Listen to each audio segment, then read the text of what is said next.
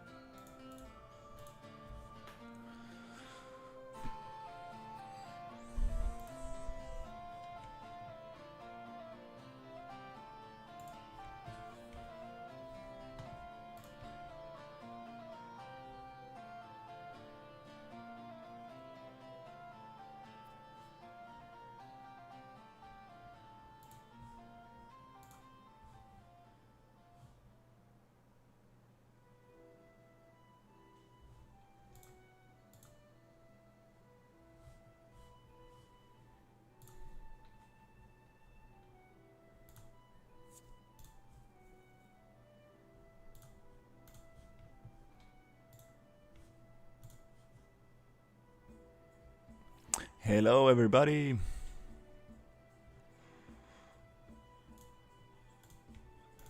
Time for a world building live stream. Let's see how it goes.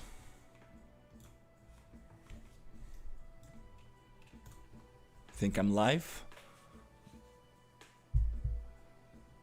on vertical and on horizontal. I wanna see how it looks.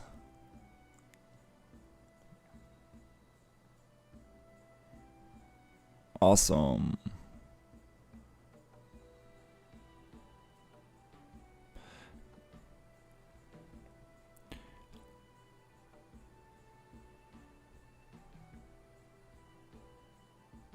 Let's see. We have the vertical stream, but where's the horizontal stream?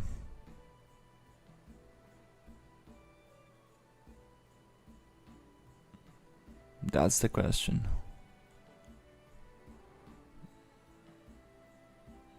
Wow, yeah, this is very confusing.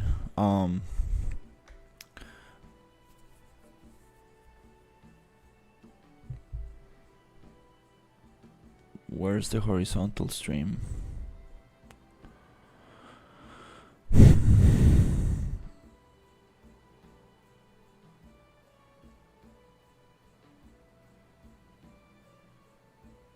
Hey man.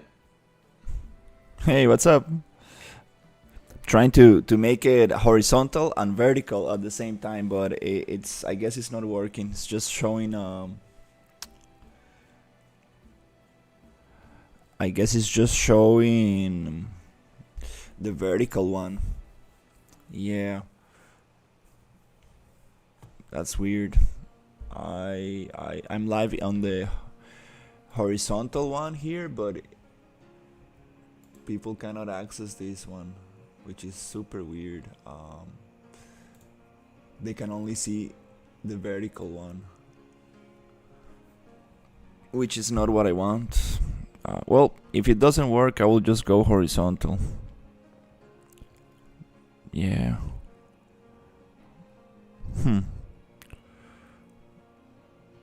Unfortunately. Yeah, I would like to have like the vertical for the shorts feed. But no, I don't think it's working right now. Can I ask you a question regarding opacity map? Yeah, tell me.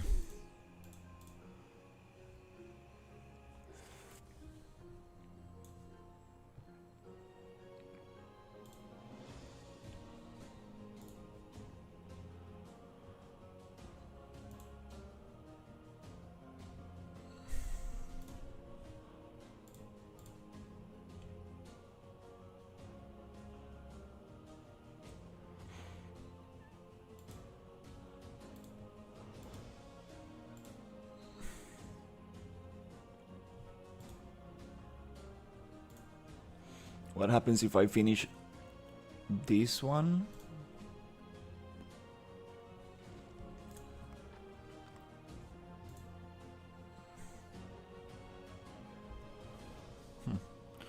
The question is, it says that I'm live on both, so where's the other stream? Where's the horizontal stream? Both say that they're public.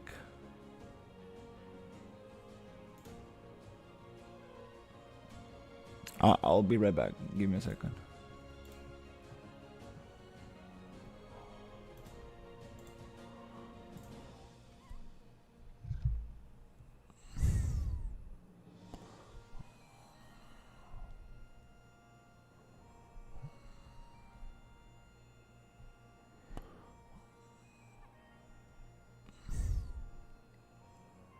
Okay, now I'm on the horizontal stream,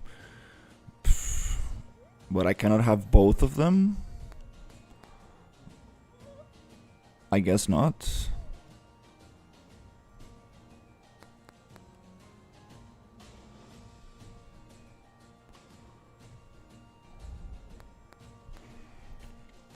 I'm watching the horizontal stream, right? So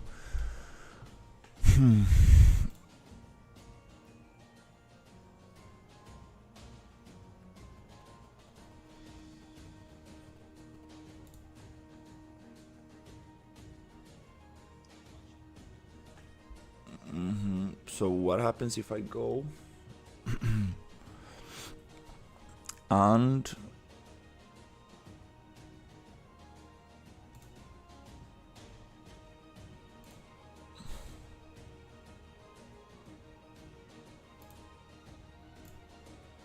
create new,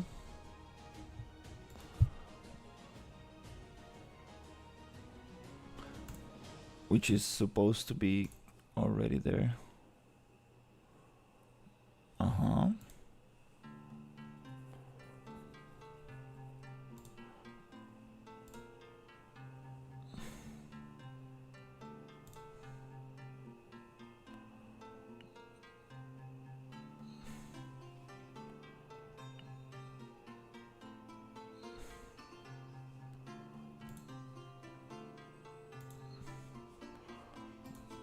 And I start the stream on OBS. Okay, so I'm still watching my horizontal one. Right? If I go to my feed here and okay, I think I need to go live on horizontal first and then just give.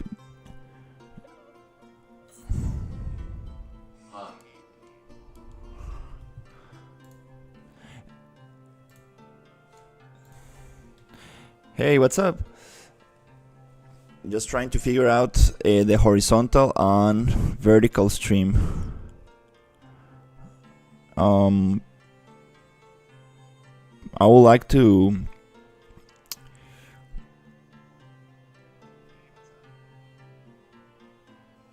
see how this works.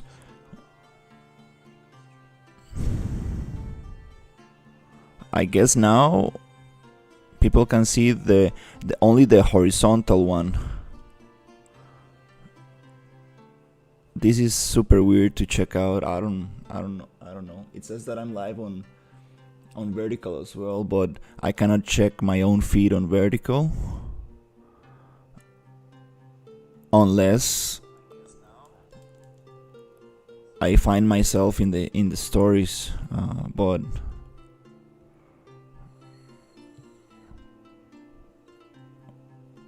well, it's a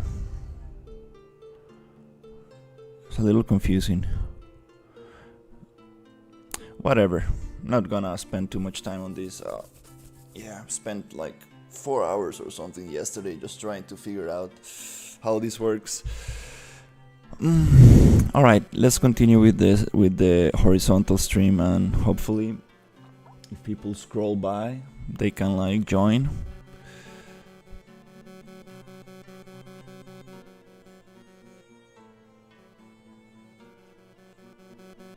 Yeah, now I'm just gonna close here. Let's keep on going, whatever. Little by little, yeah, because it gets a little stressful if you try to set up everything at once. All right, so what are we having here? Let's see.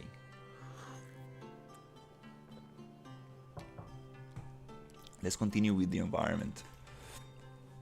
I'm using this setup, this layout, so it looks very cool on the vertical and on the horizontal. Also, I like how the menu is laid out. Very, very cool. I like to have all the menus like visible on the other side. So here, okay, let's start with this area. Today I want to do some progress. Okay, Again, it looks boring because we can see the whole environment. One principle about exploration in games is to block the view of the player. We want to block the view. What makes a forest interesting? The fact that we cannot see through the forest and we need to walk around the trees. So let's open the PCG graph, which I'm going to open maybe around, let's see, maybe here.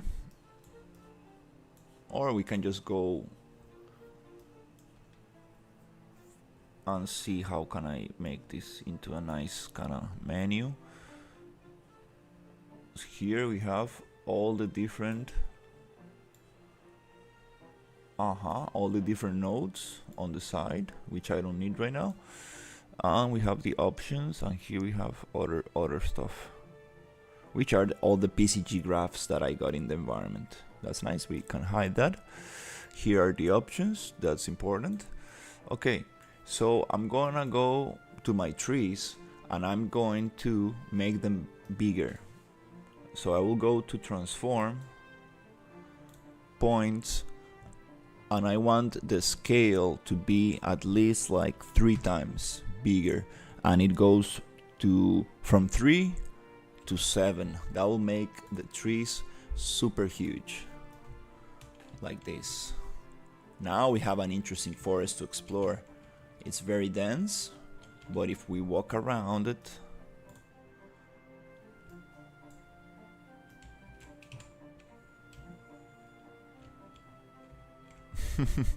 I clicked something else. Let's go back to the forest.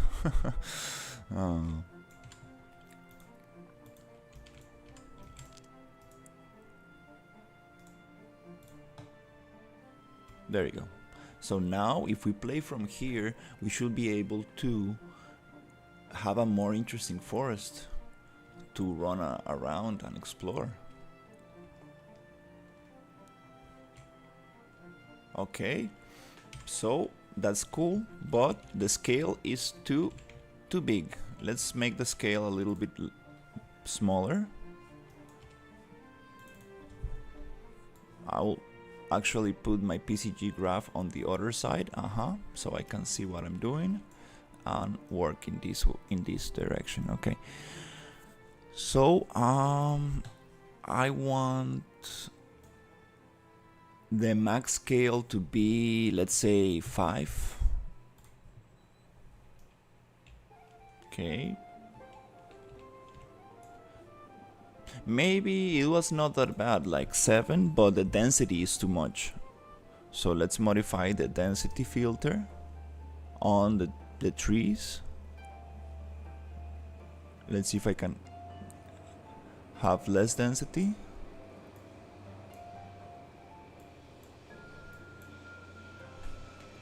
This is very sensible, so I need to play with little tiny numbers. Let's see from up top.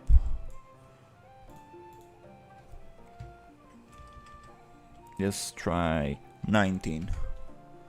Let's try 0.015. And these are the bushes. Just be careful you're actually selecting the thing you need to select. So it's 0.00. Let's try 12. Let's try 0.09. Okay. Let's see. Yeah, still trying to figure out this PCG. Alright, sometimes it doesn't like to play from the PCG. You need to play from a static mesh, not the PCG objects. That way.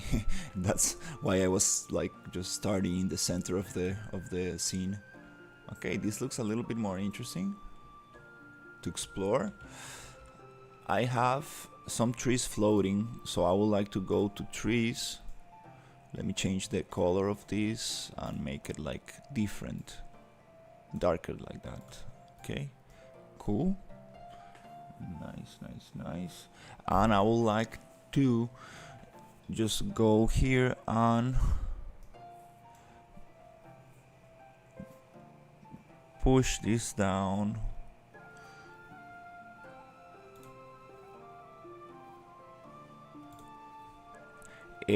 Where The trees are looking too good.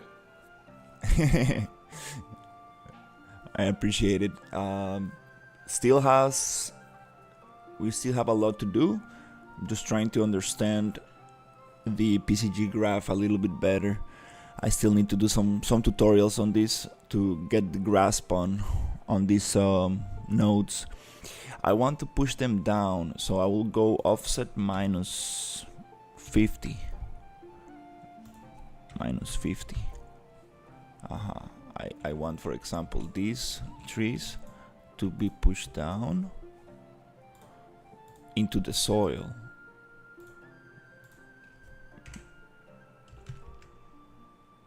Okay, it's very sensible. It needs more. Since the trees are so big,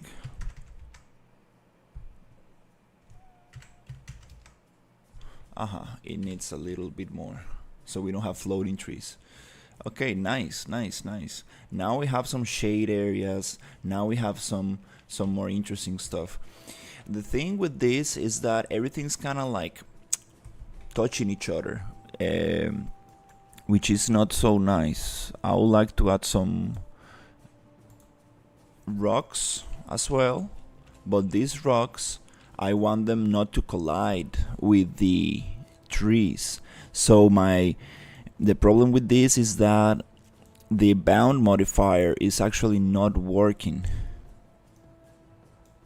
Let me see if I can put this out directly. No, it gives me the point thing. This point node, I remember the guy, the very cool guy who makes tutorials on this. I forgot the name. I need to check him out again. But he uses this node that is called to point, and then he goes into each one of the nodes right here. And let me just break this one first. Break all points and then connect here. And it really is not working for me yet, because there's something bounding shape. The bounds will be taken from the actor. That points are connected with actor bounds. Okay, these bounding shapes. All sample points must be contained within this shape.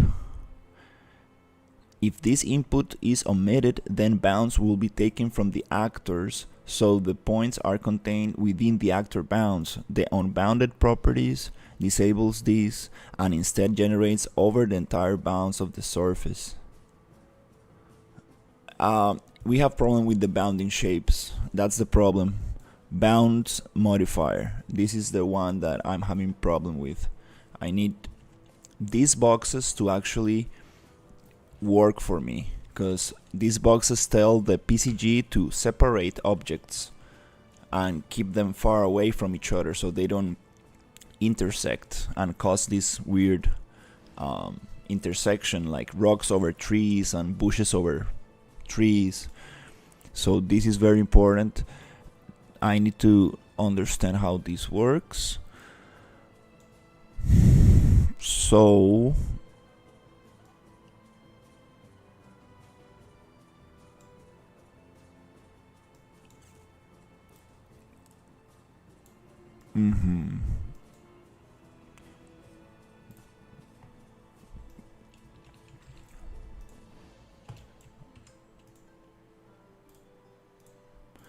so things will be nicer. And then I would like to get into some manual placing of props, so I can really get some stuff going. Make it like more personal, like you see, like here we have like a nice interesting path and stuff, but again, if I don't get this right, it's not gonna really work for me. It's gonna that's the magic. The whole magic of this PCG, this procedural content generator in Unreal Engine, it's that you can like create very beautiful forests and biomes. And the most powerful feature, I guess, it's these bounding boxes that separates the assets and cluster them in a very sweet way. So I think it's time to find some information and see what's going on.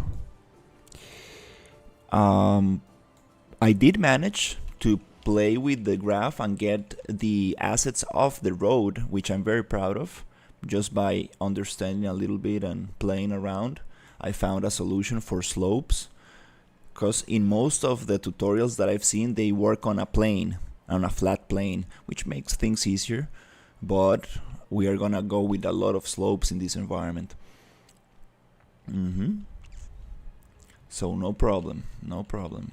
Let's leverage these new technologies because this is gonna help us in the long run a lot.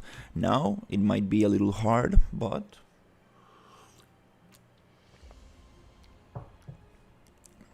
it's all about figuring this out so we can populate the whole thing with little biomes, and then a lot of hand placement and like customized little places like caves, and little villages and stuff like that. And I really want to work in a swamp area, so that'll be super fun.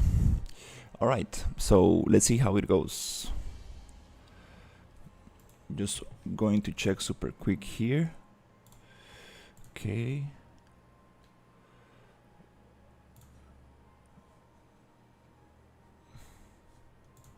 Okay, so we are going live here.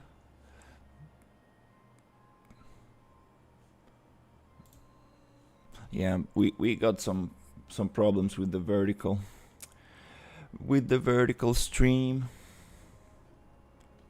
All I wanna see is that people are looking at the. I want people to get into the horizontal one.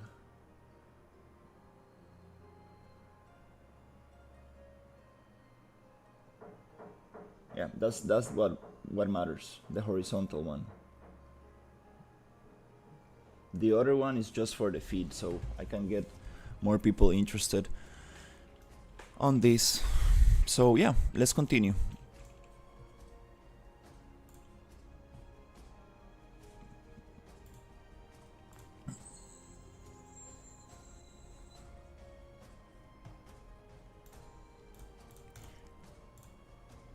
Maybe my internet is not the best. Oh, we have two ones. Yeah, we have the vertical and we have nice. Now people can like choose to go into the vertical, or they can choose to go into the horizontal. Beautiful. Now I guess it's working. I need to make a beautiful thumbnail so people know what's vertical, what's the other one. Perfect. That's good. My computer is handling two of them. If I play a little bit better with the settings, I think it's gonna work nice. My upload speed is not the greatest, but yeah, let's go into some PCG. Let's check this guy, ACL Arts. Super good stuff, dude. Appreciate it. Great tutorials, dude. Really well put together. I want to just double check this tutorial that I found out in here super quickly. Teaching you how to create a photoreal forest in 7 minutes using the Unreal Engine procedural content generation framework. If you're new to PCG, I've also made a beginner's video, which is an introduction to exactly how it works and the nodes, which you can find linked below. Let's jump into it. So I'm starting with lighting and landscape already set up here to give me a head start. The first thing I'm going to do is create a procedural content generation volume by right-clicking in my content browser, coming to PCG, and choosing PCG Graph. If you don't see PCG as an option, you need to enable it as a plugin under Edit Plugins, type in Procedural Content Generation Framework, make sure that is enabled. I'm going to make this called PCG_forest. Then I'm going to drag the volume into my level Sir, did you model this all First assets? thing I'm going to do is come to the input node, expand it, and drag off of the landscape output.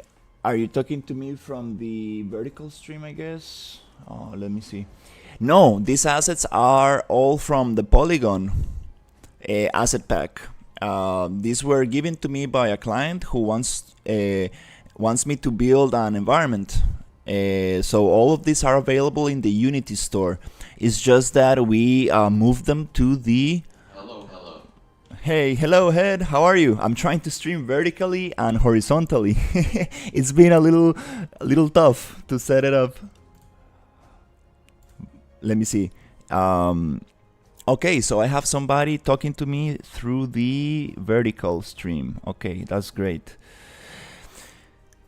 And thankfully I can see you in the other chat here. Perfect. So yeah, you can find these assets on the Unity store. Super beautiful assets. Like, we have so much stuff to do, to work with and build, and like it's just amazing. I love these assets, and they have no texture, right? So you can simply just like stretch them out and play with them, and like it's so nice. I love them. Yeah, this is more of a world building. Hello, hello, vertically rolling on the floor laughing. Does it look nice in the vertical thing? Is it like lagging, or is it like good? Because I'm having a lot of internet problems. It says that the latency is not good. YouTube is like giving me warnings all the time.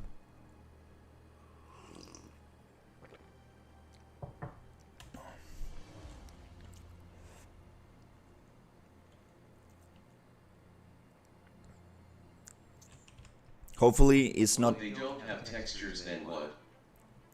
Yes, really good. Hey, perfect. No, it's perfect. I appreciate it, Head. I appreciate it so much. Most of the assets don't have textures. It's just color. So you can like stretch them out, scale them up. No problem. For example, this rock, it doesn't matter if you scale it up. You see? It won't stretch the textures, right? It doesn't matter. You can make whatever shape you want from it. So it's very like customizable. Very smart way of actually making a game. I heard this Bethesda developer who's creating a hunting game without textures, and it's like mind-blowing because all the nanite gets all the little details, but you don't need textures, and he's like saving so much in performance. Very smart dude. We do have some textures, but very low poly, very kind of simple textures that get repeated all along the environment,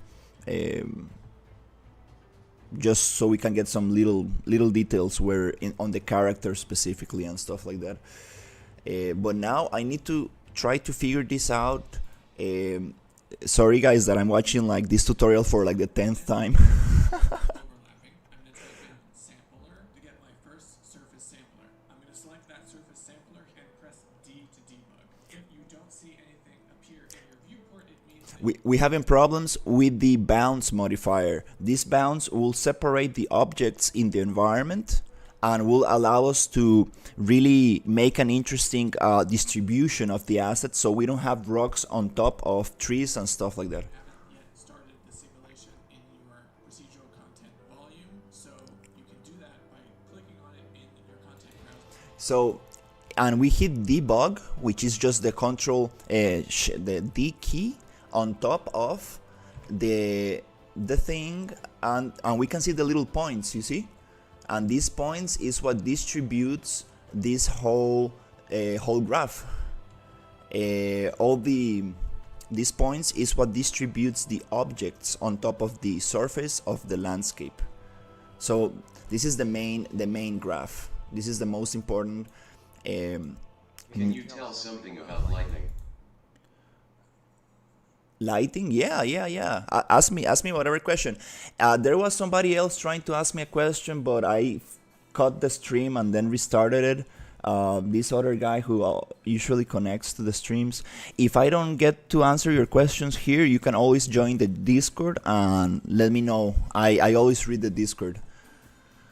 But yeah, ask me whatever you need. I will try to answer in my best of the best of my abilities. If not, I can reference you to a tutorial.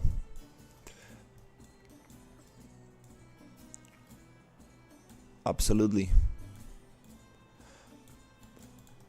Whatever question you have, I will be more than glad to hear.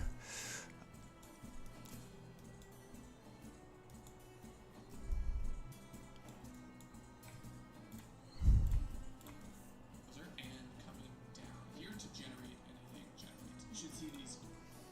Let's just try to generate the PC graph one more time, just to see if that's the problem.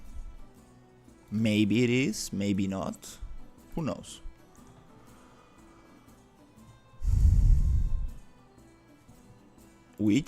Where is that window?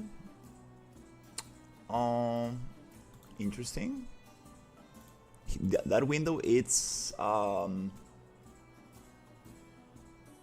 the surface sampler, on the main node. So on the surface sampler, I should be able to debug, debug points and force region. Suppose I am working with lot of asset, how to adjust light in the scene. If you're working in Unreal Engine, the best way to get your environment lit, it's doing this thing. Let me show you. So you go to Windows, Environment Light Mixer. Window, up here, Environment Light Mixer. And here you will see a window with very cool stuff, which is called the directional light, skylight, sky atmosphere, volumetric clouds, and exponential fog. So when you activate all of those, it will give you a very basic daylight illumination. And if you want to move around your directional light, you go Control L and you can move your light, and you can find like a very sweet spot for your lighting. You want some afternoon, you push it like that. You see, you can do this with the Control L, but it's a little hard to deal with. I usually like to go into the directional light on the content browser, which is on the outliner. Directional light, and here you can go and just modify the rotation here, right? So you can play with the rotation and see what's the one that you need to there you go, this is the one I like. You see, we got more of an afternoon kind of vibe, and then we have like more of a, you can see the sun just coming up the hill. This is more of a what's the word, sunset and dawn. Dawn is when it gets, I'm so bad with these words, sorry guys. But when the sun comes up, and then you have like different illuminations, and then you can play with the fog, you can play with so much stuff. I don't want to touch this too much for now, but there's also this beautiful add-on called let me just show you. This is a beautiful add-on that I don't want to use because I want to learn lighting step by step, but this is a very quick way to light up your scenes. It's a little expensive of an add-on. I got this from my last project. Again, another client bought it for me. It's called Dynamic. Let me see. I don't think I don't have it on this account. I have it on my client account. This is a dynamic lighting. No, it's ultra weather.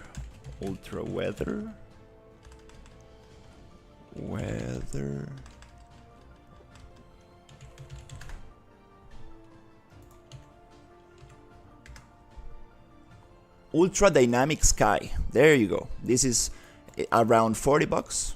Ultra Dynamic Sky, and you can, with one click, you can make it night. With one click, you can make it cloudy. You can have like a aurora borealis things going on. This is such a powerful thing. And you get like a thunderstorm, and then you got lighting and sound, and it's super good stuff. It's like 40 bucks. A little expensive, but it's super nice. You can also achieve this by just doing it yourself. It just takes a little longer, but super good stuff. If you are really just trying to make dynamic illumination in your scene and change it like very quickly, that's great option. If you're just trying to set up nice lighting and just keep it like that, you can just look for tutorials on lighting, and you can achieve the same result, no problem. It just takes a little tweaking. And then you have a very powerful node, a very powerful tool called post-processing volume. This post-processing volume, these are little boxes that changes the environment lighting. So you have a bloom, exposure, chromatic aberration. You have local exposure, image effects. You have a lot of stuff. So for example, if you want to walk into a very dark like forest, you can make the bounds of that post-process volume, and everything goes darker inside the forest. But if you go out the forest, it gets light. Like it gets like you can change the illumination from different points in your scene. This is how I'm going to do it. This is how World of Warcraft does it, and many other games does it. They work with how other games do it. I'm gonna work with the post-process volume a lot in this environment. But that's for the future. We are gonna get into lighting a lot. Lighting is number one. It's very important stuff. Very important stuff. So to get started, I will simply go to the window environment light mixer, and that's how you can get started. But hope that helps. Again, if you need more information or have like more detailed questions, I suggest to go to the Discord. That way I can share nice tutorials with you, and I can share this guy from Ubisoft who makes amazing lighting tutorials. He's a like professional industry veteran when it comes to lighting in Unreal, and he has some amazing information about lighting in Unreal. That's what I'm trying to learn, how to light up my scenes. Wow, I have so many windows here. Sorry guys, let me figure out this thing. Okay, beautiful.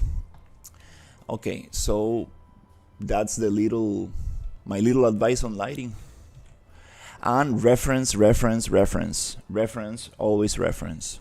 You need to reference yourself from real photography, cinematography, and then from games. But always start with reality. Always try to find some good movies, some good pictures, because photographers and cinematographers.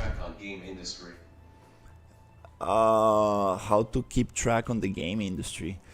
That's a tough question. Sorry, that's a very tough question. I will say that the game industry, it's what is the current demand of artists? It's very hard to say. Things are changing a lot. A lot of people say that the game industry is probably on the worst, in the worst stages that it has ever been. For example, 2023 is the record year with most layoffs in the whole entire history of game development. And 2024 also, the layoffs went down a little bit, not like For example, 2023 was the worst, and 2024 was not so bad, but still very bad. So now you are competing with people who have, I don't know, 8 years of experience, and you see their curriculum, and they worked on AAA titles, so it's very hard to compete with them. But that's like the negative side of things. You need to be very very positive, because nowadays tools are getting better, stronger, and now smaller teams are making amazing games. Indie games are getting stronger and stronger, and there's more opportunities for smaller teams to create beautiful games. And the game industry is always booming, and it will always boom. So just try to do what you really like. Try to really find your passion inside the 3D world. For example, now What's the deadline of this project to you? there's no deadline. I'm trying to see how long can I do, what can I do in 1 month, and then we will decide how we can work this out. I really want to go hard with this, because I still have the hope that I will get a full-time job with a studio. I got a message back from them saying that thank you so much for your efforts. We will get back to you as soon as we get the feedback. So I'm waiting for a response. And but in the meantime, I really want to try to get this as soon as possible, as nicer as possible. But there's no deadline. My client is very he's very chill. He's just trying to figure out what kind of game he wants to make, and he's researching a lot, like a lot right now. What are the possibilities, and what is he going to make? For now, he just wants a beautiful environment to start building his story and building his things. From where, the Unity project? Yes, from the Unity project. Yeah. Yeah, as soon as I get a response from them, I will let you guys know. Which I don't really wanna think much about it, because I know they're very busy and stuff. So it's not like they're gonna respond to me very quickly. Like, I applied for that job, and they got back to me like in 1 month, after like 1.5 months later. So like probably their response will be it will take like probably a couple of weeks. Maybe they're interviewing other people, maybe they already got somebody, I don't know, not really sure. But all I know that is that I got the opportunity to learn a little bit of Unity, and I got a client from that. So now it's time to really work this out. Let me just make a little flash here so I can reset the timing.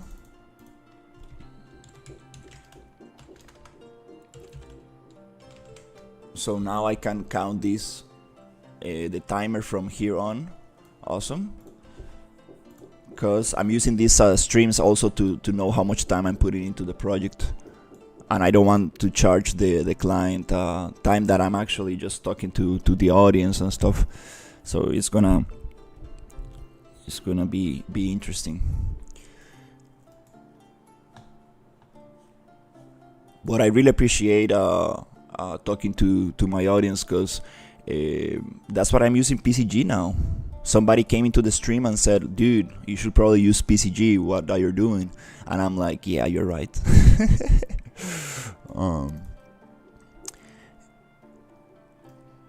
These bound boxes are not working. This bound modifier, something's telling me that this bound modifier needs to go before the transformation points, right? I mean, if this gives the bounds and this gives the transform of the points, why is this node after the transformation? I see a mistake here. Let me see if I'm correct. Cube starting to populate your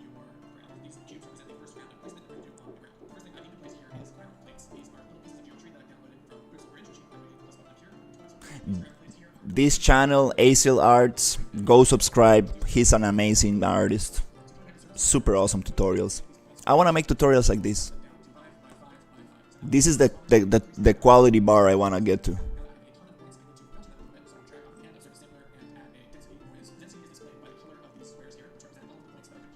Surface sampler, density.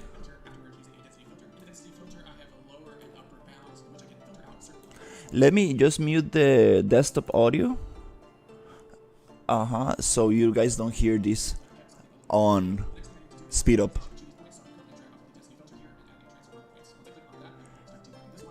Transform points, we got that.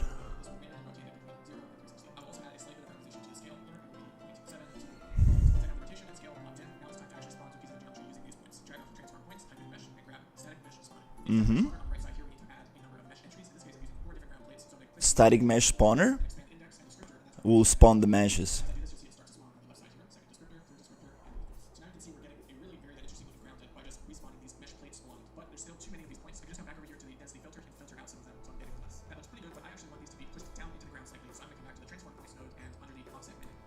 I love how he explains everything. It's so good.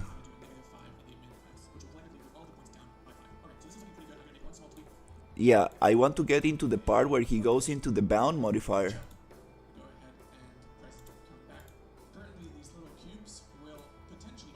Overlap, yeah? Bounds modifier. You see how things change? His bound modifier is color purple, but my bound modifier is color blue. Oh my god, another change. No.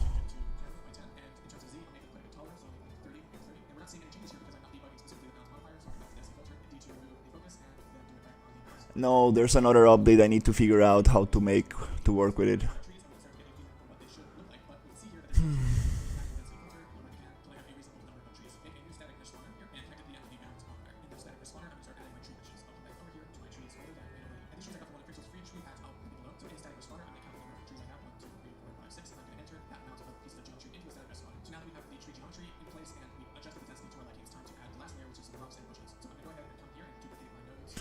It works perfectly for him.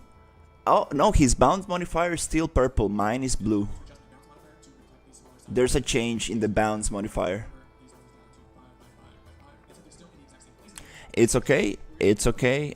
This gives the potential for me to make a updated tutorial on this topic. Bounce, let's see, PCG bounce modifier.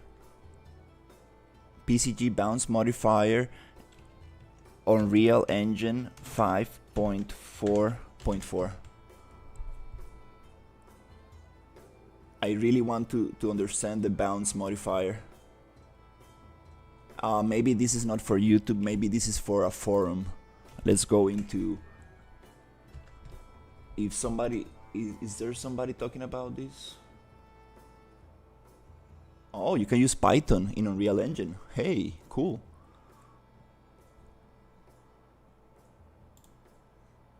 Brings further improvements to the core Unreal Engine 5 toolset. Delivers improvements to a wide variety of areas, including rendering, world building, procedural content generation, animation, and modeling tools. Okay, is there somebody talking about... let's see. PCG bounce modifier Unreal Engine 5.4 not working. There's something I'm doing wrong. Okay, there you go. Reddit, let's go. PCG, no, this is very general. I need to go into bounce modifier. Well, if not, I will need to ask the master. Oh, I don't see any information on this yet.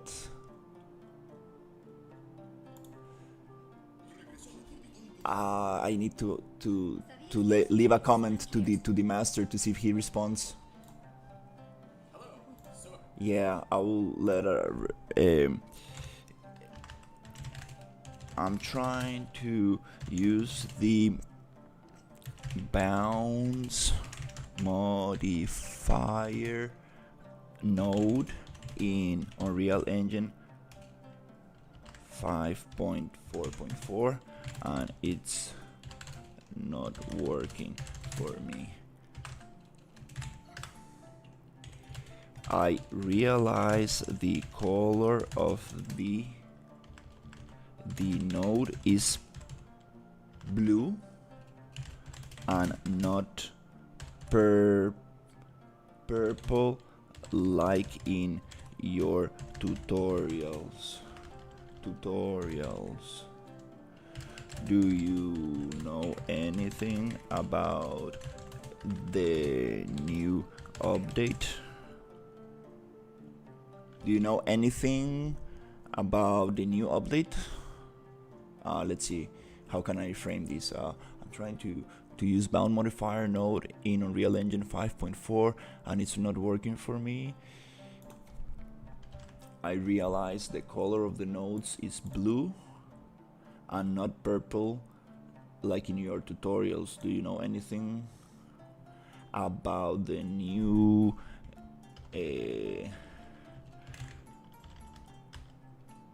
update changes that may have affected this node? Thank you in advance. That was a long comment. I hope he can read it. Oh, 87 comments.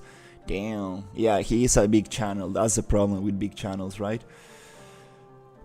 I'm trying to use bound modifier node in Unreal Engine 5.4 and it's not working for me. I realize the color of the nodes is blue and not purple like in your tutorials. Do you know anything about the new update changes that may have affected this node? Thank you in advance. Sometimes you can find amazing information in the comment section. That's how I figured out something in my in my last project on the game development little on a project I was working on, trying to merge different templates and stuff. It was super hard, and then I found a comment and I was like, yes. All right, so this is amazing. Let's see how this works. Well, yeah, I guess I need to do every single PCG tutorial he has and then maybe upgrade those tutorials to 5.4. Hey, it's me, Gagua. Hey, what's up? I have a vertical stream, guys, and a horizontal one, so you can choose whatever you feel more comfortable watching. Unfortunately, the vertical stream will only show the viewport, and I heard you were strong. I heard you were strong. I'm on basic mode. Like I need to transform myself into Super Saiyajin mode. I haven't seen my full key potential yet. I don't know if you are a Dragon Ball Z fan, but I love Dragon Ball Z. That's some very cool stuff. That's my childhood.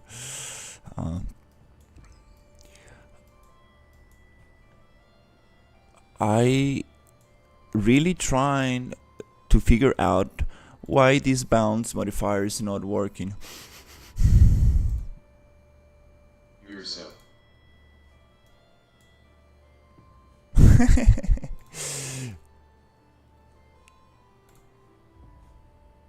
Okay. You're so cooked.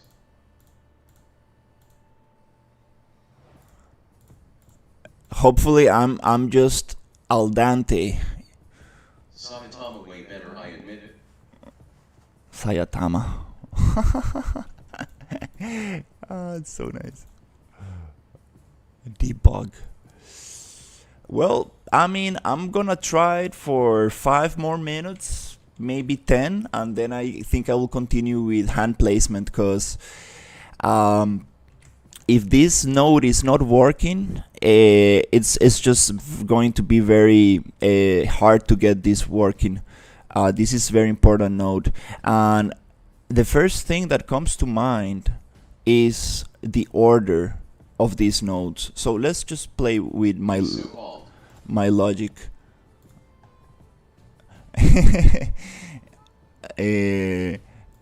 Bold characters are cool.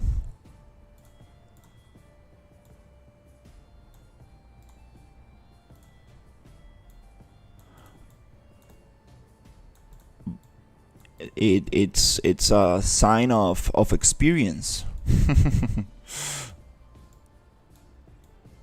Alright, so let's try to plug this before the transform to see if it actually works or not. It really doesn't change anything.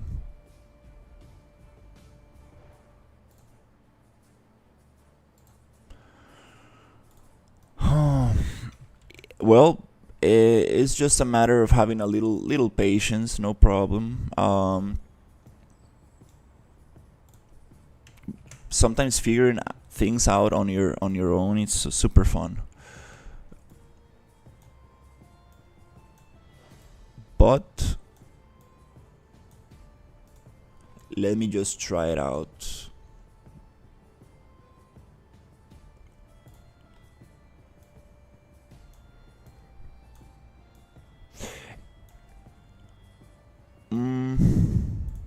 No, we are not able.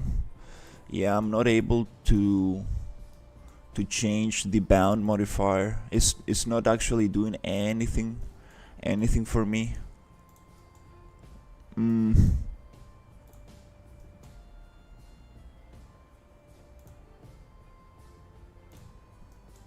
No, not at all. This bound modifier.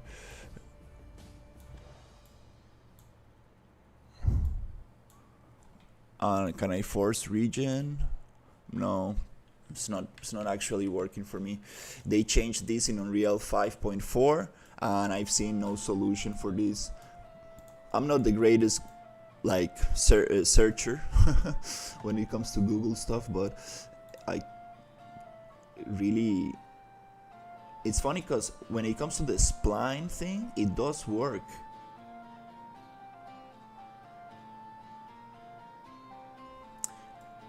But it doesn't work in between them. Huh. Let me see if I can like make a little kind of how do you call those, like a little hacking here. If this difference is working for the path, to take all these rocks and trees out of the path, can I use this difference node to actually work for me and take the stones out of the trees?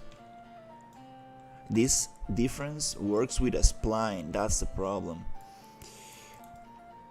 I'm wondering if this difference node will actually work with a bound modifier. Okay, let me copy this guy, place it here. Let's delete this bounds modifier, and see if does it plugs into difference. It plugs into difference. Can I actually go here and then plug? Let's see, delete points, plug here, and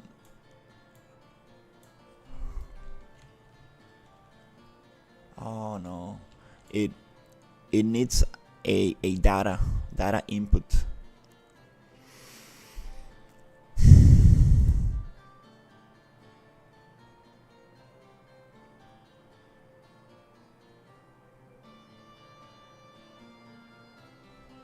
It gets the data input from the points.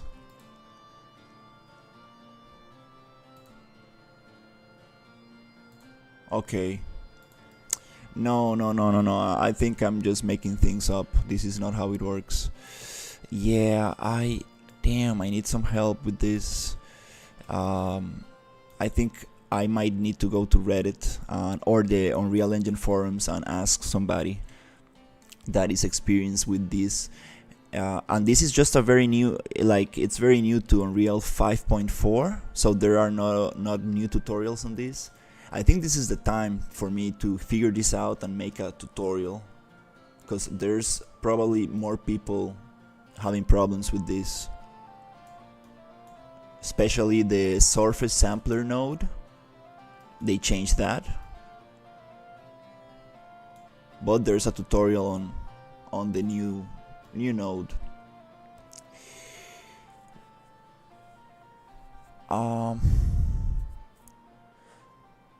I'm wondering what should I do with this. Let's just give it another try, and if I cannot figure this out, I'll just go. I'll just try to continue with something else, because I really wanna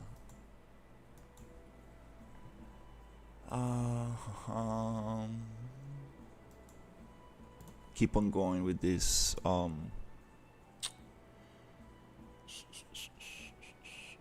Okay, let's see.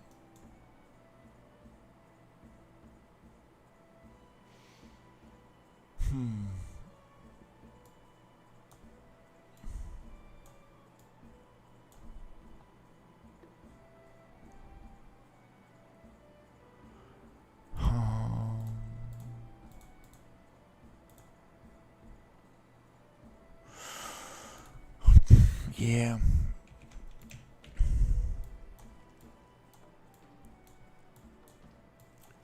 Yeah, we'll need to just, for now, I just want to connect things as they were.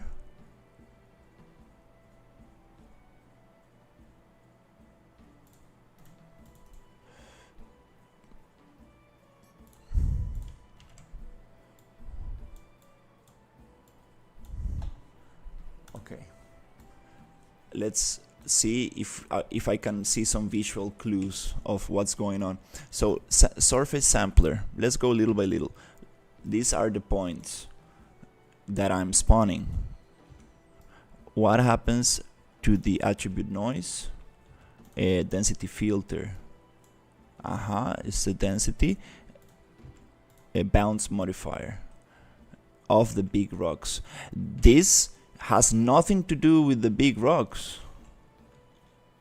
This bound modifier here has nothing to do with actually my mesh. Okay, actually this one, let's delete it.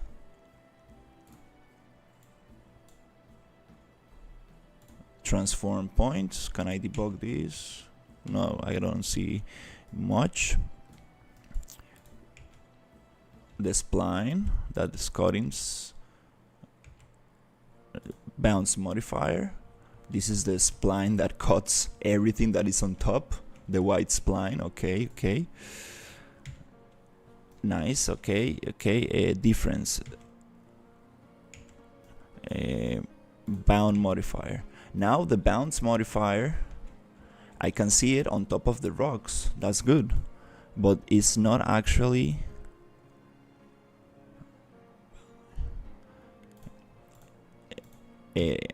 really, it's not really doing anything. Static mesh spawner, it's not really affecting the static mesh spawner. You see, the static mesh spawner, it's spawning things on top of the trees, spawning these big rocks on top of the trees, which they're supposed to bound modifier. There's no communication between the bounds of the trees, which I kinda need to modify a little bit. Let's see. Let's make it taller. Can I make this taller?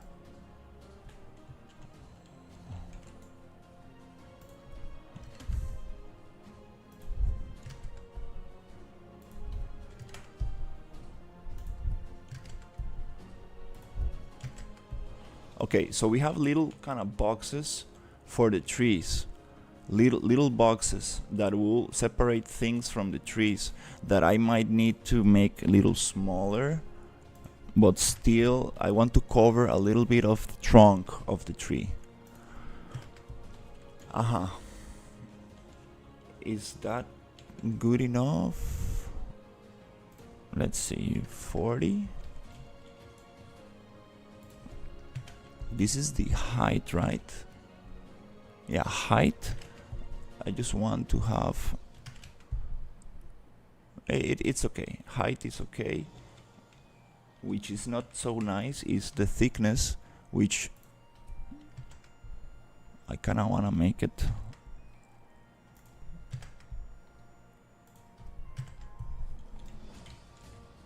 Oh, I see. Okay, we have two trees together. Maybe not the best. Here, we can check this on. This one is a better. There you go. 5 and 5. So that's the bounds. Yeah, I just want something that separates rocks from this little black box. That's it. Unfortunately, that bound modifier is not talking to. It's not talking to the rock bound modifier. Yeah, they're not communicating.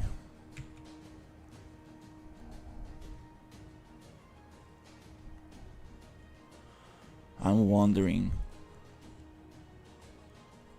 maybe the answer is it's in front of me, but I haven't seen it yet, and it's on his tutorials.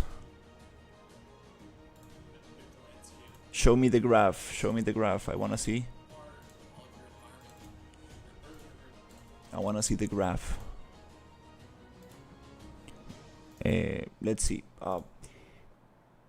He's using bounds modifier for each static mesh. Bounds modifier. Bound modifier. For each bound modifier, he's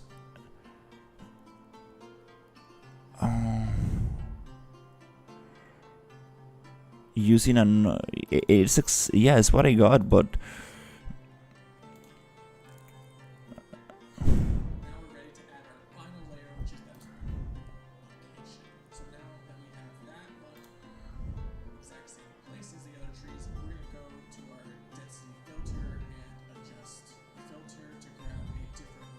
wait.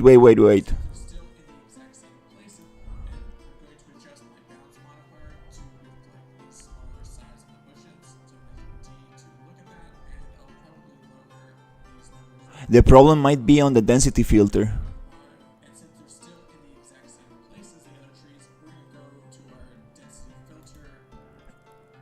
Okay, he says that the things are exactly on the same place. Can you hear the video? Huh, my desktop capture is not working. Let me see. Desktop audio capture. Where's my desktop? Display capture. No, that's the video capture, audio input, desktop audio. Yes, I think it's not showing, right? At all. Oh no, it is. Yeah. Okay, cool. Sorry for the noise. Okay, so little by little figuring things out. He said that to move these rocks away from the actual trees, the problem is the density filter, which is exactly the same. Yes, we can hear, but very low. Very low? Oh, okay. Oh yeah, it's a turn down. Here, asterisk. Nice. I appreciate it, Head. Thank you so much for being here and giving me feedback. The problem is the density filter, which he said that I need to move so I can get the position difference on it. Let's see. We have bushes. Trees. Mine is a little different. Should we tweak it more? 0.01? 0.01?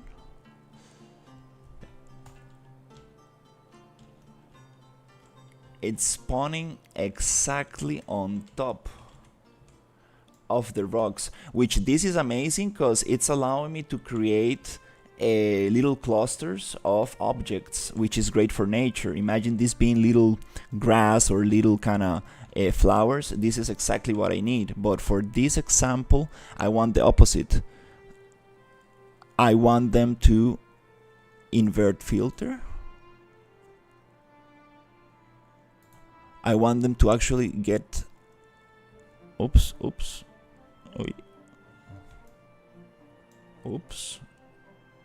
Something happened. Let's just... Oof. Oh my god. No. Oops. Okay, let's figure this out. I'm very close to figuring this out. This density filter is actually spawning things exactly on the same position. It's because the attribute noise is the same on everything. We have this is the same node on everything. What happens if I change this to 2? 5? Okay. Rocks are getting away from the trees in some way.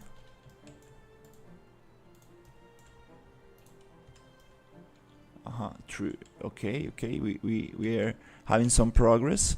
I think it has to do with the attribute noise. Let's see if I can change the seed. If I change the seed, it will change the thing, which is great. Can I randomize the seed? Okay, cool. We need to push these rocks down, but still they are appearing on this stuff. This thing will be amazing to grow mushrooms on top of trees, for example. Amazing. The thing is that I want exactly the opposite right now. I would like to... It has to do with the density filter.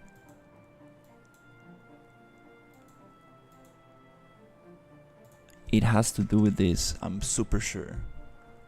And I want these spawners. I want them to get away from the trees. Oh my god, yeah. I'm so close. I know it. I'm so close to managing this. Density filter, upper bound 0.005. They start appearing on top of the rocks. Oh, not really. It's respecting a little bit here. Let's see if it's respecting it. No, it's not respecting everywhere. But it kinda does. It kinda does respect the trees. Oh, you see? It's getting around the tree. It's getting around the tree. Oh yes. Rocks are getting away from the trees. So it is the density. Yep, I think I got it. I think I got it. Whoops, sorry for the camera movement. I think I'm getting it a little bit better. The rocks are stepping away from the trees. This is great. Not in all cases, because it has to do with the bounding box of the rocks. If I really want to adjust this properly, I will need to make a whole graph for each specific static mesh, and I can adjust it so nicely. But it is the density filter, and he mentions it on the tutorial.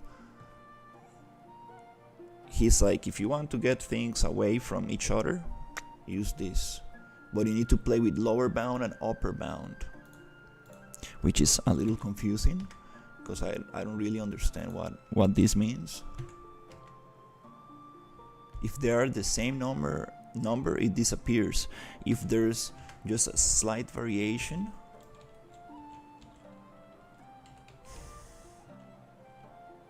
okay, I kind of like this. Stuff. Yes, I kind of like this distribution. but it's not about liking the distribution, it's really about understanding what it does, so I can really control the thing. This is a little better. We're getting far away from the trees, rocks are being distributed, and we have floating rocks, so that's super easy to solve. We go to big rocks and to transform points, and we want to push them down minus 200, so we can push them into the soil. 200. Boom. Maybe that's too much. Let's go maybe max minus 200, minimum minus 100. So we have an in between, and it might not work for every rock like this one. For rocks, we might need to go to static mesh spawner, or maybe transform points and change the absolute rotation.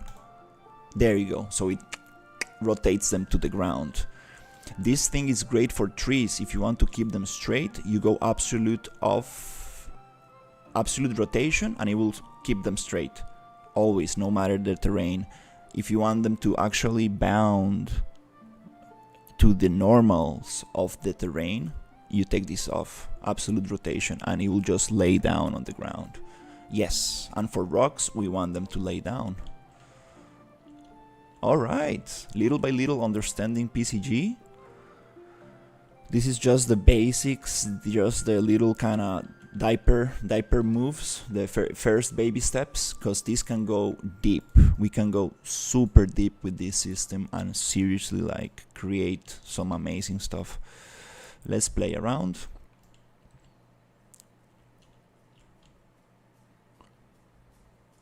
Now it's looking more interesting. Now we have some rocks. Now we have some stuff going. Oh wow. Oh yay.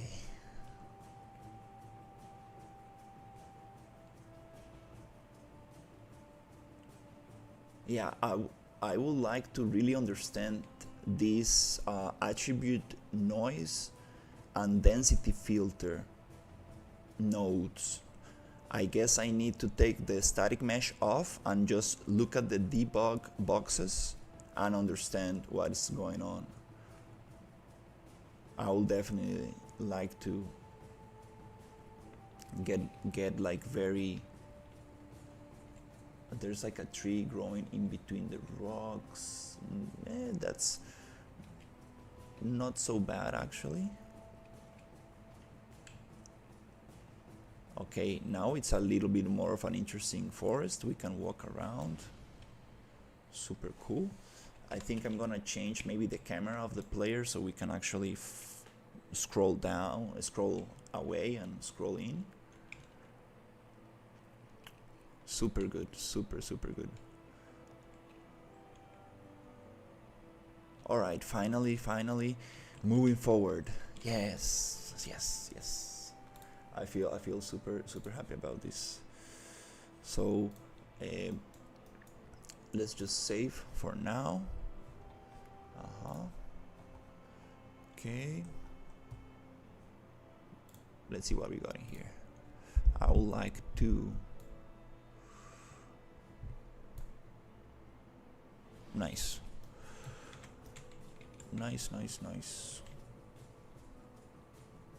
I would really like to start adding some hand-placed assets and start making this more nice. Let's see what can we do. Okay. So right, like procedural things are cool, like we can fill all this space, but what's the actual reason, right? Like we don't just want to fill spaces because we want to fill everything. We want to make them interesting, right? So to make spaces interesting, we need to hand place assets. And to hand place assets, I would like to go to my biome. Let's look it up. PCG Actor World. And let's actually start building something by hand that will work with the PCG graph. This is a hand placed assets, just static mesh. So I would like to make it something interesting like this. So let me go to PCG and open this, make it visible, right? So we have like a main tree. This is like the motor tree, let's say, something like that. Okay, cool. Okay, so now it's like, oh, what is that there? That's interesting. Wow, what's going on in there? And I want to make a cave. I really want to make a cave, make something good out of this. Let's say these are the filler trees. So in between this forest, we can create little paths, little roads. Let's call it like little trails like this, right? So the character can go through them, and in these little trails we can add little interesting stuff. So let's figure out where can we actually make a little cave, and how can we combine that with the landscape tools so we can actually make something interesting. So let me think about the map. Okay, so here is the starting area. Here you learn your basic abilities, you move around, you maybe kill like a little kind of boar or kind of like mountain animal or whatever. You get your first kind of armor and sword and so on, and then you go out, and this is a little harder area and you need to explore here. Maybe you have a quest that you need to go on and give back. So here we have a big area that we can take advantage of in this corner and the corners of this map. This corner, no, because this corner goes out to the open. So maybe let's make a cave here on this little path. So first thing I would like to do is clear up the path to make a cave in there. So let me think. Maybe we go out and it's gonna be on the left, straight left, and then you have a straight front, which gives you two different directions. You need to make a decision if you go left or right. I think that's okay. Let's split this path in two ways. I guess it's gonna be okay. Or maybe little front. I think here is good. Let's try to break it here. So to do that, I'm going to do a little spline.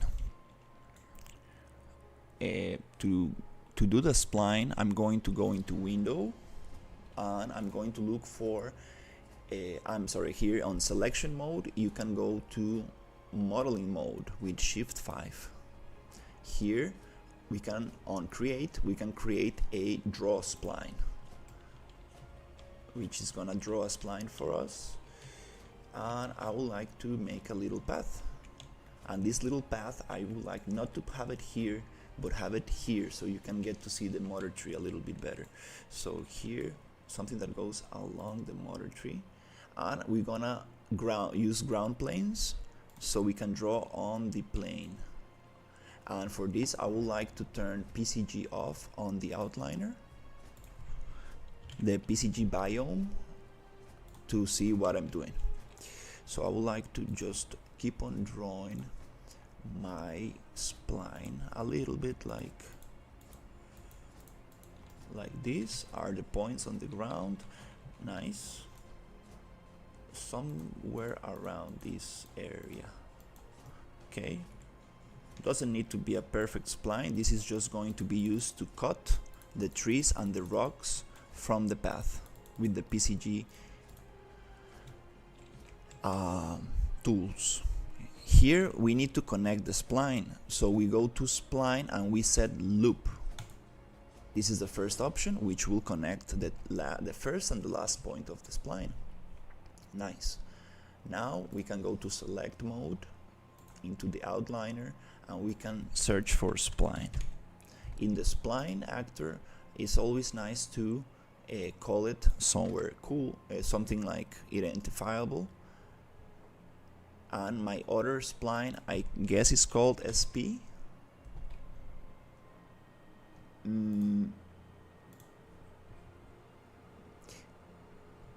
I thought it was called SP.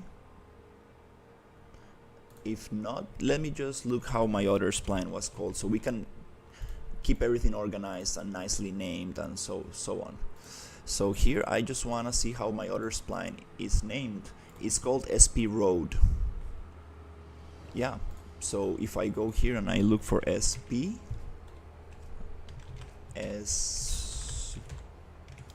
Road, there's no spline called SP Road. Okay, that's very weird. Oh, it's the tag. The tag is called SP Road, not the actual mesh. Confusing. So spline actor 2. It's called spline actor 2. Let's call it the same way as the tag. I think it's a smarter way to keep things organized. SP Road. No problem, since this is a static mesh and the other one is a tag. I think there's no overwrite. Nice. And now we can call the other one. Let's actually call them a little bit nicer. SP Forest Road. And then we will need to be more organized because we're gonna have a lot of splines in here. So let's just set up a system. SP Forest Road. Nice. Let's just F2 to change name, Control C to copy, and let's go into the other spline that we have, which is gonna be SP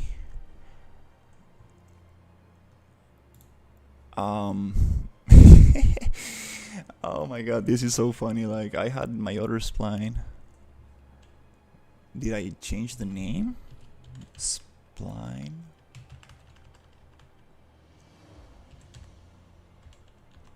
Did I delete it or what happened?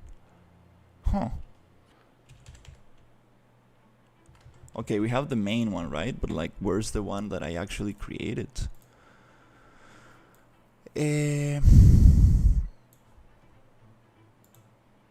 That's why you need to keep everything organized. It gets very tricky very easily, and you just lose time on searching things. In this case, if I don't see any spline, and if I press G to see the game mode, to see all the splines and all the things, and it's not appearing in there, I will just create another one. Maybe I deleted it, or I can see my main one. You see G disappears, G appears. Let's just do another one. Okay, no problem. SP Forest Road. Let me just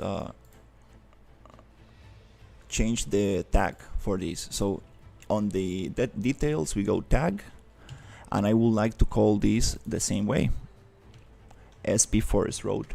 Okay, and the PCG graph will be like, hey, you changed the name, so we're gonna have problems.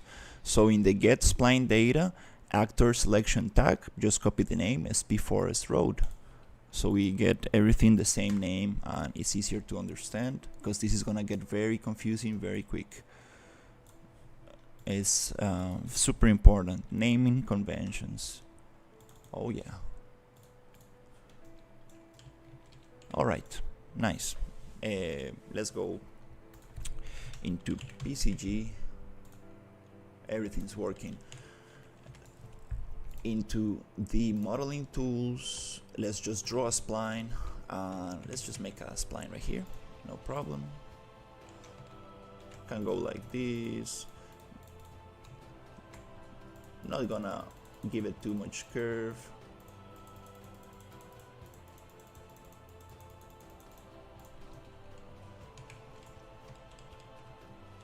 maybe just a little bit more love, just a little bit. I'm maybe using too many points, so it's gonna be harder to modify. Anyways, for now we're gonna go loop. Alright, so selection, outliner, and I want to see my spline. And it's not finding the spline. Am I doing something wrong with the modeling tools? Do I need to press OK or create? Or sometimes the modeling tools, they have like an accept menu, like, are you wanna create this? Yes, accept, and then it appears, which is very confusing because sometimes some tools don't have that, some others do. So you think you created something but you haven't pressed the OK button. Let's just try it again. Loop. Can I just, oh, there you go, accept. Yeah. Super good morning to you. Good morning, Nuclear. Draw spline. So yeah, we need to accept it. This is the mistake. You see this little menu? I changed the whole setup, so usually I see this on the front, but here you need to accept the spline. Once you accept it, you will find the actor on the outliner. So this actor, it needs to be called this actor. Let's go F2 to change name, and let's call it SP Forest Trail. Not road, but trail, to make it like smaller. Sweet.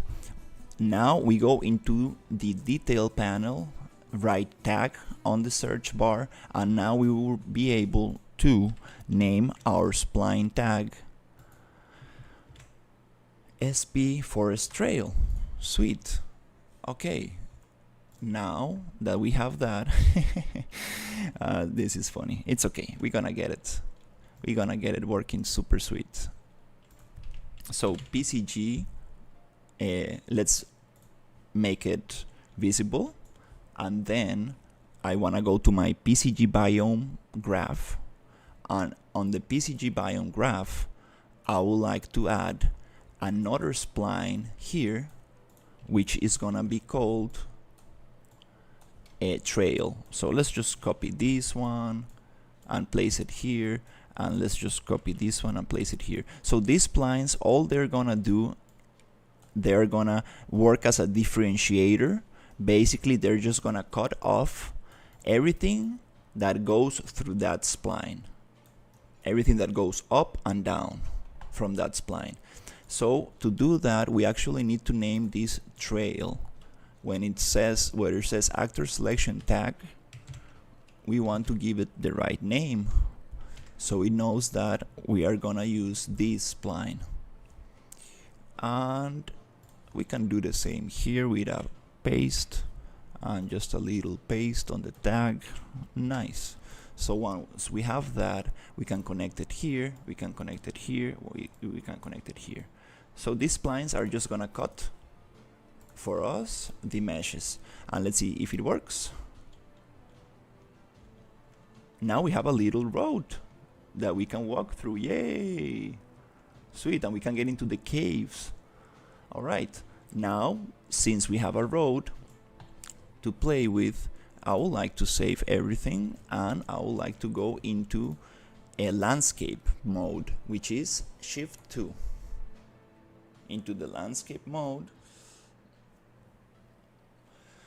In the landscape mode, we will find different tools. Here in the paint tab, we have different layers that I assigned with my material, landscape material, and I would like to get some mud, which is layer 3, and I would like to paint a little bit, a little path. For this, I would like to go into brush size and make it smaller. It's nice. And start painting a little path. These tools are a little bit difficult to use because it really depends on the size of your environment, the strength of the brush, how fast you paint, the fall off, and the resolution of your environment. So there's a lot of variables that actually play into this. So don't worry if sometimes your landscape paint tools don't work or they look weird. It's just a matter of figuring out those things. Also, the layer stacks, what you have on top and on the bottom, actually affects how this works. And then you have a subtractive blend, which is a little confusing, but it really depends on the order of your layers. So keep in mind that you want that order to make some sense, because you can achieve some very cool layering effects with this stuff. Also, you can use these layers to spawn foliage from the specific layers of your landscape, which is super cool as well. Okay, nice. So we have a little road, something like that. I'm not gonna go too crazy with this because I can spend hours trying to get it right. Just really wanna block out stuff, really wanna make things work, and then I can go into the details. Let me just spawn the character.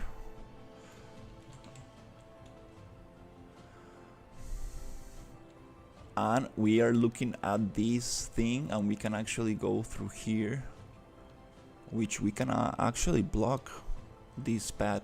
But it's nice just to show the character, the player, where the road is, and he can make his own decision if he wants to go into the forest and fight like little enemies, or he wants to walk safe in the little path. And here I would like to see the caves. This world is a little bit too big and the camera is a little bit too close to the character. Let me just modify that, because I would like to have a bigger view, more of like a World of Warcraft kind of view. And I would like to allow the player to zoom in and zoom out to see the detail and to scroll away from the thing. To do that is very simple. We go third person character and we go to viewport, and here's the camera of the character, and then we basically camera boom is what follows the character, follow camera. I think we just need to push it a little bit further away. It's nice to, let's see, follow camera, it's all zeroed out. If we want to go back, it's just 0, but let's play a little bit with these values and see how it looks if we actually make it a little bit like this and go down a little bit. Can I actually see what I'm doing if I select this on the viewport? Sometimes camera boom, follow camera. Maybe with this setup I have right now I cannot see it, but usually you get a little kind of camera view on the viewport, so you see you get a better idea of what you're doing. But let's see how it works. Let's go play. Nice. Now we have a little bit more space to see, and I have a lot of space down. I kind of want to push the camera up a little bit so we don't see that much of the ground. We see more of the ceiling. Let's see what happens if I push it up a little bit and play.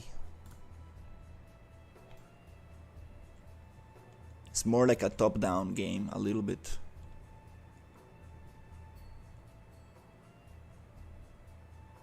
And there's the camera collision as well. And here, if I push it on into the ground, I would like to see a little bit of the feet of the character, which is a little bit too on the top, I guess. It's a little bit too high, the camera. Maybe to change from world to object, you go control, I forgot how to name this key. It's underneath the escape key on the left top of your keyboard. The little kind of shit. Let me write it on the chat. This one.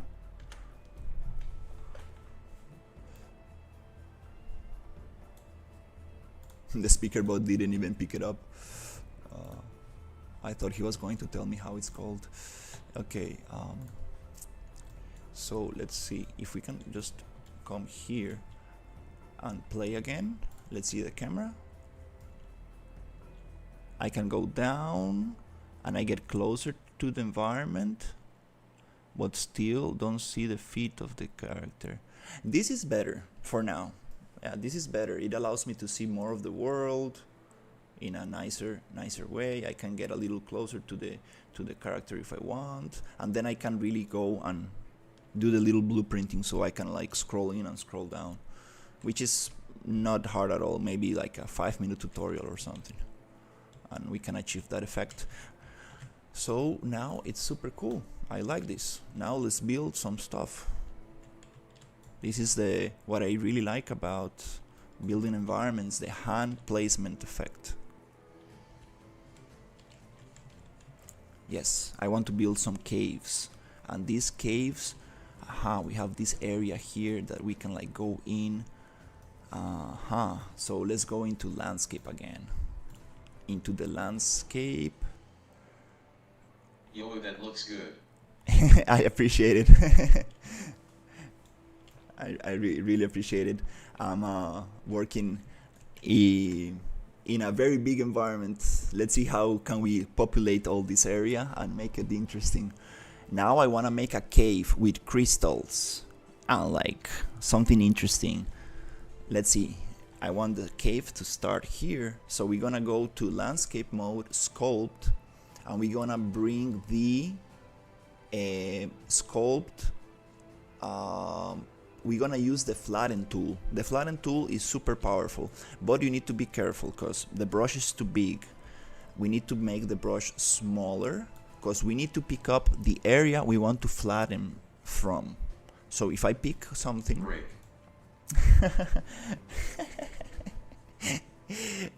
I need to add those to the vertical stream. We're gonna make some nice GIF animations. Just give me a second to like really get into all of that stuff. So here we pick up basically this bottom surface and we push it. Let me change the lighting because it's not really helping. Control L to move the sun around. Let's make it like midday, which is not the kind of lighting you want in your game, but for working it's okay. So here you want to push this in there and make my PC is having a little hard time processing this environment, which is this terrain, which is very big. So here I want to make like a big cave. What game are you making? For now, this is an environment. I had this client asking me if I could build him an environment, a fantasy environment for an RPG game.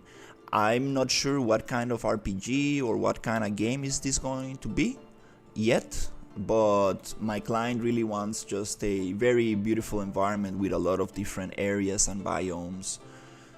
It's going to be like some kind of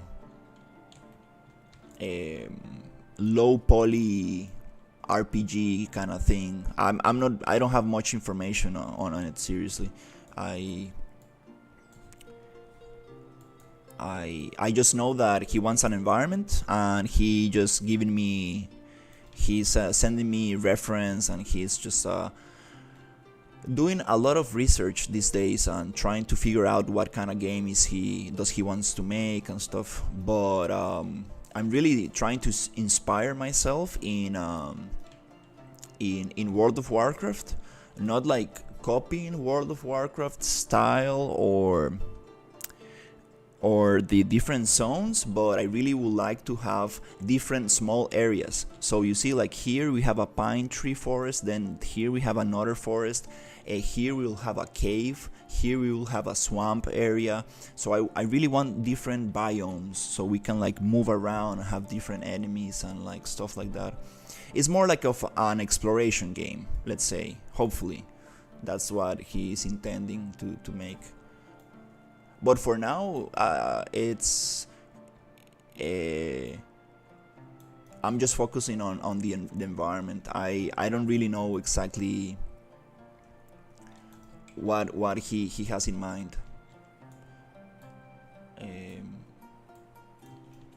I just really need to make a cool environment for now.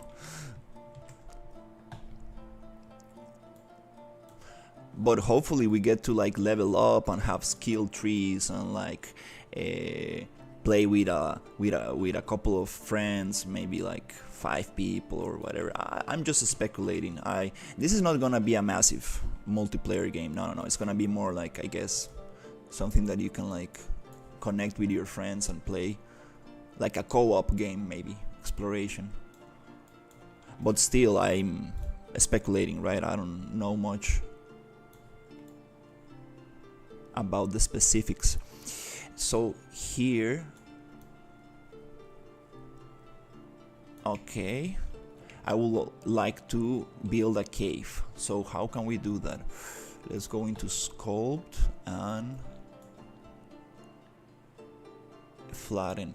All I'm trying to advise him, all I'm trying to say to my client is that just try to keep it small, try to keep it like interesting, and try to have a nice story and make it something interesting, which is very abstract to say, but I've made little games before, and it's super fun. I mean, I'm not gonna lie, but you get scope creeped. You're like, hey, I want to add this, I want to add that, I want to create a whole universe, but let's keep it small. Let's make something beautiful, something interesting. I'd rather make a game, a very vertical slice, like a complete game that lasts 1 hour, than make a huge game that really doesn't have much substance, you know? I'd rather make like a little story, something that you can play with your friends in maybe. Yo, what's up? Hey Victor, how are you? I started to use PCG and I started to figure things out little by little. I'm super happy with this. And the spline thing, I actually got it figured out. I'm sorry for the other guy who was asking questions. He didn't appear again on the stream. He was trying to ask me like an opacity question or something like that, and then I turned off the vertical stream by mistake. I'm trying to stream on vertical and on horizontal. Obviously, like Yo, I love how the trees look. I appreciate it so much. I don't know if it was you or was somebody else who told me about the scale of the trees. I think I messed up with the scale actually, and I actually decided to go much bigger. Let me find a place to start playing. Since I don't have my landscape unlocked, let me play from this little static mesh right here. Yeah, feature creep is scary.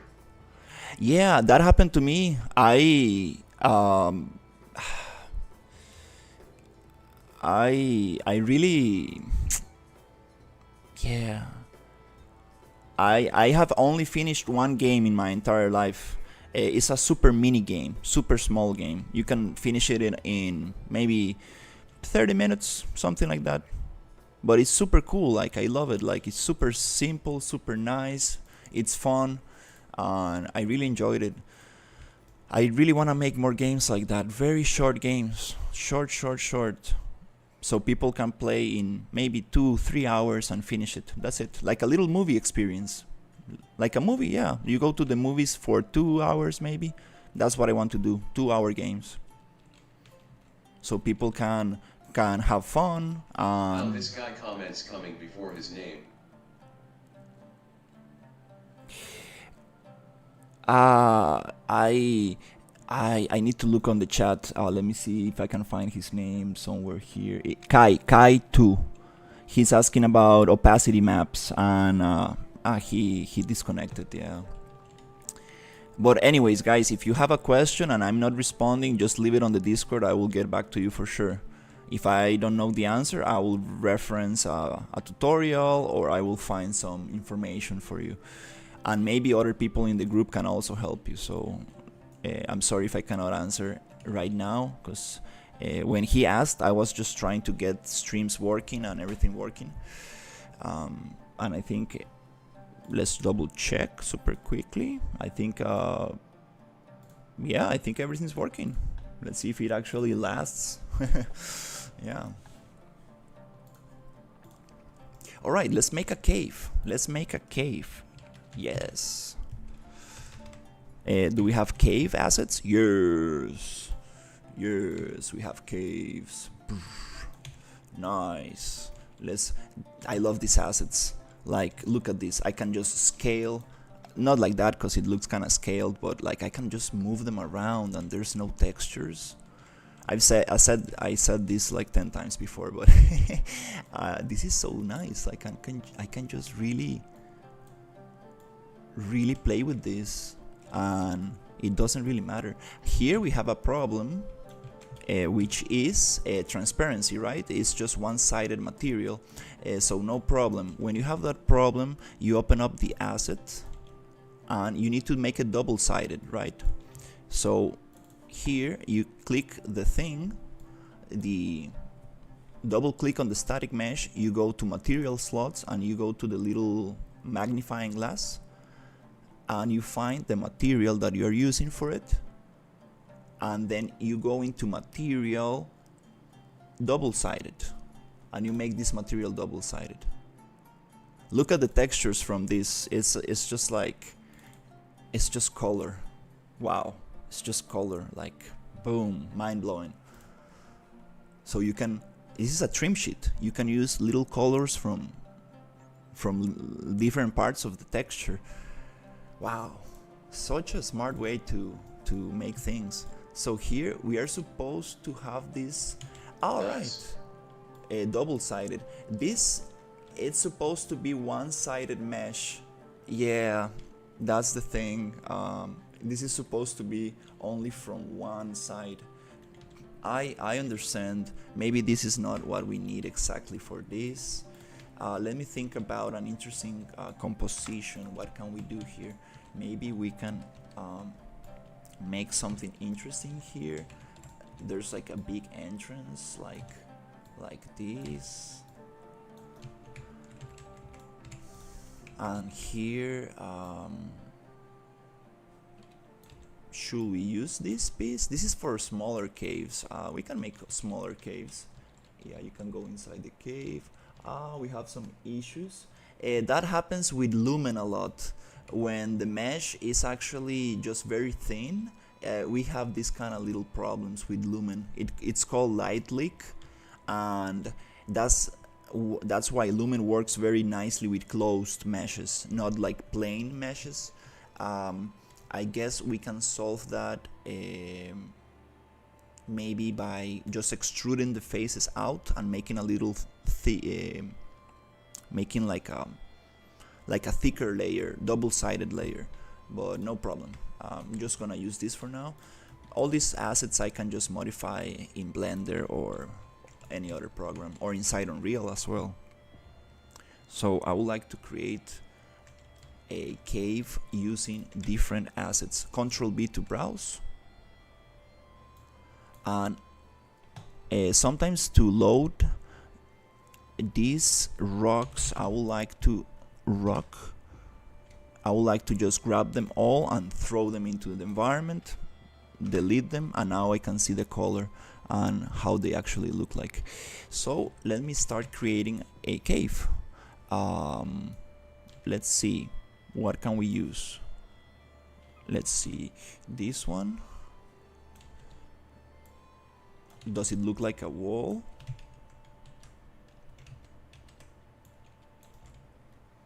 A little bit, yeah. When pivot point is very weird, you can also go to modeling tools and change the pivot point. So let's see what can we do about this. For example, this pivot point, No, it's nicely placed. I actually was moving into. Aha. No, it's not actually how I would like the pivot to be. So no problem. Let's go to modeling tools and let's go to X transform, edit pivot, and this pivot I would like to be on 0.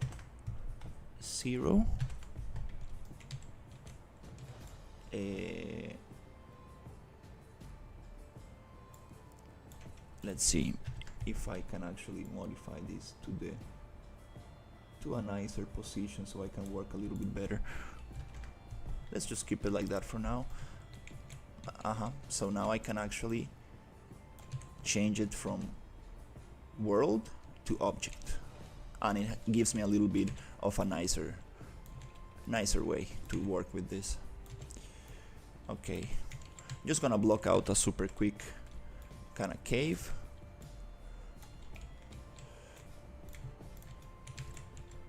This is gonna look a little repetitive because I'm using the same assets, but I wanna see how much can I reuse them before they really look repetitive.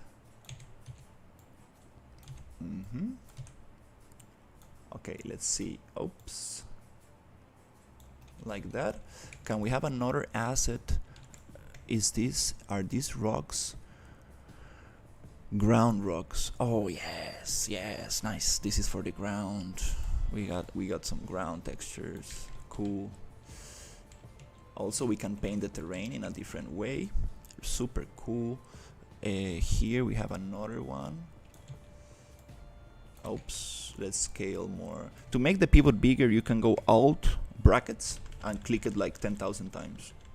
If you hold it, doesn't really do much. You need to just click it, which I would like to be able to hold it. But at least you can change it, which is nice. Super awesome. Okay, cool. Ship.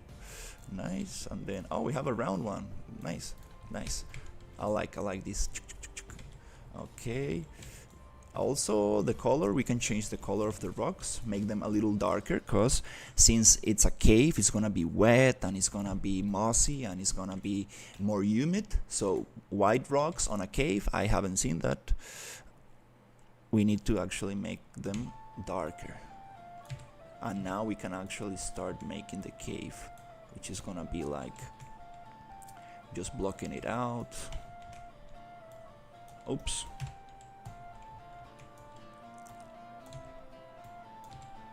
Also, I would like to see how these meshes react to nanite. I would really like to see if they break down or not. Some meshes don't like nanite, especially when they're low poly. Oh, what is this? Hey. We're having a nice, interesting cave to explore. Toon. The paths are very linear, and that's kinda boring. So we can make a little two paths that merge again into the same one. This is used in God of War a lot. You can choose between two different paths that will merge again. So it gives the illusion of, oh, we have options. We actually can choose two different paths. If you make 3 paths, it's okay. But they need to merge, because it's very annoying if you go into one path and then you need to go back. That's something that the player does not enjoy much.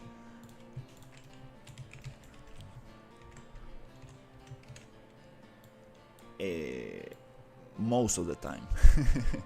Because trying to really apply some level design,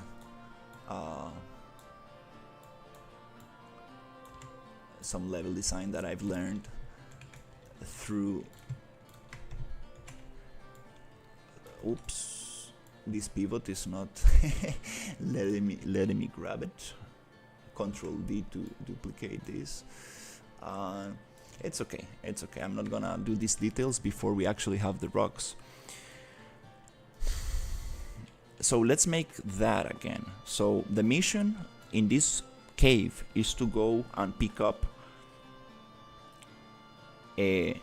some kind of mineral that you need to use to build your shoulder plates or your armor. So you need to go in there with a little stick and try to fight a big spider, or I don't know what lives in caves, but you should. Thanks, that was really useful to know. Awesome. Yeah, any question you have, let me know. I will definitely, I'll try to help you out. Landscape, tools, and we're gonna go into sculpting again, flatten. I just want to make another path that goes this way and merges into the same one. And here, okay, merges into the same one. So let me think about Sea of Thieves. They have some beautiful level design, and they have some amazing caves. They play with height, so they have lower levels, they have upper levels, they have different ways that merge. So what if we have a thing that goes up here? Can I scale this up with flatten again? The flatten brush is super powerful. Let me make like a little, try to make a path in here that goes up, up, up. Like this. It goes up, and you can see like the cave from above. So it's just not like a tunnel. It's gonna be like a little bit upper open area with a little hole on the top, so we can get that like God rays falling down, taking advantage of Lumen and God rays and Unreal Engine 5 illumination, because everybody likes that. Everybody likes those beautiful lighting effects. So let's go up here, boom, and then we can go all the way around. But if you go all the way around, you have like an extra chest little here, so that's the little thing that you find in here. Here we're gonna have some water underneath, so if you fall down you need to go up somehow, and it merges back in here. Yep, so this is the end of the cave. Let me see how it looks from above. I like to see cave exploration videos, which is super scary. I don't really like going into caves, but oops. This is a very big environment, so it's a little laggy. There you go. The cave ends there. That's nice. That's a very big cave, I will say. But to make it even more interesting, let me break this path a little bit like that. Oops. For that, I will need to take these little things off. Yep, no detailing yet. We are on the blockout phase. We don't need to mix those. We really want to get the idea first. We cannot add detail, because if you add detail too fast, then you cannot modify it. The clay solidifies and you are not able to make any changes. You want the clay to be always flexible, which is super nice. Let me think about this. So we have two paths, and this one is just broken. Oops, I need to be more careful here. Now we need some artistic skills to use this brush with a lot of care. So yes, we come here, like we break that little thing, and this is gonna be a little bit like this. Oh, okay, too much. There you go. Okay, nice. So this is gonna be filled with water, but on top of this, can even make it more interesting. We can have a little thing that goes up. So what if we just push this and try to create a, let me give it more strength and be like, can we make it like a go up? Can we flatten that out and make it like, there you go. Give me like a little kind of island there. Nice. I like this. So there's maybe like a bridge that you can take, and you need to maybe like pick up something here, and then maybe you can go from here to there, because this is broken and you need to go like tuk tuk tuk tuk tuk, bridge, bridge, go that way. Or you can just go up here, tuk tuk tuk tuk, and here we can have another bridge to make it even more interesting. So we can break it here with flatten, and then we have a connection, connecting bridge here. Tuk, tuk, tuk, tuk, tuk. Okay, cool. That's a nice, interesting thing. Now, let's just save, and I would like to use the ramp.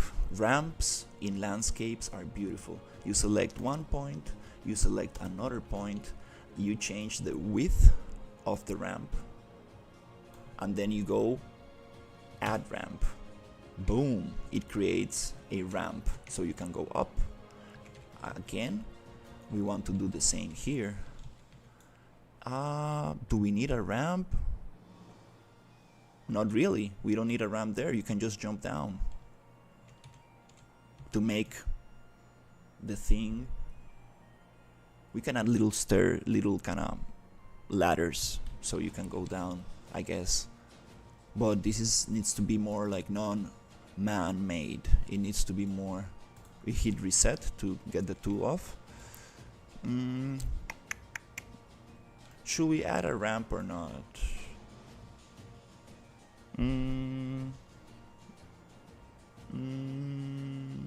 It's okay, I guess. Flatten out.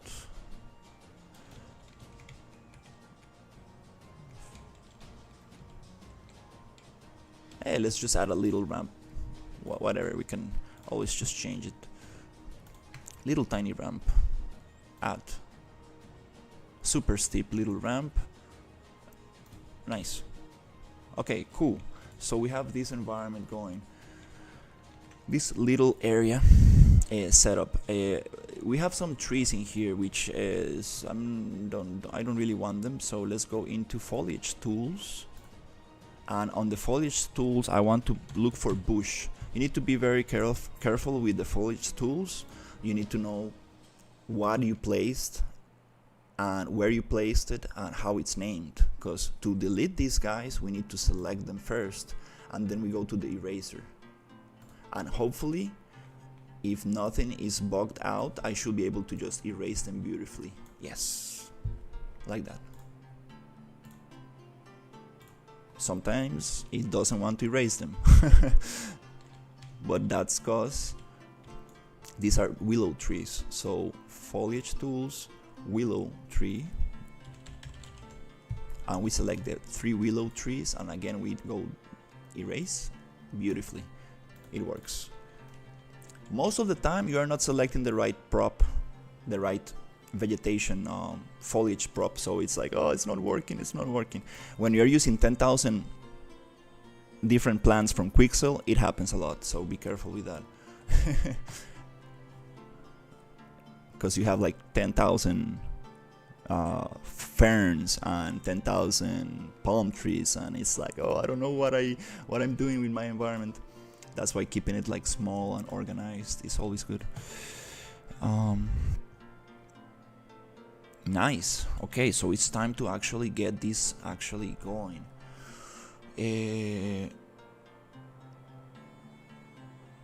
Let's do some landscape painting. Landscape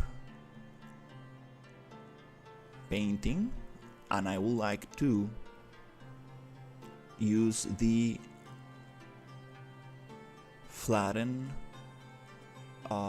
paint tools, and I would like to change this up. So let's add actually some sand.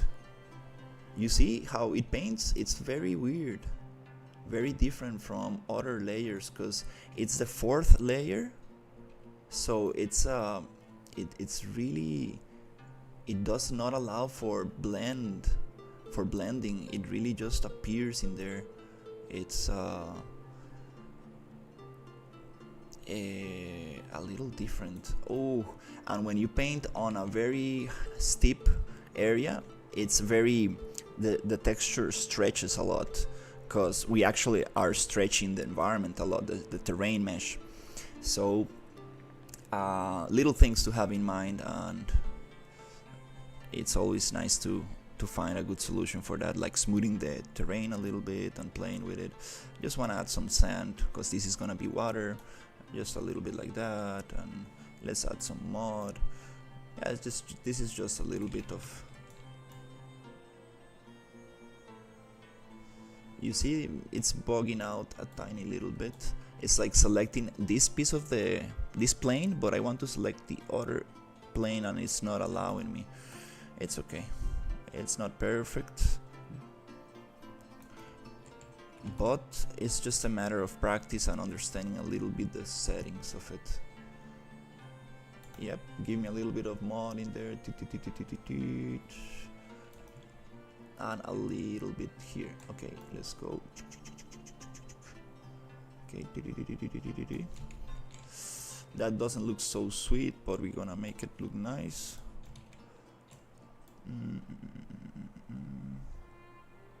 Okay, cool. Just a little bit like that. Okay, a little bit here. Oh, you see, it takes the mud away, but does not show the. Oh, I'm painting with grass. Sorry. Just make sure you have the right layer selected. On this grass here, I kind of want to take away. It's okay. Can I select it there?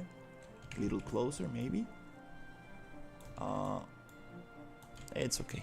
It's a little buggy. We can hide everything and just paint that little plane. If you really want to go deep into detail, we can really make the brush smaller and go exactly where we need. Right, it's time to actually make a cave. Now that we have the little layout, the little kind of terrain, so here is gonna be interesting. Let me just always when level designing, you need to play around a little bit to see scale. It is huge. It is absolutely crazy huge. Like, what is going on here? It is very big.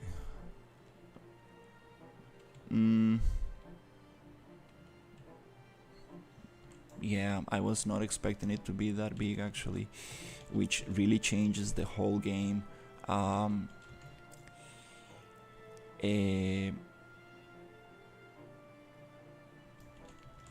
Let's, I guess, we need some variation of terrain. This goes up, this is middle, and this is, we need this to go down a little, this little hill, so we have more variation of terrain. Let's see if I can actually just push this down with the sculpt here and go up.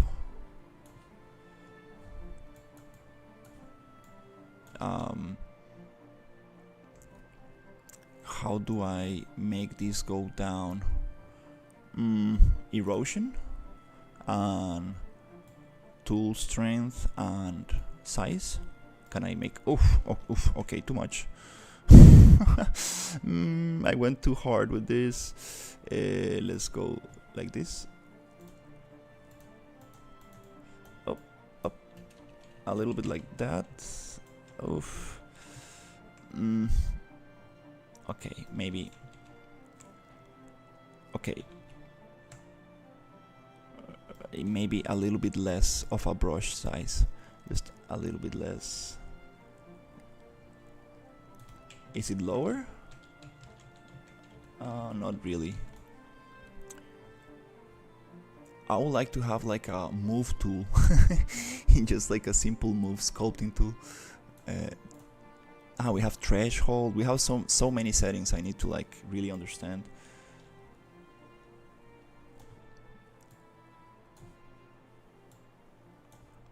Let's go brush size and let's push this down. There you go, just push it down, erode. Yes, go down a little. Okay, cool. So now we have an upper terrain, lower terrain, middle terrain. Cool. Flatten tool, again, flat this out. Nice. Alright, that's very cool. So it's a little bit too low now. A little bit too low, no problem. We can also just go sculpt.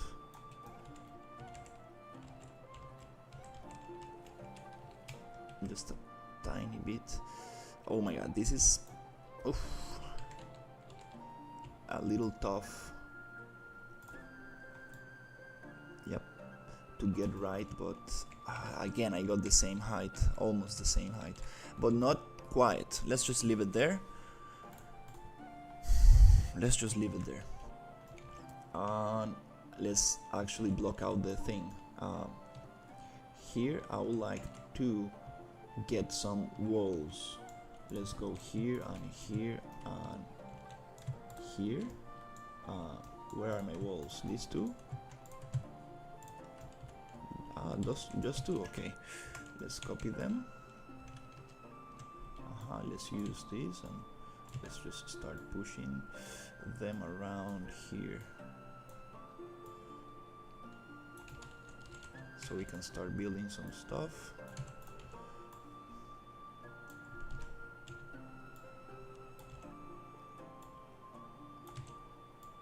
Okay, that's the beauty of low poly stuff. Wow, it just really works together nicely.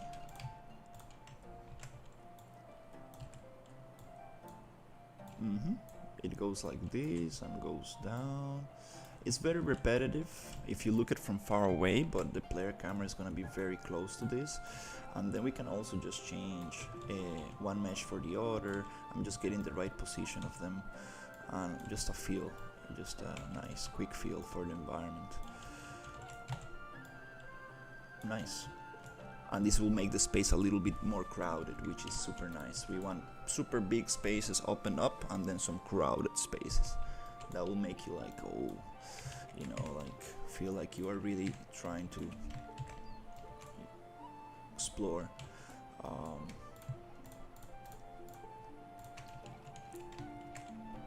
Alright, let's go. This is a huge chunk. Boom, boom. Ooh, that would be so cool, having enemies like rock enemies, like, whoa.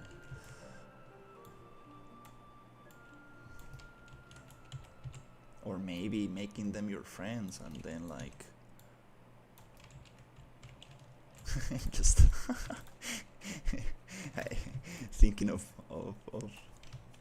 World of Warcraft, like maybe a reputation you can rise and then you can like make friends with them, become friends with them, and then they can help you out on your next mission or something. Okay, cool, nice. And here we can also just go like this, like that. Okay, cool, nice. And here I would like to also break, bring this around there. Nice.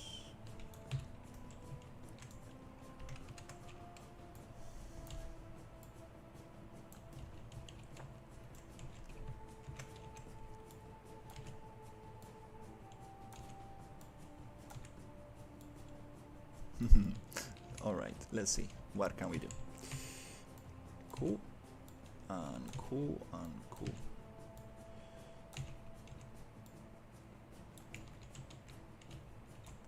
Okay, let's make this a little bit crowded.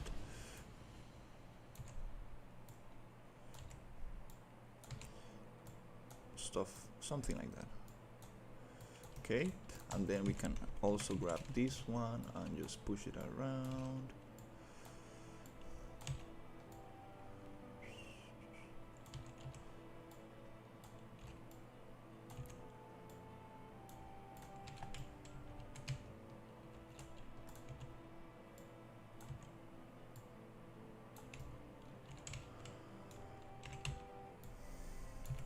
Like that, something like that. Okay.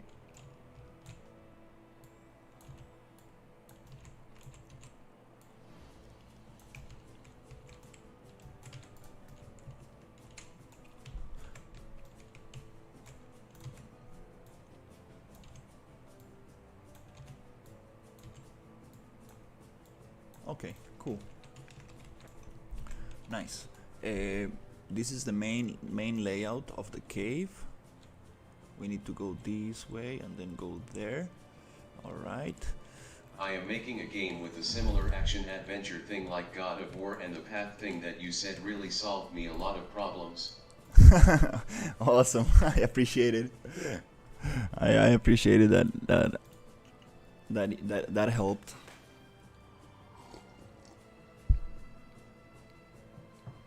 Yeah, it's nice to make one path that breaks into 3 or 2 and then goes back into the same one and then goes back into the same one. It's used in Diablo, in Blizzard games a lot. That way you don't need to walk around, go back around, and it's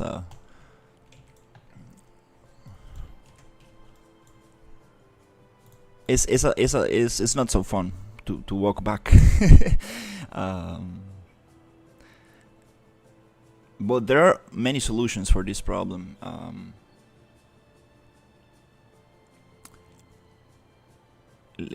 looking for bridge.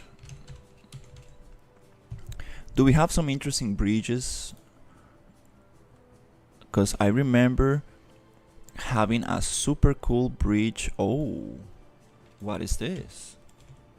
This looks beautiful for a hobbit kind of area, but I remember having other environment props. I remember having like such cool props. Let me see if I can find something.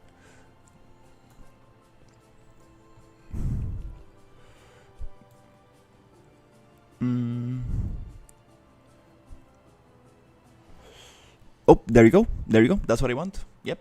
That's exactly what I want. Yep. Perfect. Perfect. Okay, let's think about the story a little bit. This was like a mining area, but it got infested by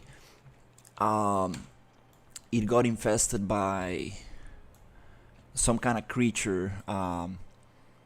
I don't know what kind of creature can live in here.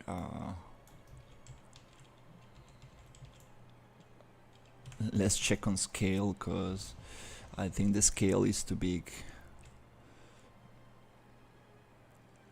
Oof, this is a huge cave. Oh my god, I made it too big. I need to keep on checking on scale, cause it's a very big world and a very big level. I need to take it easy and always have like a little character for scale. Spider. Yeah, we can have a spider. It makes sense. Spiders usually don't live in caves, but it's a fantasy game. Whoa, that's not true. There are spiders that make a hole and hide themselves in the ground, and they leave little webs outside. So when an enemy, a prey comes by, they just jump and grab them and pull them into the cave. Very cool spiders. That's cool. I like this. It's time for set dressing a little bit. Make it interesting. Okay. Now we can have little torches with light and stuff that will light up the scene. I like that so much. Whoops. What happened here?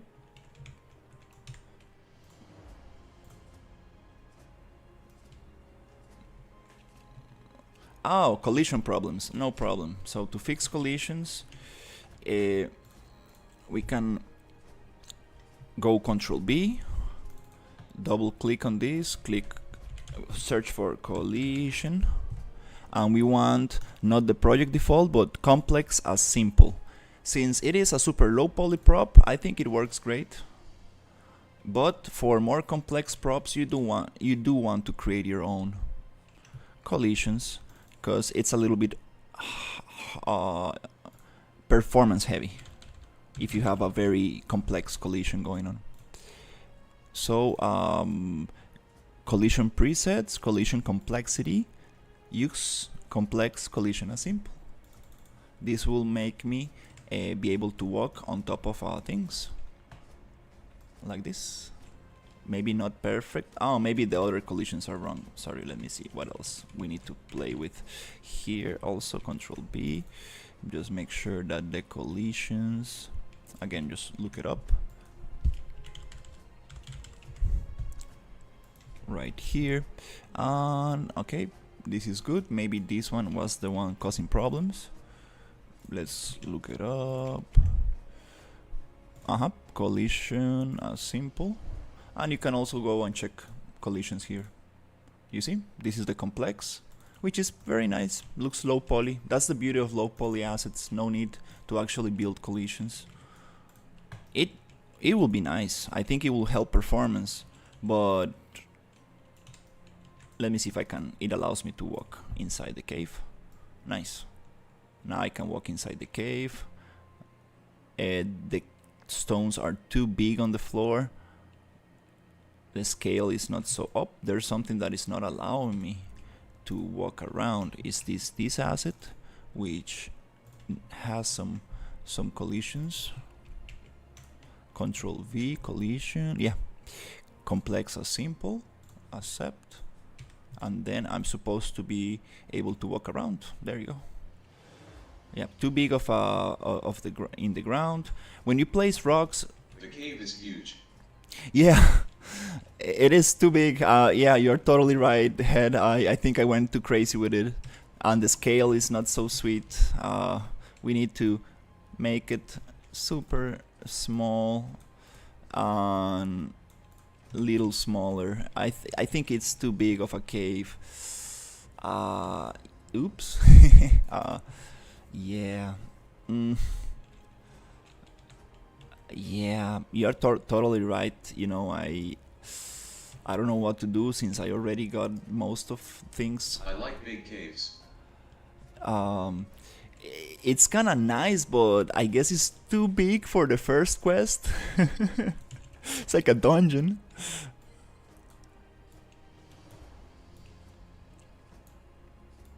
Maybe I went too crazy with this, but we can make it smaller with Stalactites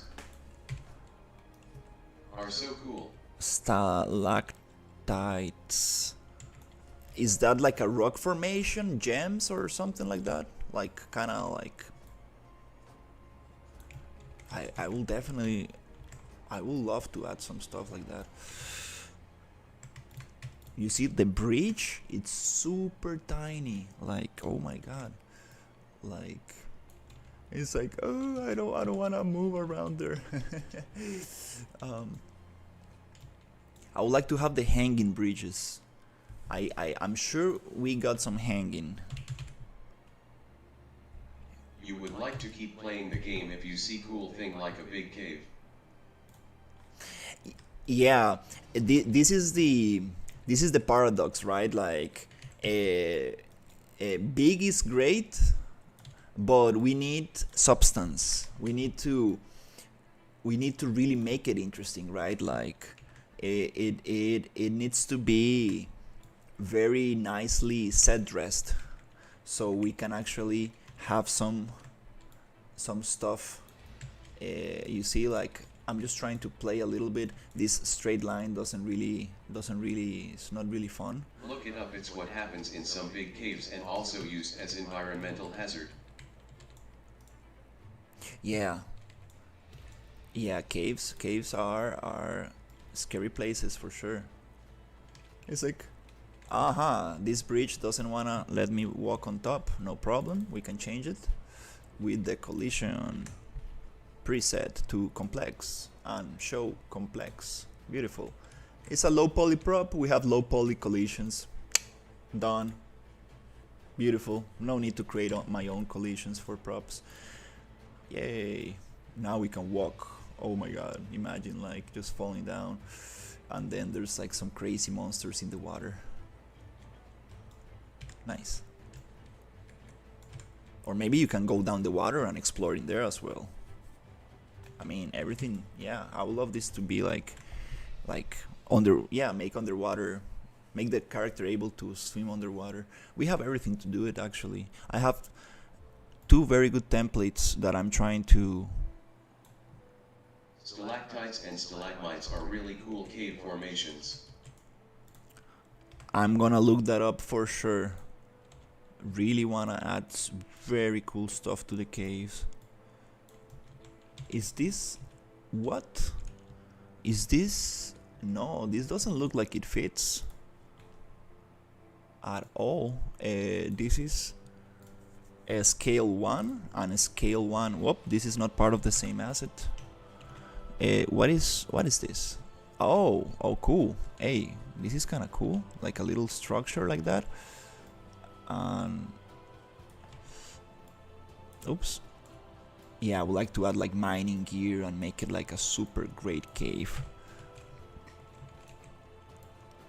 Maybe we can use this somehow to go down here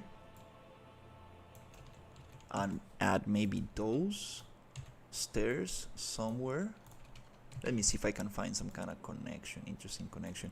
If not, I can just go modeling tools and boolean this and make it my own asset.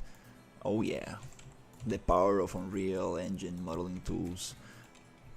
For this low poly environment, we can do so much.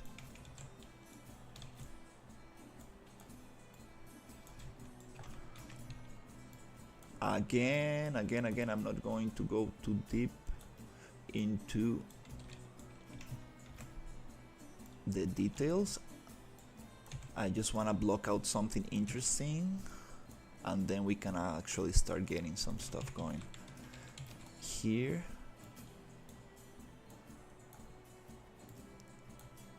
right there, and then create here.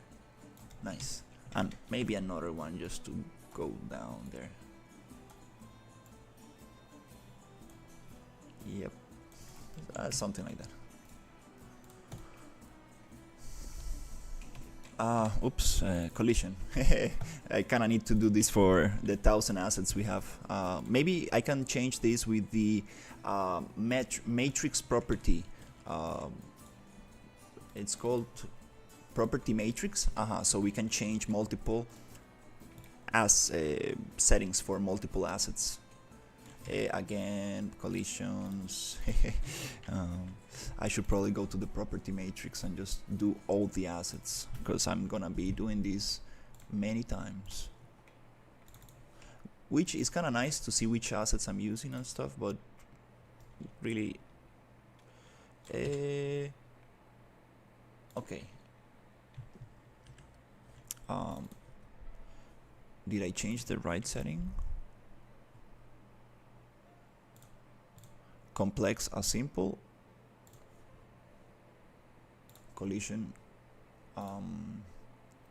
show simple. Nope, we want complex. This is the collision I want to delete. That green one, yes. Let me play. I was just stuck. I was just stuck in this little thing. Let me just push it up. Oops. Tick tick tick. We can snap it nicer. Are you? It's just the stairs that are not letting me walk in there. Okay, I see. I was like, it's not a collision problem. It's actually the shape of the stairs. I just need to make it a little bit more friendly for the character to walk in there. Oops. That's not where I wanted the player to start. I wanted the player to start here. You do tutorials? Not much, but I'm trying to get more into tutorial making. When I find something that really helped me, I like to put a tutorial out. But I don't like making tutorials on things that you can find already on YouTube. But there's a lot of outdated tutorials that I had a hard time with, so I would like to update those. Usually I make tutorials on things that I found out and I'm like, hey, this is super nice. And there's no actually tutorials on this. I need to make a tutorial on that.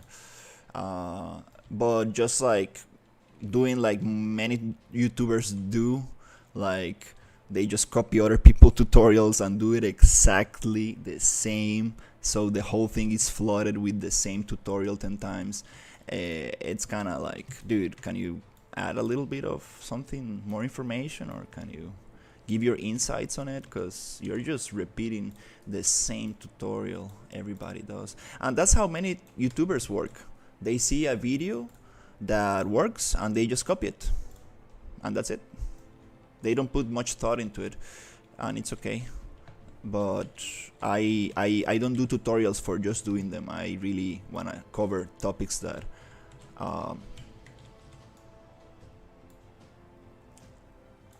that can help people, right? Like, for example, the substance tutorial I haven't seen that, like just merging textures, the workflow I haven't seen that workflow before.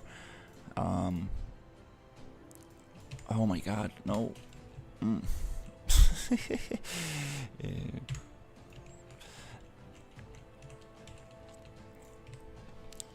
I'm going to go to modeling tools and just create a box.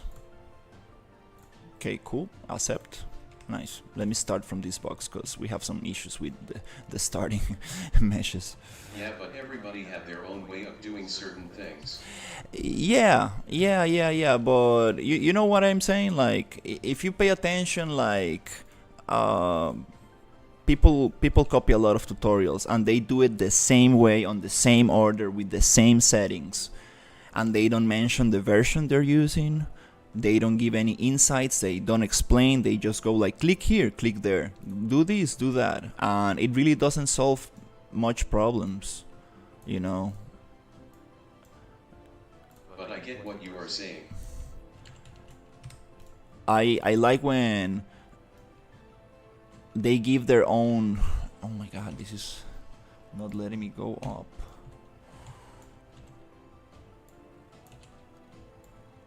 Yeah, it is. You need to give your own insight, your own twist. Try to add value to the tutorial, right? You want to add extra information. You want to add variables. It's like, oh, if you're using ray tracing, maybe you need to do this thing. But if you are not using ray tracing, maybe you need to do that thing. And really, like, explain a little bit more of what's going behind the scene, so people can understand better, and it's just not like a follow tutorial, more like an understanding the thing behind it. So yeah, I will definitely like to. For example, with the PCG tools, now I'm having some issues that I think I solved, but I really want to understand better the nodes, and I would like to make a tutorial on that when I get a little bit more experience. True. There you go. Now we can walk. Now we can walk through the stairs. Yay! Now we don't get stuck. Yay. Oh, again we got stuck. These stairs are not... Let me check the collisions. Maybe these stairs need some different collision. Let me see what's going on here. Collision. Show. Simple. Okay, I see. This green box, nope, I don't need it. Nice. Awesome. Play. Oh, Jesus, why is it not?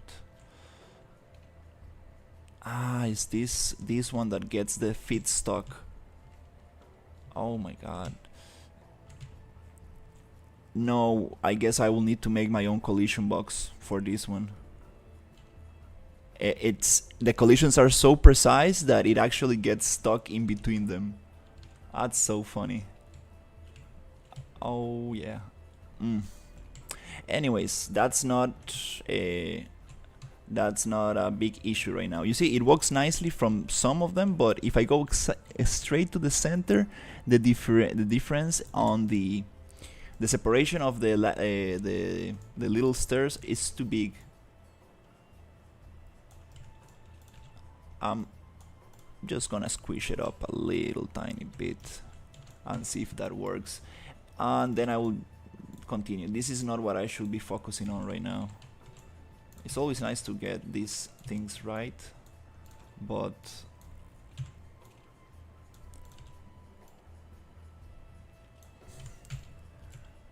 let's just make a little test one last time. Okay, yep, I squished it up, and now Unreal lets me walk. It is like there's a gap, but not of such of a big gap. So I will allow you to walk in there. That's funny. Anyways, not gonna get caught into, oh, there's a big gap, let's leave it like it was. Yeah, if it works, it works. And then I will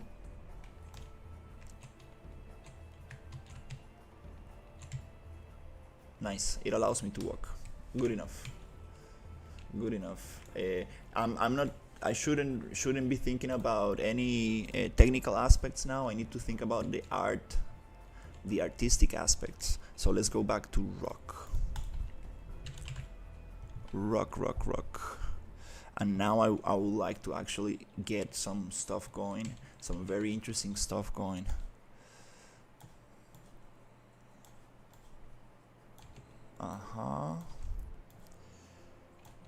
These are different kinds of rock. Is this the polynature rocks? Yep, these are not the rocks I'm working with. I want to see the other ones. Not modeling tool, selection tool, there you go. Does not allow me to select. Do we have some rocks blocked? This actor locking tool sometimes locks assets without me locking them. Well, free plugins, you know. Sometimes you get weird stuff happening. Very cool plugin though, but still. Okay, wanna kinda like block this a little bit. Oh, we have these nice rock formations. This one is very nice, just to block out some stuff in here.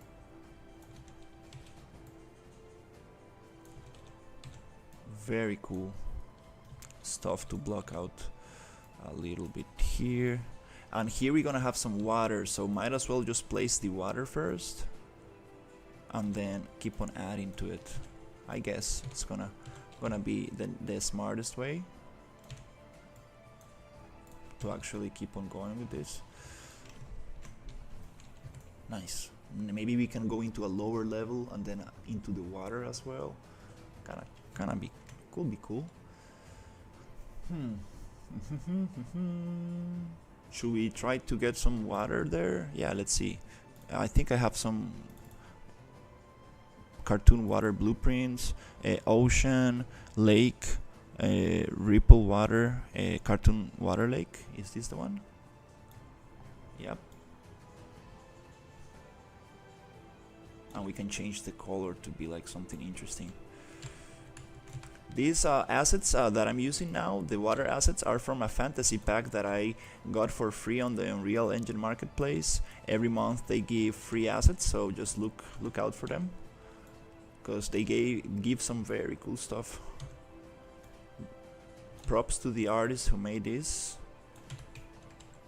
asset pack.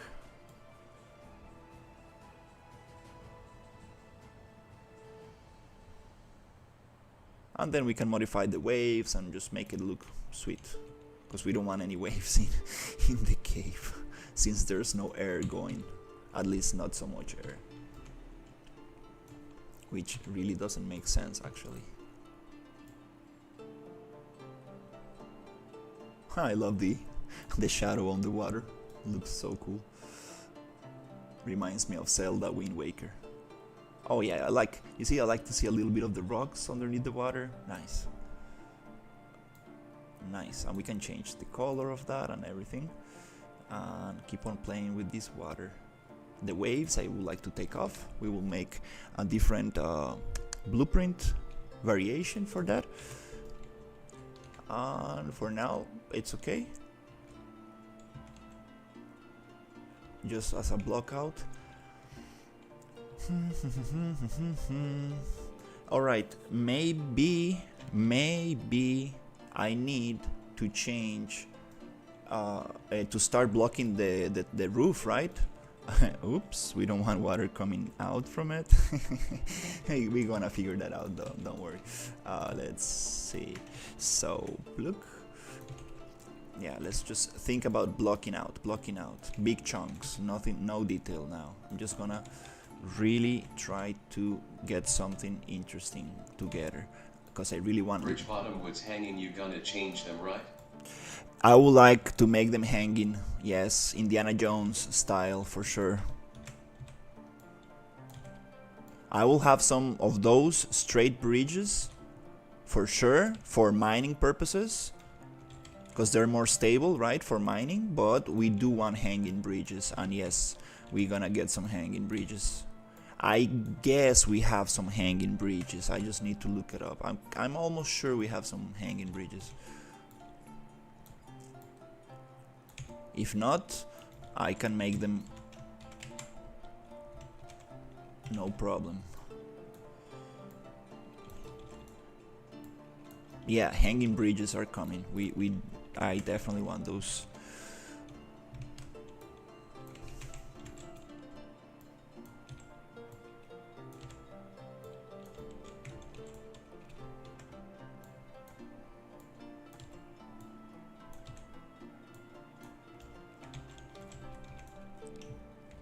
No, I mean bridge bottom woods are hanging in air, it's not looking good. Oh yeah, but you know the hanging bridges, when they have two cables, and you walk and they move, so you have like two posts, like how do you say this camera? I don't know where it is looking at that. You have like two posts like that, and then you have like a little rope that connects the little things, and then you walk, and the shape is like this. I want those kind of bridges here.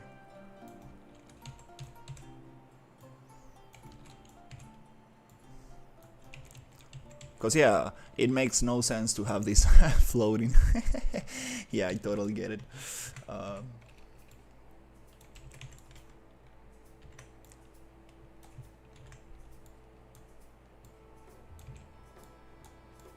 Also, just straight bridges are not fun, not interesting. We need to break that straight line. The more you break straight lines, it's the more interesting. Sometimes you need straight lines, but most of the time for a nature environment you want to break every straight line you can. Let me see how this looks like. Trying to make like a dome to get some interesting lighting coming into the thing. Yeah, for this environment we will need to have like little kind of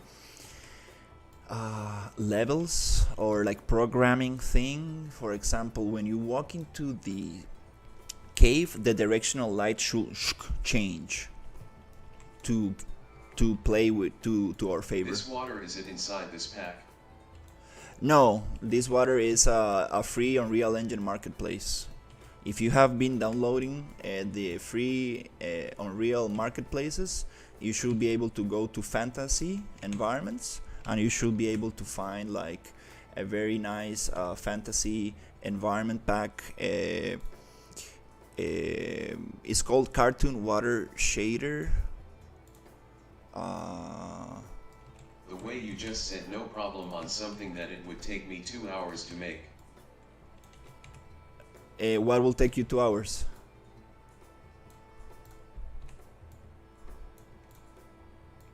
The bridge? I like this. Okay. Oh, ho, ho, ho, ho, ho. Yeah. Now we got something going. Ha, ha, ha. All right. Let's change the lighting. Yay. Whoa. Cool. I'm so bad at moving the light sometimes.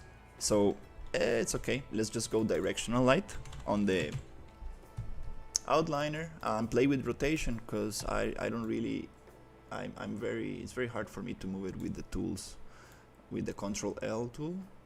So let's find some cool lighting for this.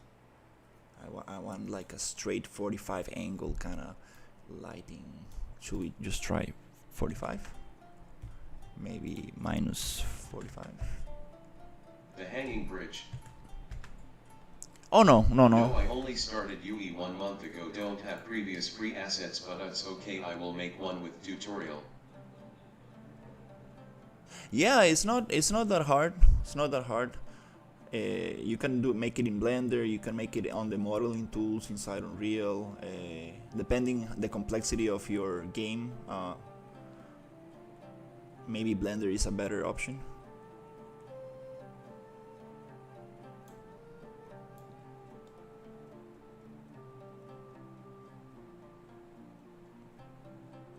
Let's see if we can get some God rays going around this. I would like it to shine.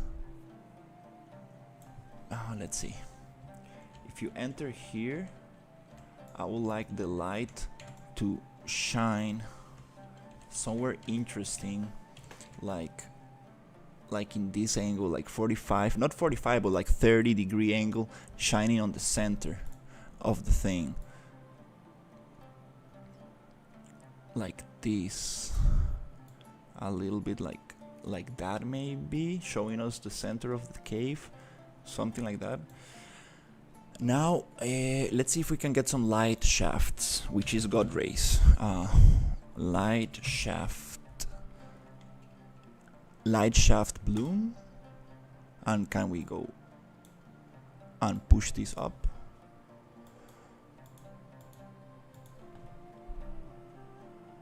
To make this visible, we actually need another thing, which is effects, post-processing.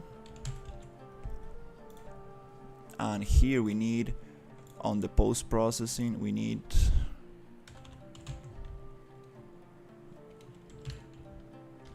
a light shaft. I forgot which was the one. Is it bloom? I guess it was bloom. Let me remember if that's correct. Like, whoa, it's too bright. It has to do with the bloom, and it has to do with the directional light. I want some of that stuff.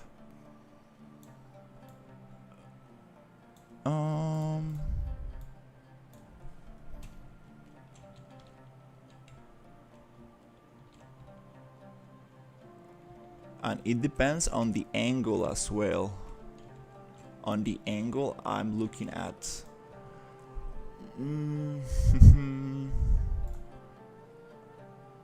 Well, I guess I forgot. Or does it have to do? I think it has to do with the actual exponential fog, which I guess it doesn't need to be exponential. It needs to be volumetric.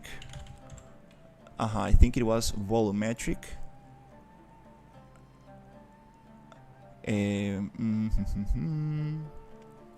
Scattering distribution. Let's see if we can figure this out. If not, I can just look for a quick tutorial, because this was fairly simple to make, but I don't really remember the settings. Let's see. Bloom. I remember it was with bloom.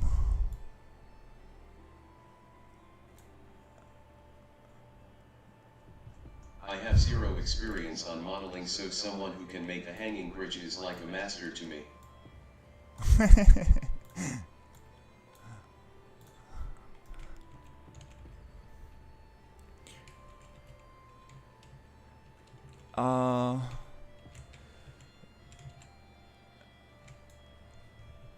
I think there's a very cool tutorial on how to make them.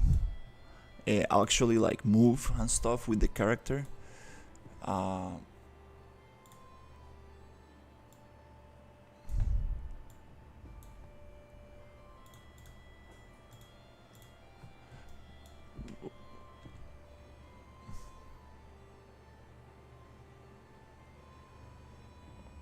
Where's my light shafts?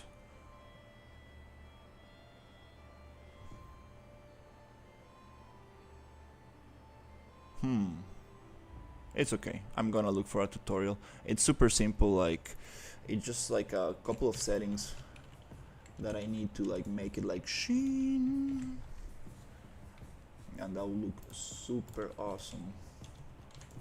Let's find it out super quickly. Let's see. God Race on Real Engine 5. 2 minutes.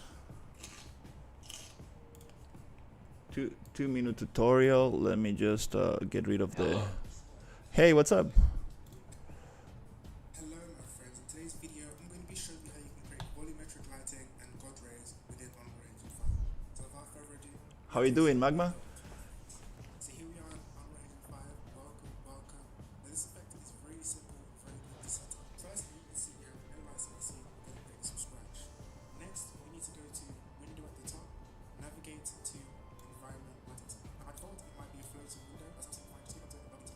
Perfect. Next we need to change Making some God rays. now, one by one, we're going to enable the lighting and change the settings. First, we'll create some, then I hate this ad. next, we're going to create an surgeon. We only need create stand here, create one of the cards, create time for. Now you can see we have lots of licensing. We're going to go through enabling settings and enabling settings. First things first, direction lighting, we're going to type in inclusion, and we're going to enable light shaft mode. Next, we're going to scroll all the way down until we reach Xcode Python. And from here, we're going to type in volumetric. Okay, volumetric. Good. We're going to enable this. And straight away, we actually have decent volumetric. It's quite subtle. So we're going to click search, and we're going to increase the density. Now, if I press Control. Okay, fog density. Doing Yep. good, just dropping in to see the progress. Awesome. Yeah, we got a this procedural forest that I'm building, and then we got a cave that I'm really trying to make interesting. Really trying to make this nice with some God rays. Let me see if I can get those God rays. Which is actually, I need the fog density to be up, because without fog density we cannot actually see the God rays. Okay, let me see. I'm actually seeing some stuff in there. Fog density. Okay, let's go very high with that. And also let's see what else can we do here. L, we are able to manipulate the lighting in our scene. Okay, I see some God rays. Rotation of the sun. And straight away you can see we have some pretty beautiful volumetric lighting God rays in the scene. Now you can actually take this a step further. If the effect is still too subtle, there's one more setting we can enable. But be careful because it can Which is the bloom one in the post process. in our random mixer. Go back to directional lights, we're going to type here blue. And Ah, okay, light shaft bloom. light off blue. You can see it increases the intensity. But he activated that before, right? Just keep on doing it, double tap. Let me just check something. Going to enable the lighting menu, change random settings. Create time for. Now you can see.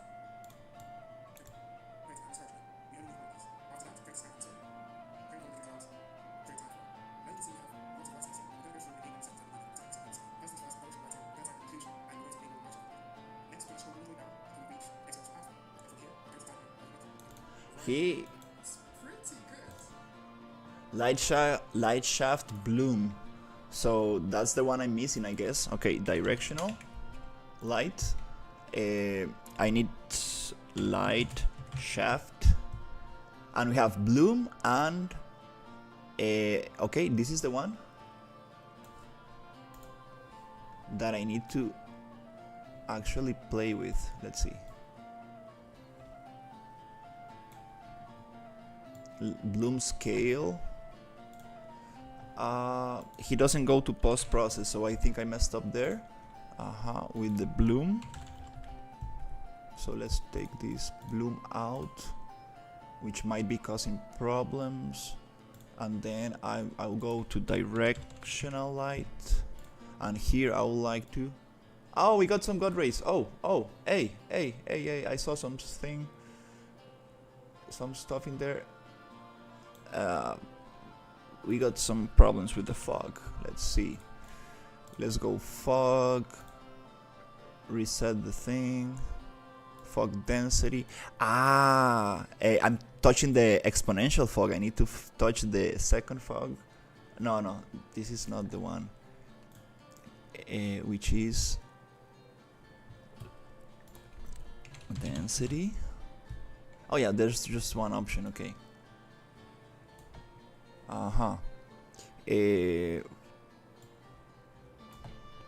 Which I don't want so much fog in here. Is the post process affecting this? Not really. Okay, let's go light. Directional light. Okay, let's see. Everything's dark. Okay, we have one. Let's see. Can I actually?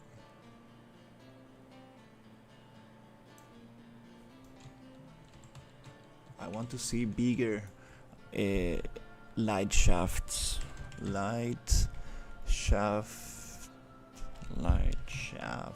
Okay.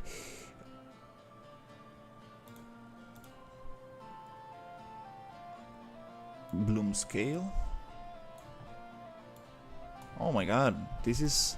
I used to do. Do you do anything for work, BTW? You said you were gonna stop streaming or something. I'm working. I'm doing this environment for a client actually. Yeah, I applied to a studio job and I did the Unity art test and I'm hopefully getting a message from them soon. So, on my while I'm waiting for that response, I really want to work on this environment as much as I can. Because if I do get a job, it's gonna be a little harder. We have them here. It's just that we needed the right rotation. Sometimes this happened to me in Unity. I was going crazy with the light settings, like oh my god, and then I just rotated the light, and it was like, Yes, look at that beautiful thing. Unreal Engine. You see, no god rays from here, but we have god rays from this perspective. How do you afford your Costa Rica apartment? This Costa Rican apartment is not mine. It's classic game dev moment. It's it's my family's apartment. Basically, I'm paying only for the maintenance of the apartment. Face blue smiling, face blue smiling, face blue smiling, face blue smiling. I worked for a whole year as a freelancer for a studio in Berlin as an environment artist, and I saved all my savings. I saved all my paychecks, right? And then I decided to take a break and focus on my own projects.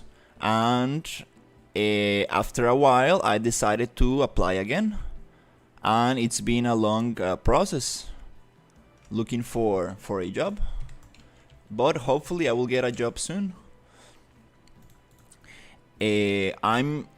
I was able to come here to this apartment because they are doing some repairs, not on the apartment itself, but on the pool area and stuff like that. So it's not a good time to rent this apartment, right? So I decided to come here, and by April I should go back to my parents' house, which is gonna be amazing because I'm not a great cook. And I will definitely love to have some.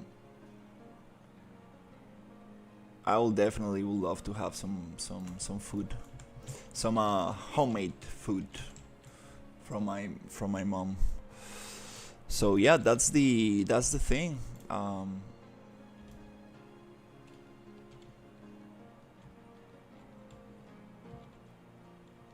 Just very grateful with this space I have right now to work on my stuff.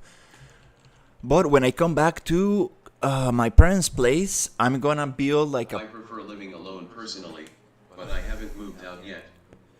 yeah, living alone is great, but you know, my parents, my grandmother is very old, and my mother is starting to have some like back issues and stuff. So I might as well just I would like to live with them to actually help them in whatever I need. And when it comes to like digital stuff and like, you know, technology and stuff, I like to be there, you know, in case they have a problem with whatever, I can just help them out. It's kind of nice, you know, it's the least I can do. And I will have my own space. Like it's a nice house, so I will have I will have a space for my studio, and I would like to make a proper streaming area, like a proper streaming area with like multiple cameras. I can change cameras and play effects and like make it nice. NA ain't nothing like mom's food. Yeah, exactly. And yeah, you know, like I'm just very happy my work is digital and stuff. But the whole idea is to work for studios, maybe for 5 years, maybe yeah, maybe a little bit more, you know, and then just start making. I really like the diner project. Like I want to start making my own assets, and I really want to start making my own brand and uh, selling my own products in digital. That seems unnecessary. Just a facecam and the screen is all you need to have a good stream. Yeah, yeah, but I mean, setting up a place for it. Like, you know, right now I'm on on the middle a of of the living room and stuff, which is nice because nobody's using this space. But like, I really wanna make a nice setup, just like an office space, you know, like just so you get in the mood, you know. And I want to have my art printed on the wall and like, you know, make it nice, make it nice. Um, so whenever you enter through the door, it's like, okay, it's working time. My game computer is gonna be away. I it's not gonna get distracted. I'm just gonna just poof have everything nicely there. Okay, these god rays are kind of cool, but it's not exactly what I want. Maybe let's make the hole smaller. That's the thing. Just one tiny little gap so it looks more epic. I get it. The stream is very good on our end, but yet having your own space for it is good for you as the streamer. No, but like we can make some very cool stuff with streaming. Like, you know, I used to mix video for parties, so I have a lot of live video mixing skills with Resolume Arena, and we can really make some cool stuff. You know, some cool stuff that will not only educate but entertain the audience. And when it comes to production, like make it nicer, have like different cameras, and it's just nice, you know, things that are not needed and stuff, but it's gonna be so much fun, so much more fun for people to watch. And for me as an artist, it will be so much nicer to actually take advantage of those technologies. Okay, so we have a little gap right there, so let's try to make it look nicer. There you go, there you go.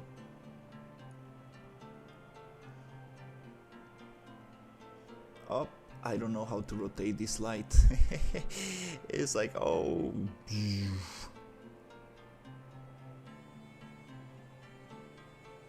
Teach me masterize pink heart shape.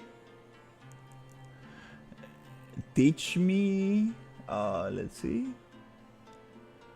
Teach me, master. Well, a true master will never think of himself as a master. You always need to keep on I learning. don't know, I feel like that would just make the stream less authentic in my opinion. I think most people enjoy this minimalistic chill vibe. Yeah, I really try to keep it like as real as possible, right? Like, I don't know what I'm going to do. Like, if I get to like have like a big chat someday, I don't know what I'm going to do, you know? Like, it's gonna be very hard to actually talk to everybody. That's what I'm afraid of, you know? Like, imagine having like, I don't know, 5 messages per second, or like even 3 messages per second. It will be like, oh Jesus, like I don't know. I will need to make streams only for talking with the audience, and others where I'm just working and explaining. I don't know. It's gonna be interesting, but it's okay. It's okay. Let's see how it goes. Little by little, just testing things out.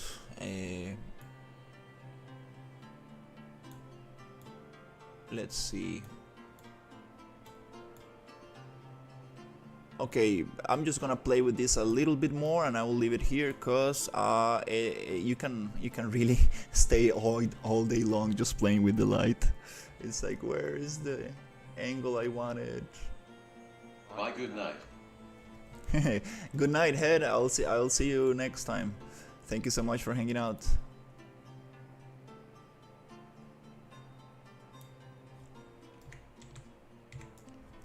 Oh, this is cool. It lights up the one path. It's like, oh, there's a path going there. Yeah, I'm just gonna keep it like that for now. Let's see how it looks outside. Wow, it looks kind of cool. There's too much fog. It's too foggy. Yeah, I kind of... Oof, the light bloom is... Oh, it's too much. I think it's too intense. We can change those settings for each specific area. So let's see if I can actually go bloom on bloom brightness. Does it change? Oh yeah. And then the fog is too much. I like this effect. I like this effect. When it comes to fog, there's one really nice setting which is called fog height fall off. So it just falls to the ground. The fall is not everywhere. It's just on the ground. Oops, oops, oops. Let's see if it is actually doing what I need. This is the secondary data data. So it's here. Fall off. Does it really? Aha! You see the sky? I pull it down, and it goes down to the floor. And then I can play with the density, which I wanna be like 0.25. Yes, a little bit less. I don't like too much fog because it's not only performance heavy, but it's also a little bit not so fun to play with. Let's keep it 0.02. Can I still get some interesting? Oof, you see the fall off? Now everything's on the ground and I cannot even see the ground. Fog settings are a little difficult to play with. Let's restart this. And let's see. I want like something that allows me to see a little bit of the bottom. Oh wow, this is too deep, so now I'm gonna have a little trouble with this setting. Now it looks like, oh my god, like you don't want to fall in there. It's okay, it's okay. Let's keep it 0.2. Good work, thumbs up, medium light skin tone. Thank you. Okay, cool. Yep, we got that little effect for now. Maybe just little tweak, and then we can continue with world building, because it's good to have a sense of the fog and the lighting before we actually keep on going with the rest. It's always nice to directional light.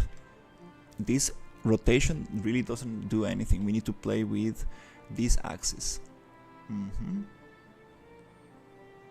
we need to make it like that. So we can actually see the God rays and move it. Yeah, this is kind of cool. It's okay. I'm just gonna leave it like that for now, and then we can adjust and adjust until it looks very nice. This height fog, I don't like the fact that I'm not able to see the ground. So fog, height fall off, reset. Do we get this? Yeah, we got a little bit of God rays. And still we can see. I like Messi this. or Ronaldo? Messi or Ronaldo? I'm not much. I don't get much into sports. Like I'm not a like big sport guy, but I definitely know those players.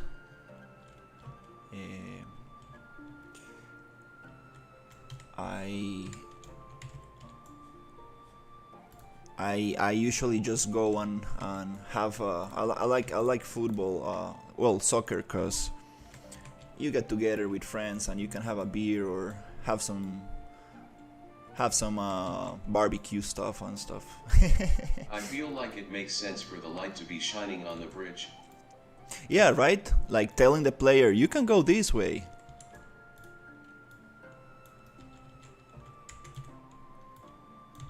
Whenever you place rocks. Yeah, I don't usually watch sports that much. It's kind of fun. I went to a hockey match one day in the States, in the United States, and it was crazy competitive. Like, whoa, that was very cool to watch. People just beating themselves against the glass, the little plastic thing. Like very like intense. That was fun. That was very fun to watch. But yeah, I usually don't get into sports much.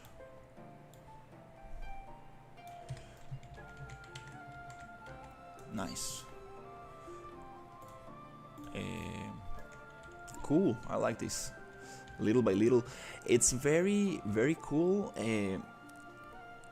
I would like to add.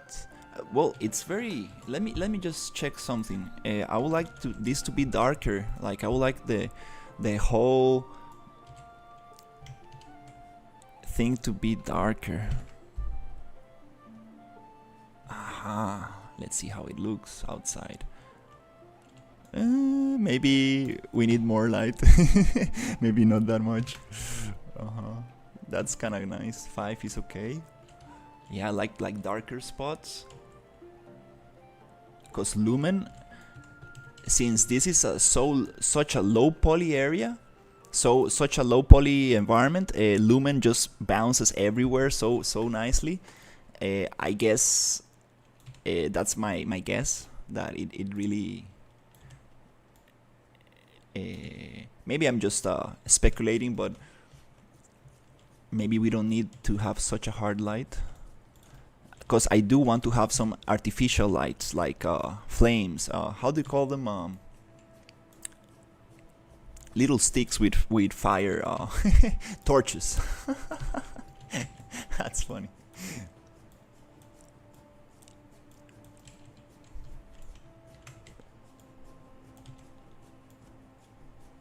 Cool. Yes, now we can start actually making this very fun, very cool to explore. Okay. Torches. Yeah, you got it. That's funny. Rock. Lil stick with fires XD. That's funny. Well, at least we got to the right word. It's like, yeah, it's a stick, but with fire, and you put it in a cave. That's funny. Every time you have like a big rock, this comes from from a God of War developer called Bad Boy. 3D on social media.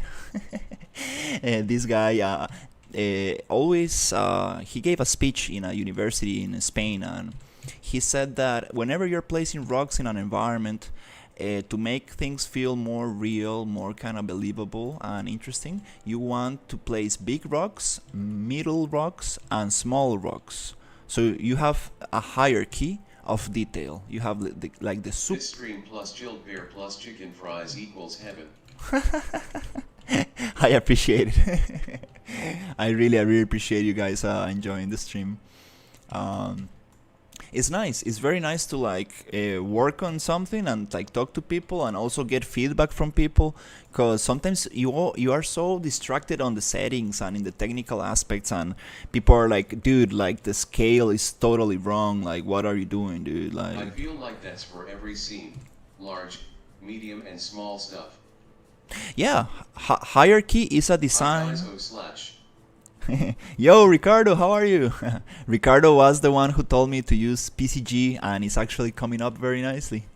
Now I'm doing some hand placement because we are building a beautiful cave. But the PCG is coming super nice. Like, look at this. We have a little path going here, and the trees are bigger now, and it's looking super nice. I managed to get the rocks away from the trees so they don't overlap like so much, and we have like a mortar tree that I want to like make like little things fall off from, little, how do you call them, yeah, like little kind of greenery falling down from the tree. Nice. Now I'm just trying to make this as interesting as possible, and one problem is visibility. On a city street, large buildings, medium traffic lights slash street curbs, small garbage slash rocks, etc. Yeah. That rule applies for a lot of I think things. that rule applies to every scene. Yeah, absolutely. The cave looks a bit rocky. Rocky? What do you mean?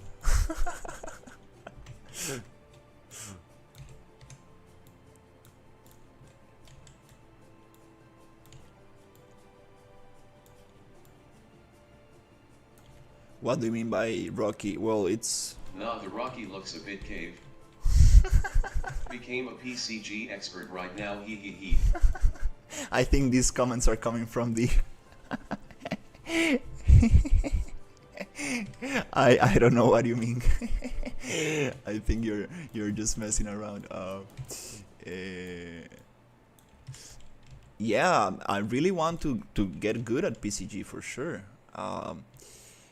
Let's make this a little bit more interesting. I want actually. Oh, what is this? You see the paint changes? Hey, that's some crazy stuff happening here. I want to block out some stuff. I don't want the whole thing to be visible. Again, the same principle. My only complaint about this cave is the stretched texture. Yeah, definitely. This floating guy right here, like, hey, hello, what's up? Yes, the stretch texture on the environment terrain. Yes, big problem there. We're gonna get it fixed, and it's not gonna be visible because we want to block everything with actual static meshes, and have these very height areas of the environment, the terrain blocked out. I'm gonna fix that eventually. Right now, I really want to see if I can get an interesting block out, like a layout for the thing, so I can actually see if it's working or not. Let's see, and then go like this. Yep, kinda. I would like to, let me just make a little plane. Since I have the landscape blocked, I usually just go to modeling tools and create just a box and put a box in there, so I can start the player from here. There you go. Yes, because since I cannot click on the thing on the landscapes because it's blocked. You see, I don't want to have like a visual from everything. I want to make it a cave, and caves have like little passages, so I kind of want to block. It looks like someone make the cave by placing rocks instead of it being a mountain, unless it's supposed to be. Yeah, it looks like Some smoothing on terrain may fix it. yeah, definitely need to smooth that out. Yeah, it feels like those kind of parks, amusement parks that you go into and you have like a little kind of rocky kind of environment, like man-made. And it just feels fake. I totally get you.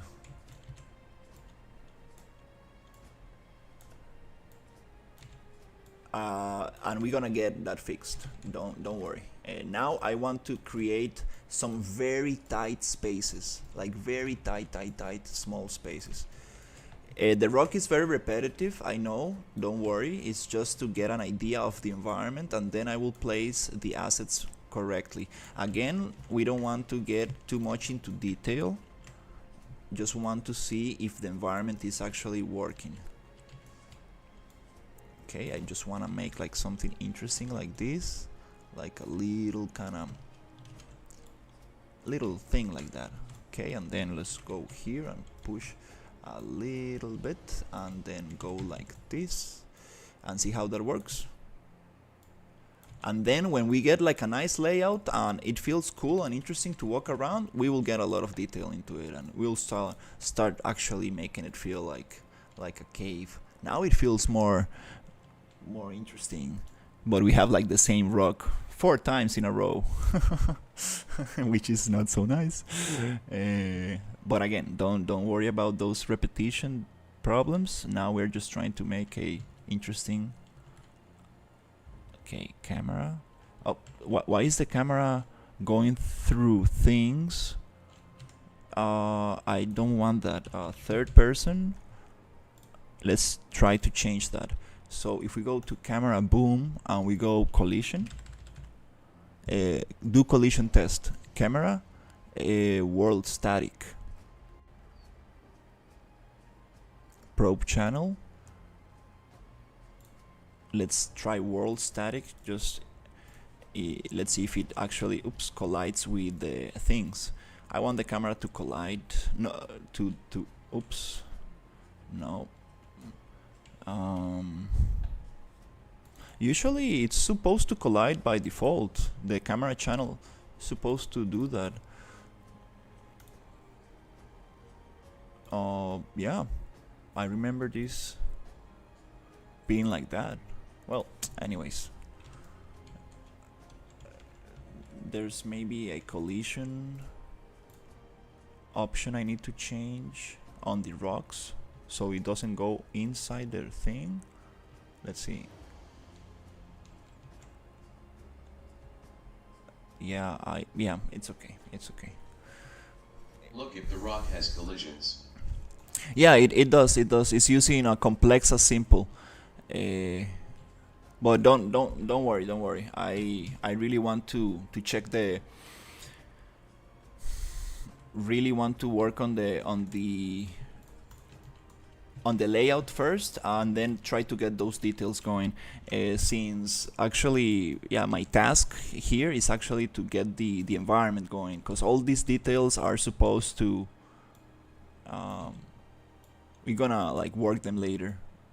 Since. Well, you're making the map, not the player controller, right? Yeah, exactly. This file is just gonna be used for the environment, right? So the player controller and everything, it's gonna hopefully be done by my client or by somebody who he's going to hire for that, or I'm not sure who's going to do that. But for now, I really wanna focus on making a great environment and get that right. But it's not that hard to tweak, you know. It's kind of important for me as well to actually get a feel of the environment. Okay, I like those tight spaces. I cannot play from landscape. Let me just change that anyways. Let's go landscape and unlock the whole thing here.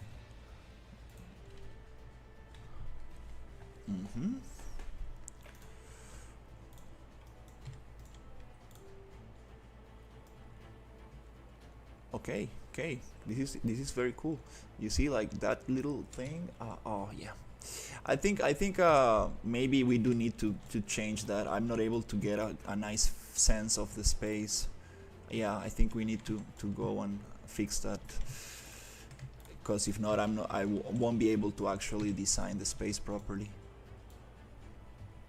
Here, this is too straight. We're gonna work it out.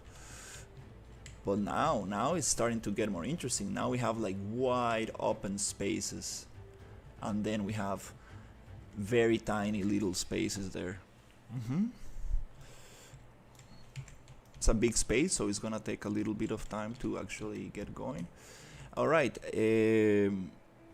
so let's just make a little test with the camera. What happens if I go into the village? What happens if I... Oof, those god rays are too hard. Let's play from here. Oh, you see? It bounces. It doesn't let me go into this mesh, which is great. This mesh is set properly because it's using... let me check. This mesh is using project default on collision. Let me see. Collision project default. It says block all presets. All right. Collisions are a little confusing sometimes, and the other ones are just using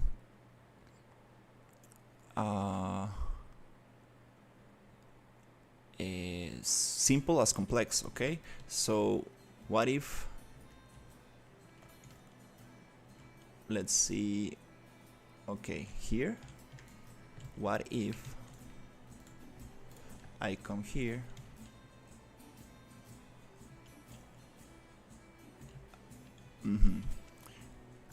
and see how the collisions are going with this mesh. Collision.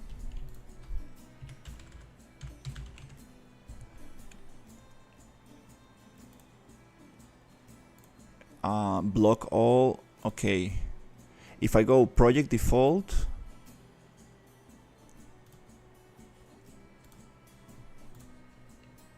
we will have some weird collision here. Let's see. Show simple. This is gonna be the actual collision from the thing. Collision.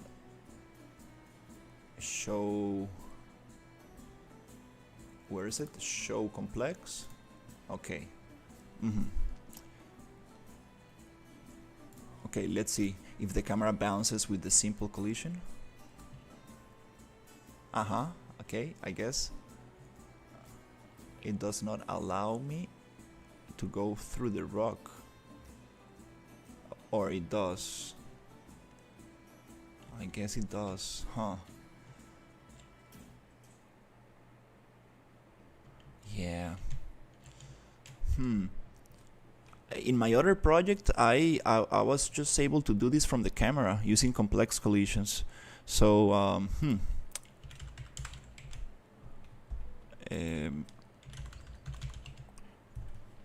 collision complex as simple. Complex. Can I block all dynamic? Let's try that. Block all dynamic, everything that moves. Let's see.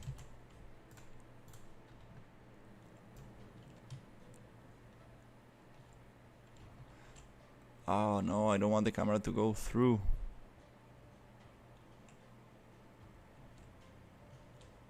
Yeah, I don't want the camera to go inside the rock.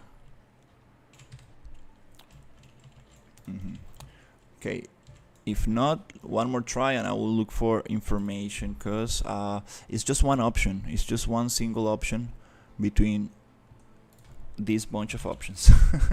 And it's right here on collision. So it has to do with collision presets. I would like it to block all.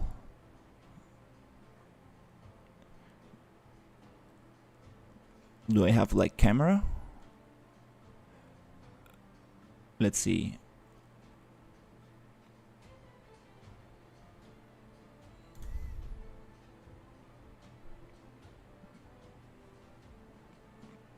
Let's see. Yeah, it was set on block all from the beginning.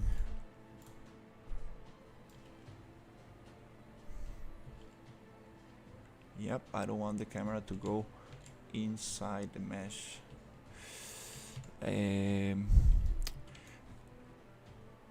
Let's go third person for a second and see if I can find it.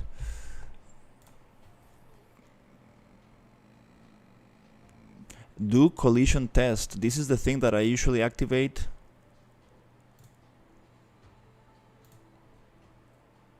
Probe channel. World static. Is that the thing?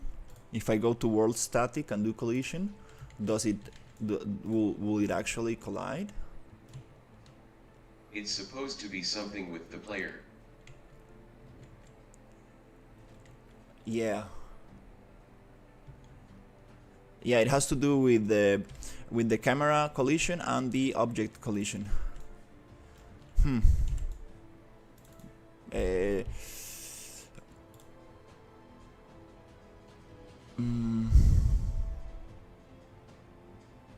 This is a static mesh, right? If I'm not mistaken. Yeah, you're right. It's here on the player character. It's on the with the camera. Probe size. Is the probe size too small? Is that the problem?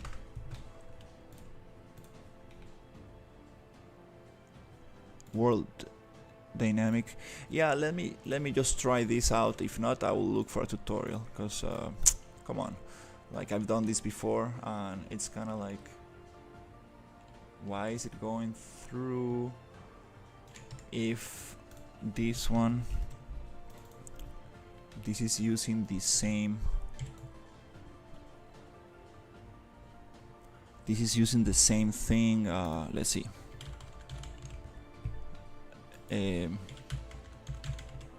Collision, block all, use complex as simple.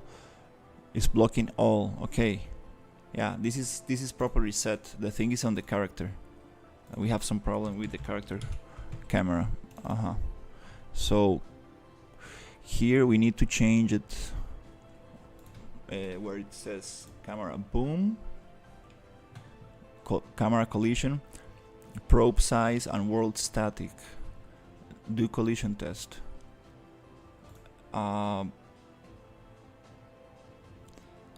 Camera. It's supposed to be on camera. Okay. Yeah, I don't think this is gonna work. There's something not letting it work.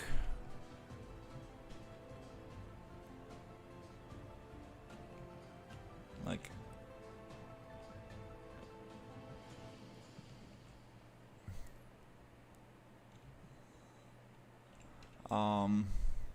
let me play from there.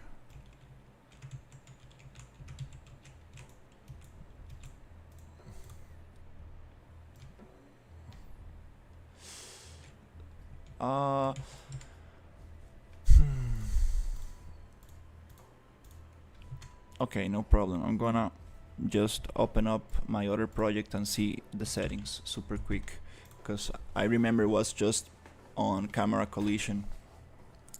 Do a collision test and everything used to work with the other project. Just one little check. I don't know why is it not working here. Let's open up the diner project super quick and see how it works. I remember just camera test collision.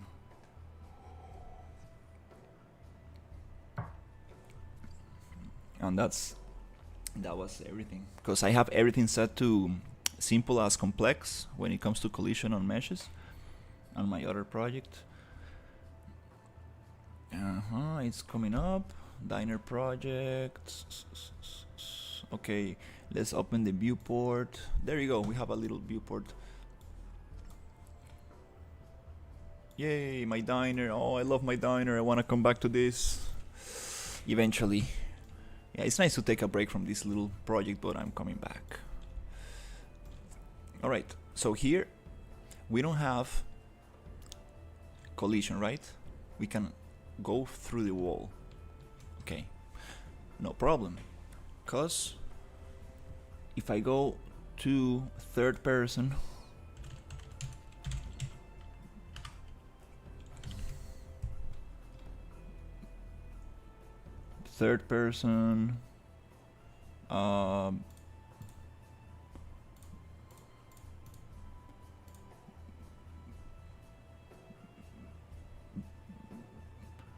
there you go.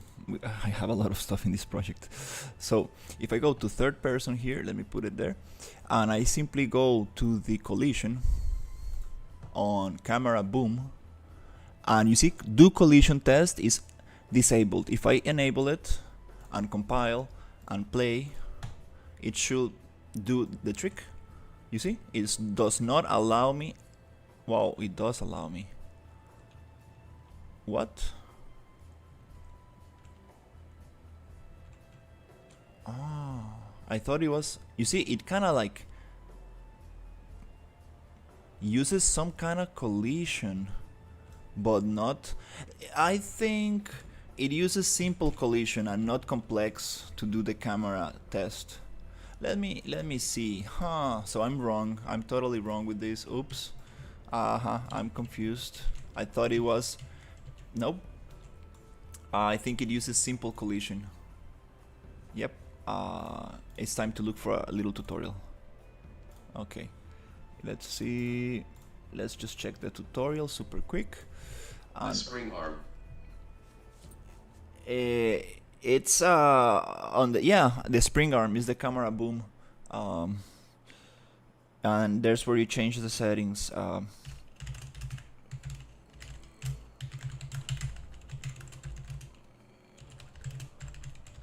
There's a guy who knows how to make this super smooth. The collision between walls and stuff, it's super cool. Smooth camera collision, 22 minutes. Easy smooth camera collision tutorial. A camera collision quick fix. Let's see. Sorry guys, I'm gonna get rid of this.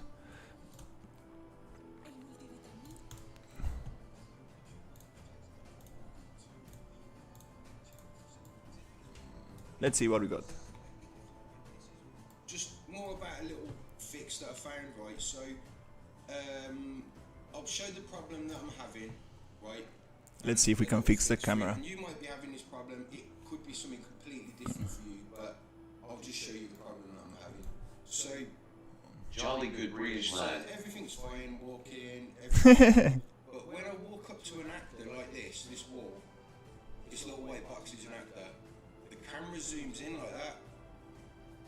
I don't want it to do that, right? I walk up to another actor, the camera zooms in like that as well. I don't want it to do that. No, this is not what I have. Like, what the hell is that about? So I was having that issue in another game I was working on, and I couldn't understand for the life of me what was happening.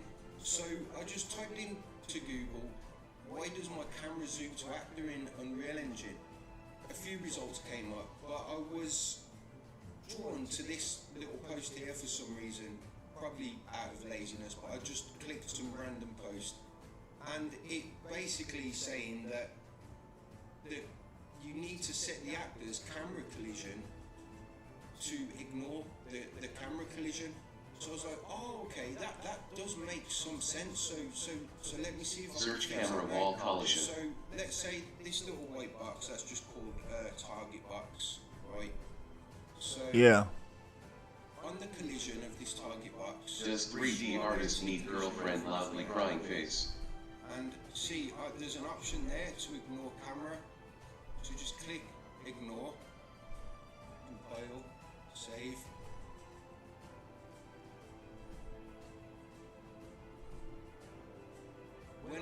up to that white box now. I'm just up against it. It's not zooming into it. Yeah, you're ignoring the camera channel. Good, this is not what we need. We need actually the camera to collide with walls. Alright guys, I want to show you how you can make a smooth camera collision setup here in the third person character. I have been looking at I looked at this tutorial before. No. Super complicated with the casting out line traces left and right and moving the camera around. But Well, there's a much maybe, easier way. yeah, maybe we can do this. And yeah, definitely, 3D artists need girlfriends for sure. Into these walls, it's all good. But if you have a wall that looks like this, you get this annoying. He's getting collisions. Nice, at least. I'm not getting collisions at all. Let's make a super quick test before we jump into that tutorial, because that tutorial will allow me to actually have smooth camera collisions in the thing. Let me just check something out. Let's go modeling. Check your player blueprint.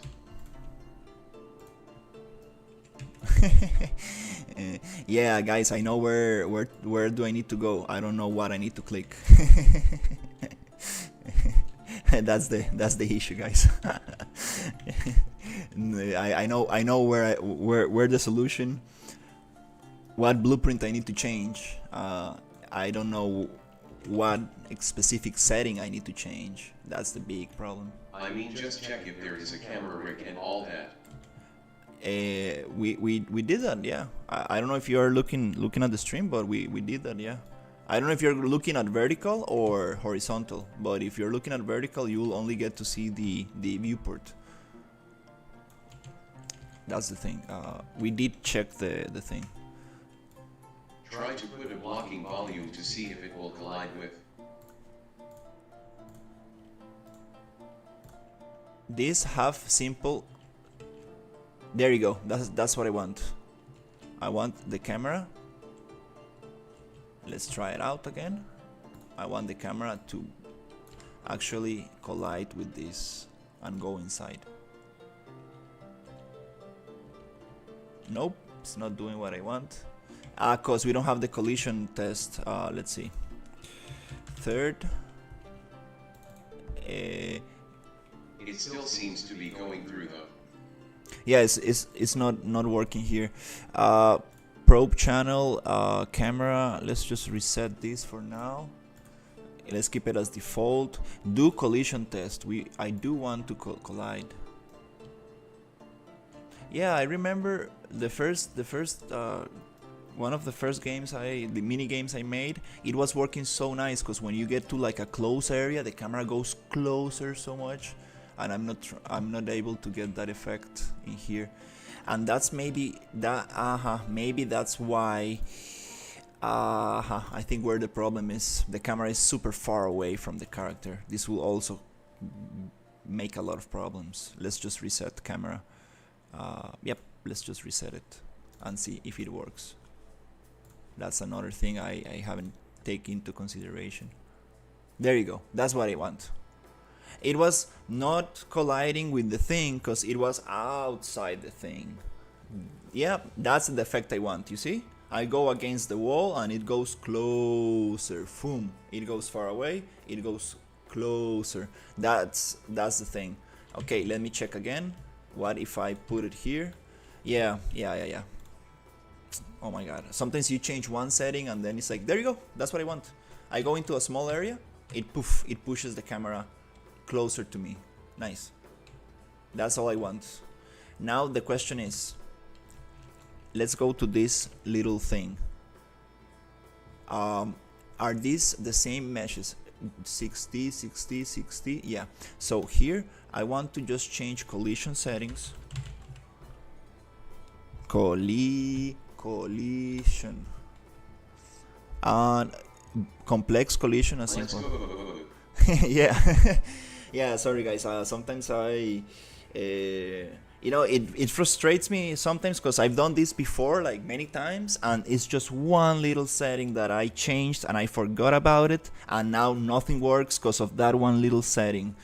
But well, welcome to 3D and game dev. It's yep, that's why live streams are great, because I can always go back and see what I changed, what I touched, what I did, and it's like, aha, this is what is messing the thing up.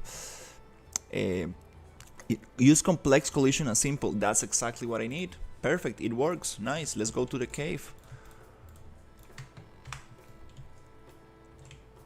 Let's see if it's colliding how I want. Yes. Yes. Now it's working. The camera is way more close to what I wanted, but no problem. No problem. We need to have that adjusted with the mouse wheel, so I can like actually move it around. Now I can go into deep spaces, like not deep spaces. Oh, we have some collision issues here. Is it? That's why. Yeah. You know what I'm going to do right now. Let's actually try it. Let's actually just do this. I don't know why I'm so sometimes afraid of playing with some settings in Unreal. I'm like, oh no, the property matrix is such a complex thing. It's not. It's actually a tool that will help me a lot. So let's try doing that. Models, let's search for rock, and let's grab all these assets, which are the rocks. Right click, and then asset actions, select actor, show metadata, edit selection in property matrix. There you go. Yes. Now, what if I select everything here? Okay. What if I select everything here and go to collision, and I go to collision, block all, collision complexity, and I just go complex as simple. Boom, changes everything for me. Let's save it. Save it. Boom. No need to open 10,000 assets. That's it. Beautiful. Yes, now I can walk on the rock. Beautiful. I can move around. Yes, yes, awesome. little thing in there. Yay, now we can explore this thing and make it nicer. Good. Moving forward. Yes. Okay, cool.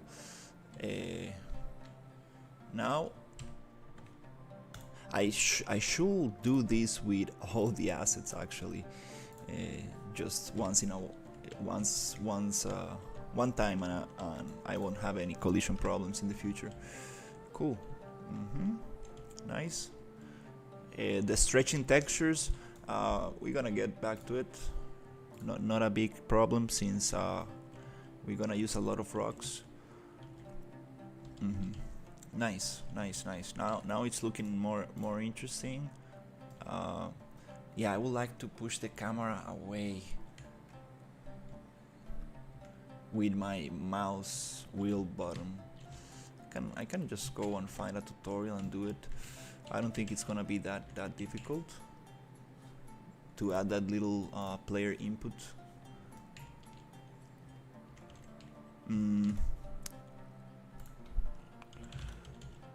Third person. Let's see. Maybe I can move it a little bit farther away. Yeah, maybe a little bit up. Just a tiny bit to see if it still works with the collision. Yeah, because if I get it too far away, it's gonna start giving problems. You see it, yeah. Yep, let's just keep this in there for now, no problem. Yep, and that's because of the camera probe, like the little collision box that goes inside the holds the camera thing to collide with things. So I will need to get into more settings to actually get that collision if I want the camera. I don't think you should be rotating it. Yeah, the rotation. Yeah, it's just I would like to push the camera out a little bit, but nice. Now this is colliding with what I want. All right, let's keep on going with the art. That's actually what I'm trying to get going. Not gonna spend too much. Oh my god, why is this happening? Collision is wrong, so I fell down, I guess. Did I selected this on the thing?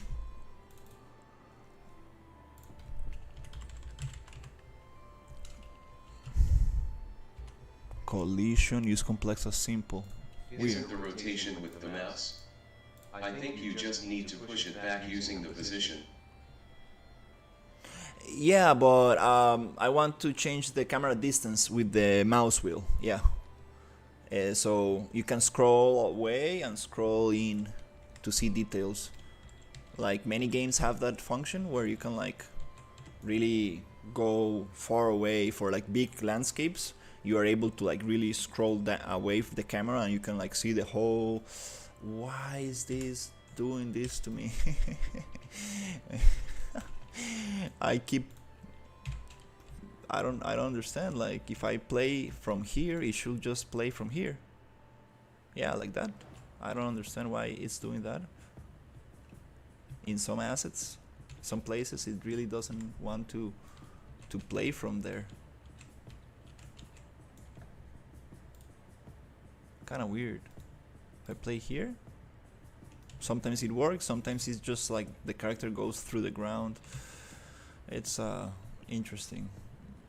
Maybe I clicked in a position where there's no collision because it's a complex collision, so it's very detailed. So maybe I clicked in between the thing and then it just teleported me to the ground, to the center of the thing. Yes, but when you changed the position, you also rotated the camera down, which might be glitching out the probe because you shouldn't mess with the camera rotation in the blueprint.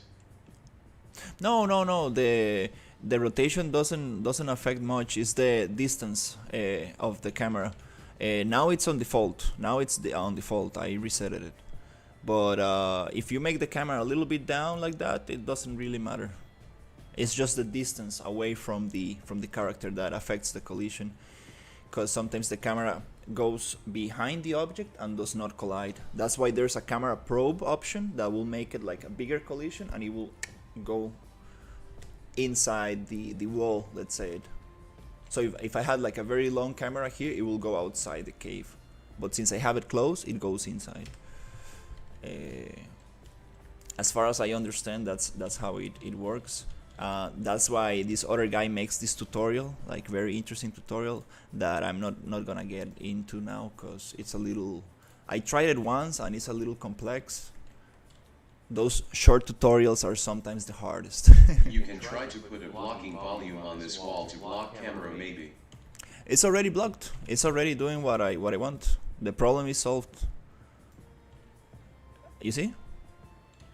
There's no intersection. Like camera is not going into the it's not going into the wall. That's all I want.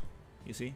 It goes as close as possible to the character, but it does not collide into the character and it does not collide into the rock. That's all I need, basically. I wanted to make it like farther away so I can see more of the environment, but nice. It's cool. We can the camera and camera settings and stuff. It's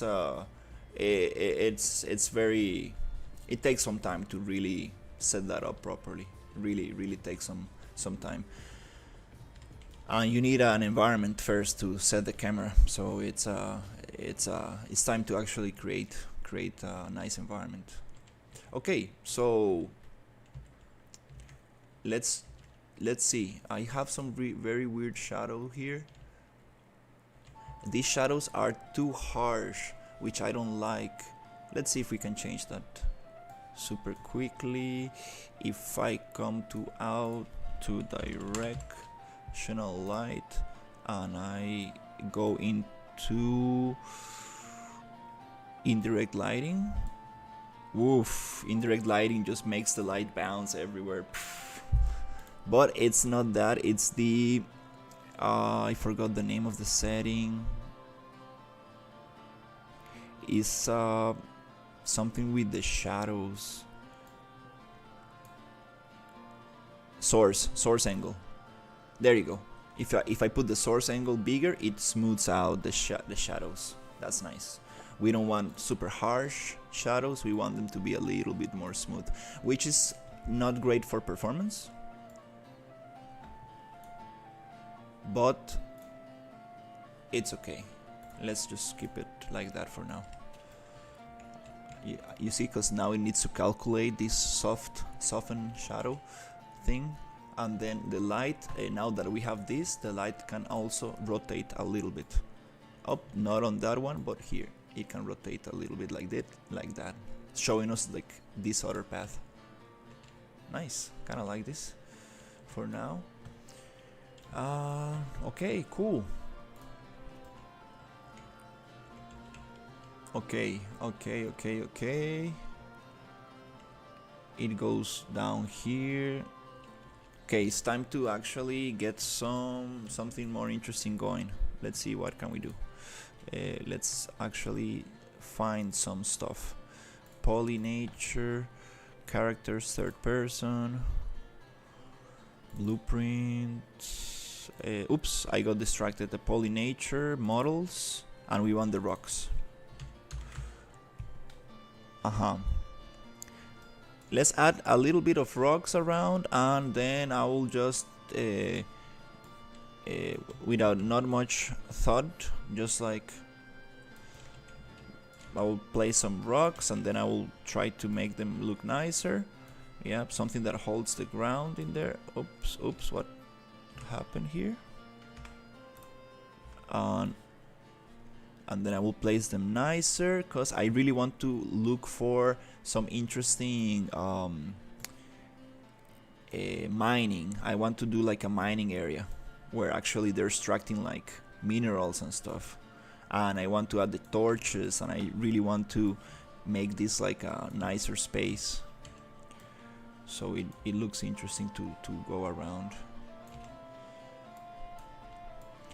And then we will figure out these stretching textures, which can be solved by smoothing and also by maybe using a decal. Maybe not the best solution, but maybe there's a landscape tool that will like unwrap this up in a better way. We need like a UV unwrap to get those things. Okay, this is too, oops, this is too big. And then if we scale too much, we break the scaling of things, so that's not so nice. Okay, oops. Let's see what else can we add in here. Nice.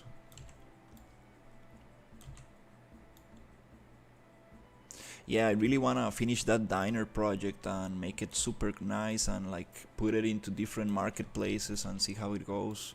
It will be super cool to see what people can do with it.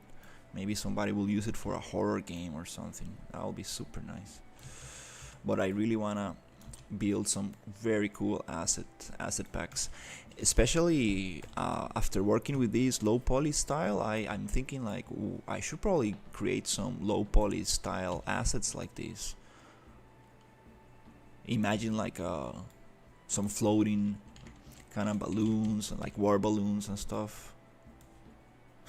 I've been talking about war balloons since the beginning of this stream. Kind of want to make very cool war balloon and very high cities where you can like need to like use those to travel around and stuff. Yeah, nice walls. We can just put stones in there, because getting these walls to actually look nice, it's a little harder. with the landscape tools. We can definitely try it with erosion and hydro tools, but yeah, it looks very repetitive. I know, but just trying to get a sense of the thing.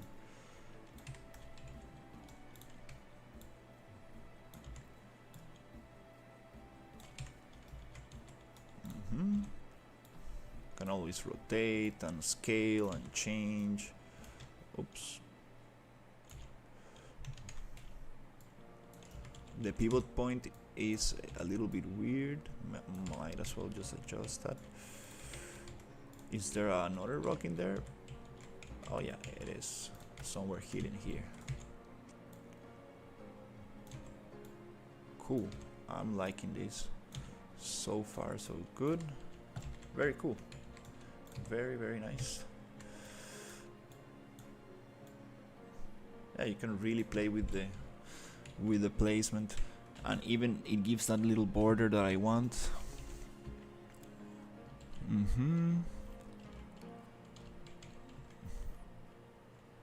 We can actually make a structure, like a wooden structure going around this thing where people are mining. So we do need some like terrain assets. I mean terrain to be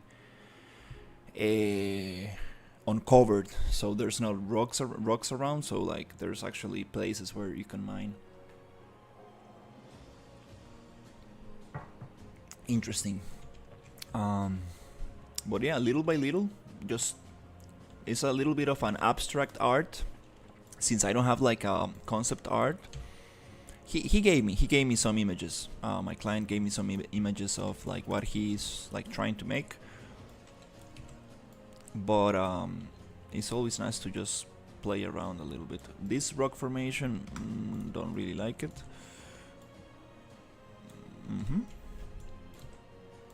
Cool.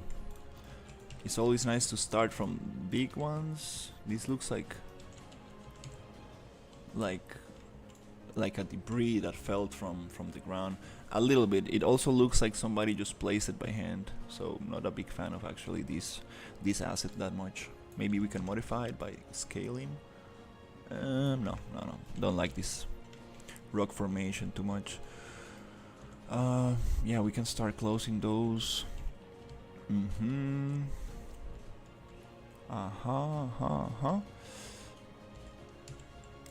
I was going to do something, but I totally forgot. Totally forgot about something that somebody mentioned.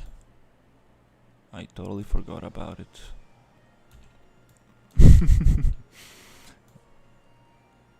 What is this?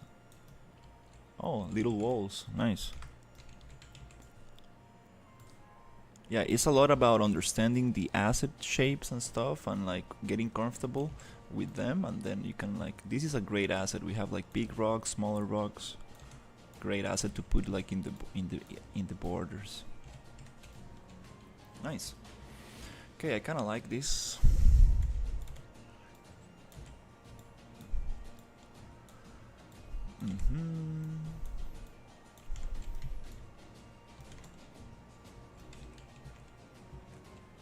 Let's see if we can smooth the environment out a little bit.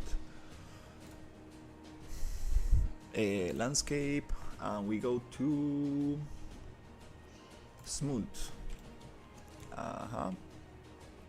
Yep. Let's make this brush smaller.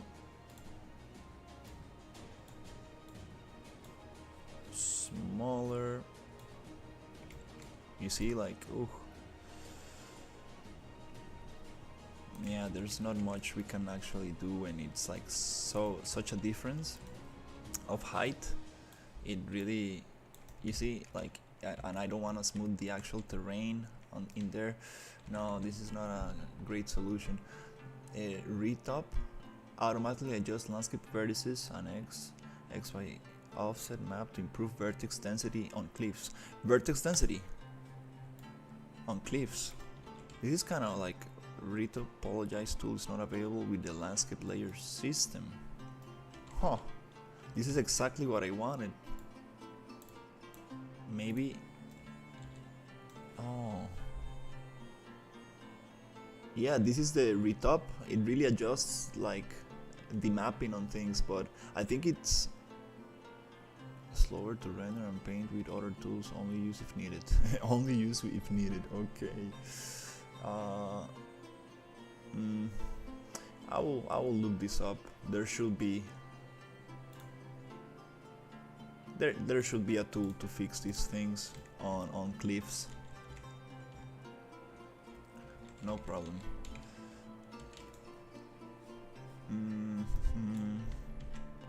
We can also just make a texture that looks good with stretching. So we stretch it on the other direction and it won't stretch on on the landscape. That's another solution, making a little paint layer for cliffs. So for now I want to go landscape, and I would like to go into a paint, and let's just paint a little mud here with a smaller brush.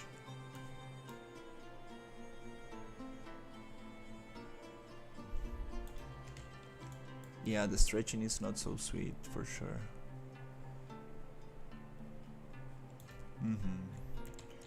Yeah, I will need to make another paint layer, or just cover it with meshes, with static meshes, or even try a decal and cover it with decals, which is not the greatest solution.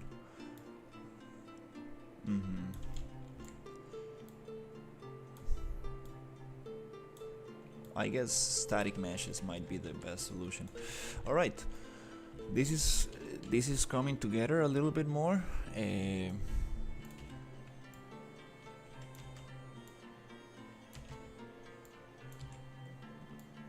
Okay, we need something more interesting here.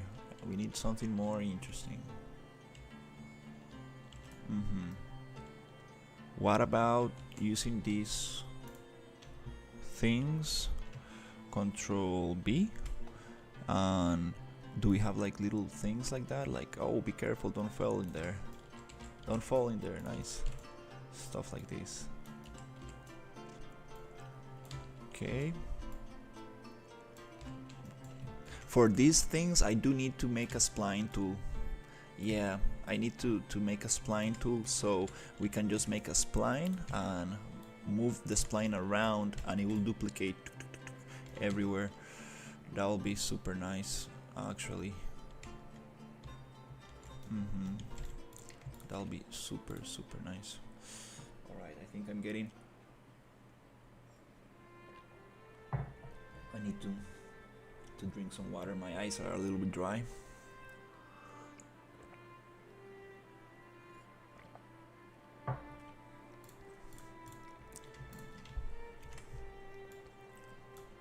That's like the first sign of your body asking for water. It's like, oh,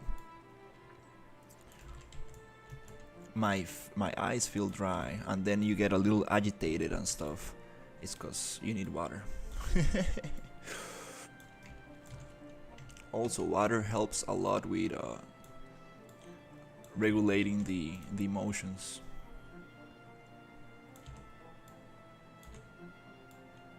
You get less frustrated when you are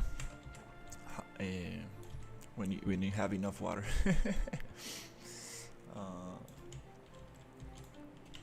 But I'm having a very fun time doing this environment.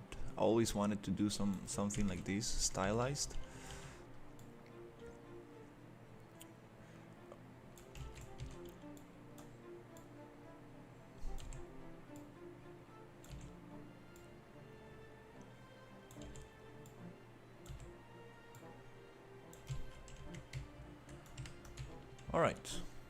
All right, that's kind of cool. That's like a little thing right there. Those shadows don't look so sweet. It's okay. Let's keep them source. Let's keep them harsh. No problem. It's cool. It's cool to have like these kind of shadows, but there are more options for shadows. Let's just keep them on default for now. Alright, nice. What do we have in here? Okay, very repetitive and boring, and then here we need more things to change and spice this up. Here we have some light leaks. We don't want those light leaks. We want this to be like like this.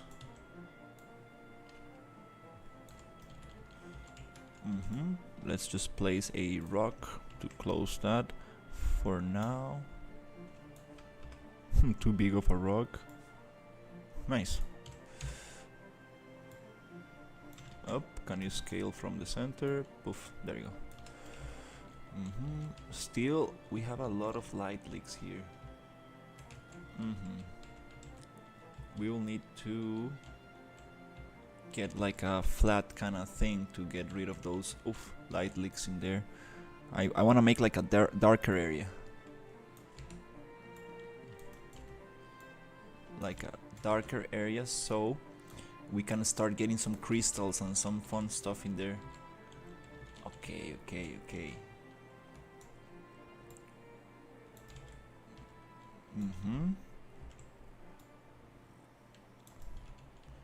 Can I actually see these?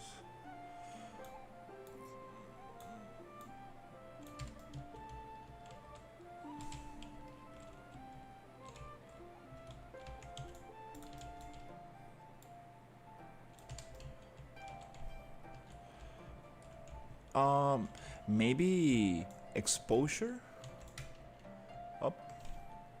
Maybe the exposure settings. I think there's something going on with the exposure, because I want the exposure to adjust automatically, and that's the cool thing about Lumen. I really want that effect, that when you walk into a dark space, it goes dark, and when you come out, it slowly brightens up. This is about, you do that with the exposure settings. Exposure. Let's see what is going on here. Exposure minimum. Okay. Exposure curve. Meter mode. Auto. There you go. Auto exposure. Local contrast. Shadow contrast. Is this? Let's see. Now it looks 10 times brighter. Oops.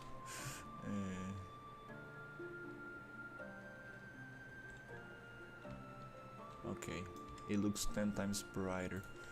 I want to actually...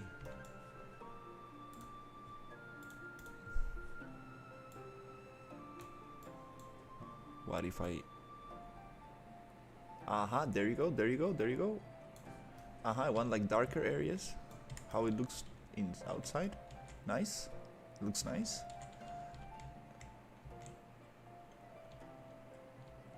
Maybe too dark in the forest. But yeah, I want this. A little darker area inside the cave. Little darker area. Not too dark, but enough darkness so we actually get to actually use a torch and little crystals to like actually get some other lighting going. What is this doing? This is not doing much right now.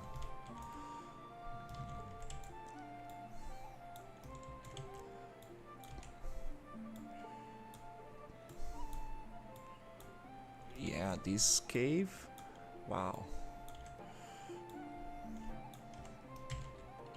It will be so nice to have like a competition like with other environment artists to see who can make a cave faster. to see other people workflows and see what's the best way to actually achieve stuff like that. But it's not always about speed, it's actually about, it's also about making something cool.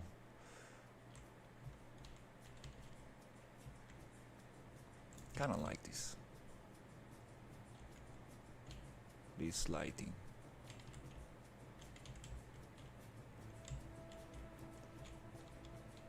Oops, is this the bloom is too much.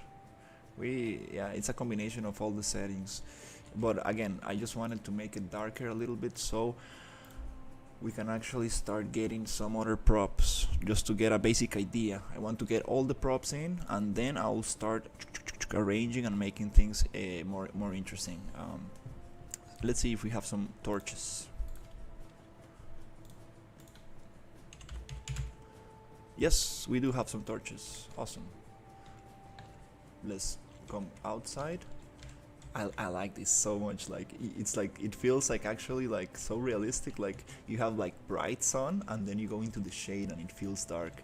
A little bit too dark though. A little bit too dark. But we're gonna keep on adjusting until we get that sweet spot. But now it allows me to put some torches in here. Do we have some kind of fire effect? Maybe.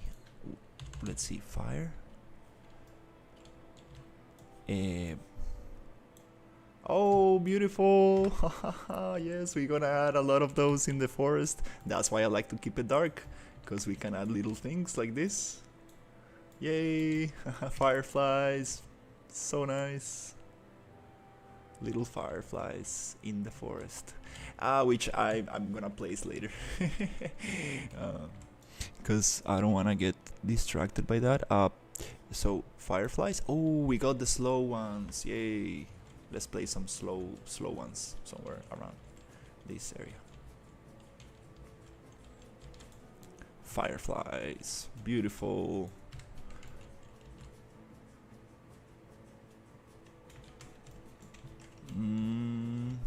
In the darkest parts of the forest, some fireflies. Is the effect too big? It's okay. It's okay. It's okay. Usually fireflies don't fly that up. They stay closer to the ground. It's okay. It's okay. It's okay. Nice. I like this. Okay, let's go. Roop. Okay. I want some fire. Fire. What do we have for fire?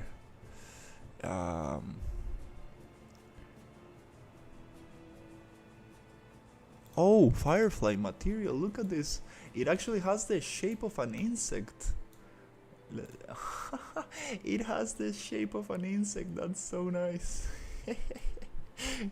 What? That's so funny. I was super sure I had some fire. Huh. I'm super sure I had some fire somewhere.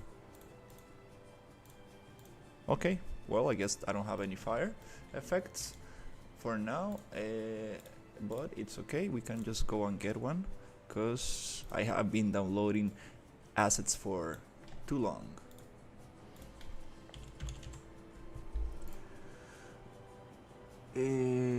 Fireworks, particle. I don't want like realistic stuff though. Stylized. I know I got some stuff somewhere inside a pack. There you go. Stylized modular crystal mines. What is this? What is this? What? 50 packs on our 3 accounts. What is this? Whoa. Beautiful crystals. I like these crystals. Super stylized. I think they go well with we got some mining things here, and we need to actually make them a little bit less textured. I like this. I like this asset pack. I think I'm gonna use this stylized modular crystal mine. Beautiful. I have some interesting water going, waterfalls. Okay, I like this one. Let's see how add to project. It is half gig. Okay, 500 megabytes. Not bad. We just gonna use some of it. let's go to library and see what else do I have. Stylized material packs, that's nice. I'm sure I have some fire. I'm super sure I have some fire in somewhere around.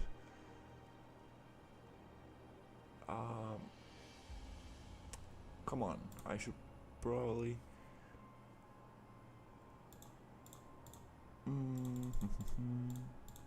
If those are very nice assets, but very textured. Too much noise. Too much noise.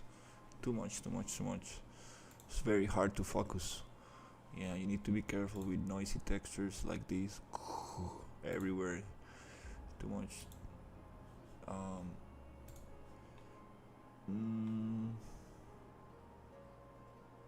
Come on, like I have campfires and everything. Like, oh, this is a Unity asset pack. That's why it didn't came in.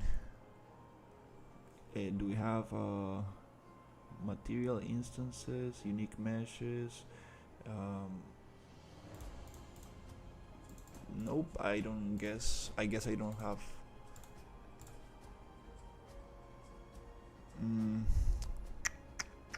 It's okay. I guess I'm just gonna use fire for now, and then I can just change it for a stylized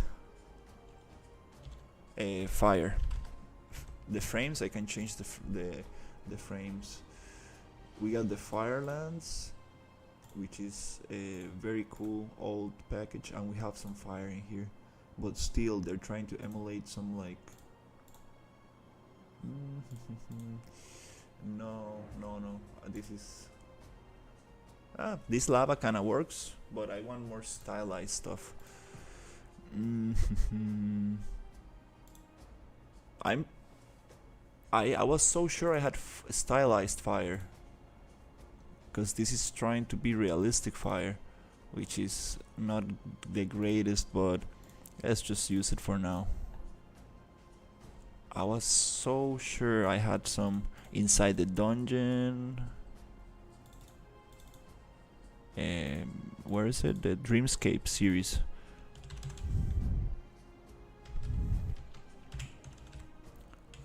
Particle, falling leaves, firefly, fog, crows, candle flame. What is this?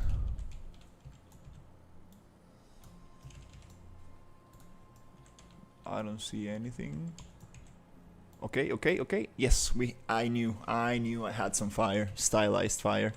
There you go. I knew I had some fire. Yay. No need for that realistic fire that doesn't look cool. Yes, I knew it. I knew I had some stylized fire right there. So to do this in a smart way, what we're going to do is just create a blueprint. So let's search for this thing, or basically just create a new blueprint class, actor, and we're gonna name this BP torch, and then inside the blueprint we just gonna find our torch, which is Control B to browse to asset, and then we want to put our torch in there. Cool. And then we're gonna find our candle flame which is not fire, but it's candle flame.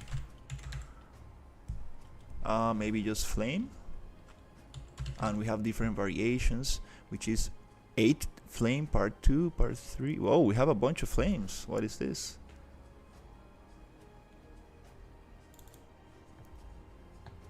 Oh, cool. For the campfire, this will be amazing. Yeah. This is the one I like. The candle flame 2, candle flame 1.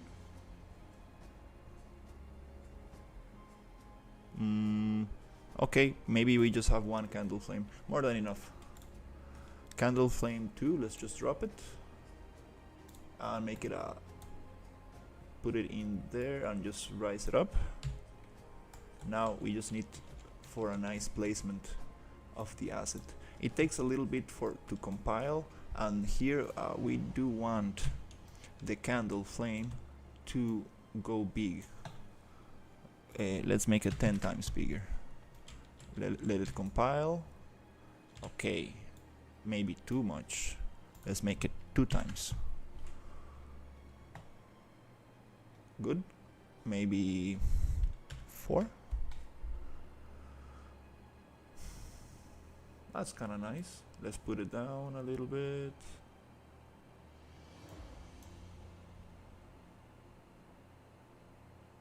It intersects a little bit with the thing. Is it too big? Kind of cool, I guess. Yep, I think I'm gonna just use it like that. Okay, compile, save. It takes a little couple of seconds to load, I guess. Let's play. Oh, no, this is not. I thought it was the the other thing. Well, it's okay. Doesn't want to show it, but we're gonna try it out. Nice. I like moving the camera around the room. Okay, so let's get rid of this one. Let's just copy this position, since we already have a nice position for the thing, and let's go and try to place this one. And let's go on paste. There you go. Is it actually going to show us the thing? Do we need to play to show the animation, or why is it not showing? Yo, what happened to the flame?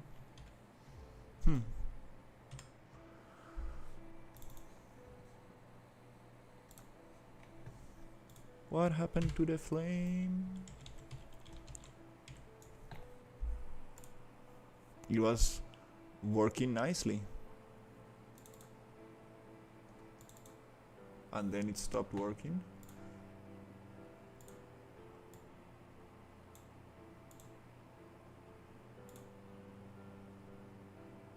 Can we simulate?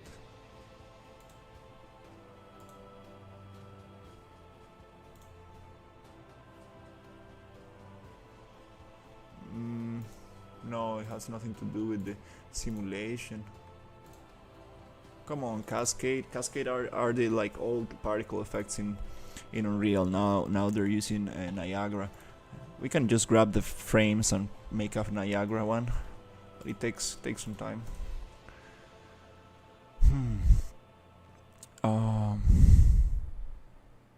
I sincerely don't know why is it not working. I was able to see the flame before. Now it doesn't want to.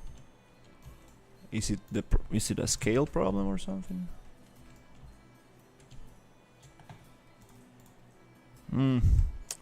Well,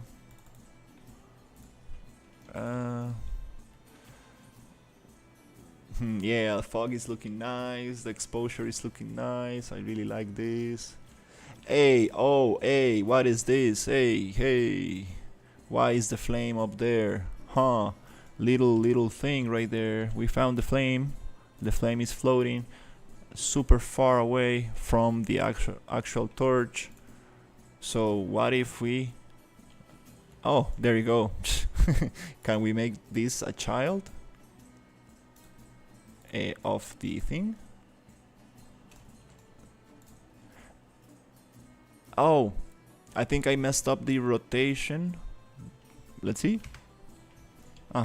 Can you show me the flame? There you go. So it was 195 and I moved it to 1995.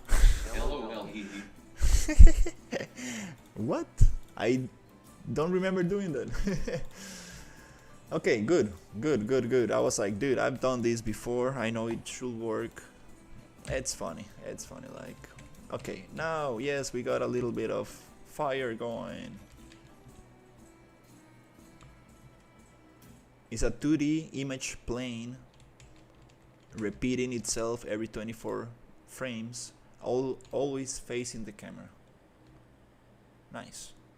Can we make it bigger? I think maybe a little bit bigger will look very cool. So let's go maybe 6. Compile, save. It looks cool, but position is wrong. Viewport. Maybe 3 seconds. Aha, it takes around 3 seconds to load. A little bit bigger. Taller. Yep. That's kind of nice. Let's make it 5. Not so big. So it feels like it's actually coming from the top of the thing.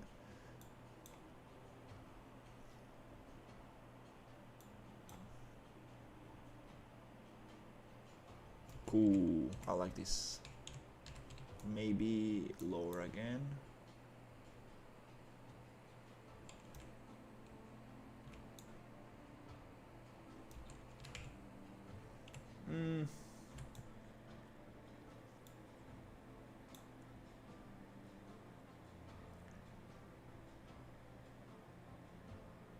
That's kind of cool, I guess. Yeah, let's just go with it. Nice, nice. So we haven't finished with this. We need a little point light, because we need to fake the light coming from the fire outside. And then we can actually make the point light go up and down, and it will look super amazing, because it will emulate the actual fire, which has that kind of animation, kind of always moving light. Point light, and this point light goes here, and it goes absolutely. Oh, now we have a light bulb. Look at this. It's funny. Attenuation radius, let's make it very small, maybe 800, maybe 150, maybe 200, like that. And then let's make it a little orangey, something like that. Let's see how it looks. Attenuation radius needs to be bigger. Attenuation radius needs to actually, let me see what I'm doing actually on real time. Attenuation radius 300. All right. Why is this? Aha. This is interesting because we want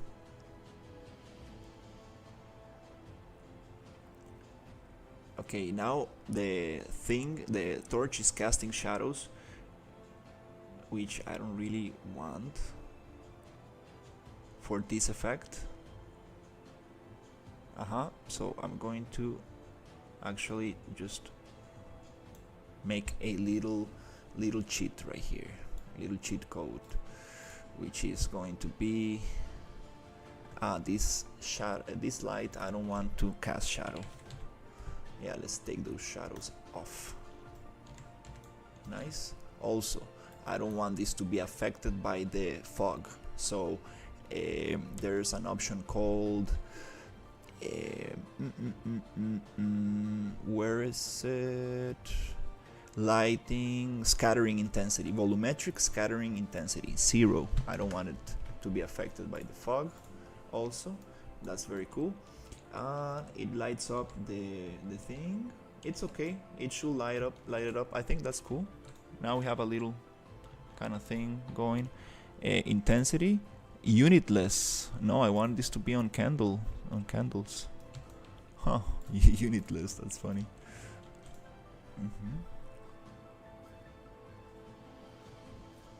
Okay, that's kind of cool. It does feel like it's gonna burn the little wood. Maybe we can pull that fire up a little bit.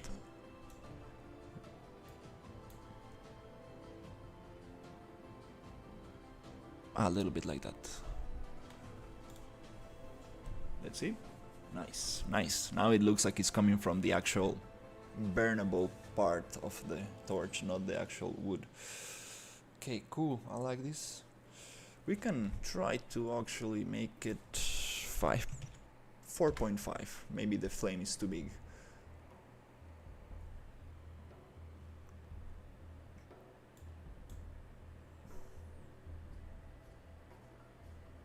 Okay, I like that. I like that.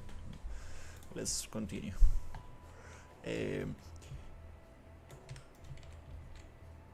Yes, this is very cool. For now, it's very nice. Let's continue. So here I would like to copy the location, and I would like to paste. Oops. Copy this location and Control C, Control V. Paste it here.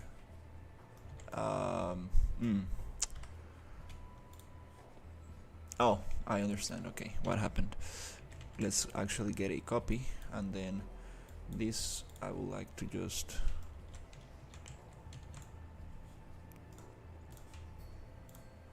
copy paste. Okay, now we have the same location, which doesn't really matter because this is very stylized and we cannot just move it around. But the question is, why is there you go. It takes a little bit to load. Okay, nice. Does it actually run in real time? Let's see. 3, 2, 1, play, boom. Okay. It takes a little bit to load. That's an issue. We do need a loading screen. A little loading screen.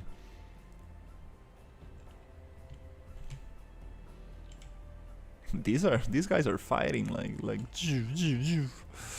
okay. Yes, nice. Okay, little by little, making this more interesting. Let's work a little bit in the entrance of the thing. Rock. Okay, rock. Models, and then I would like to. Oops, the camera is going too quick, too fast. Oh, I got lost. Nice. Okay, right here. So let's go and see the floor. I need little tiny bits like that. I need to scatter this little. Maybe we can have some actual dirt, but I would like to get those a little bit to make like a little path. Okay, now let's get into a little bit of set dressing, at least for this part. Now I'm getting a little bit more in the mood, since we got a little bit of the technical aspects working. Now it's time to focus on art.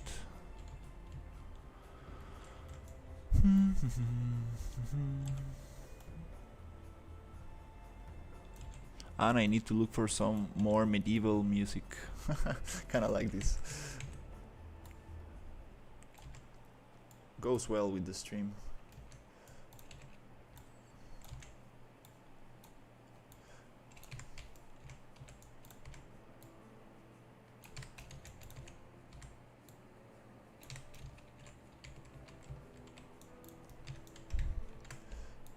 Oops. Let's make it smaller. Nice.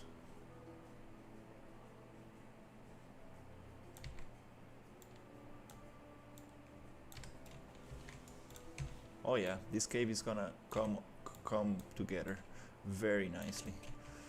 Yeah. Today I'm planning on going very hard with this. I want to put at least 6 hours on this. Let's see how much can we do.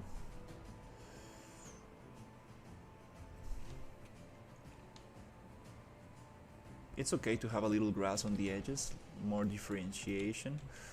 This mesh actually doesn't go that nicely. It's a very small compared to the big ones, so I need like middle rocks, also middle rocks. Okay, so I'm going to actually, yeah, this I'm not a big fan of those actually. I like this better.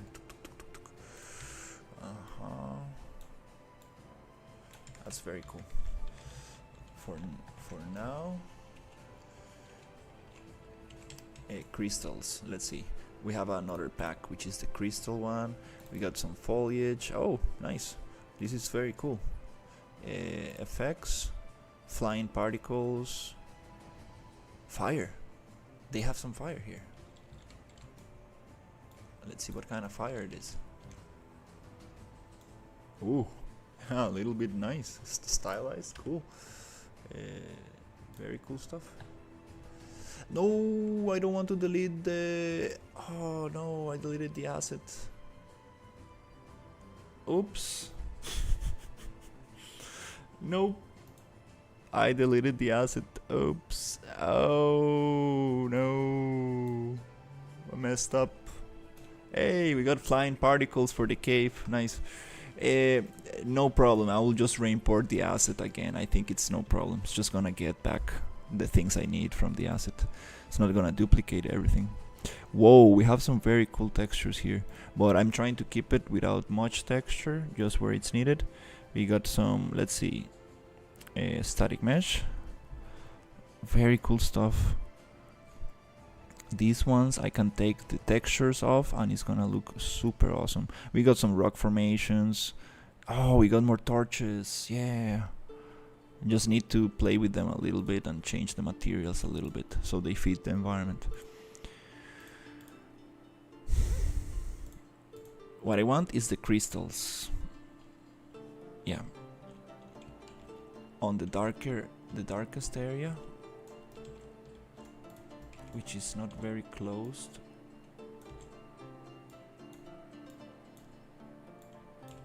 Big light leaks. Yeah, we need to close those light leaks before this works nicer.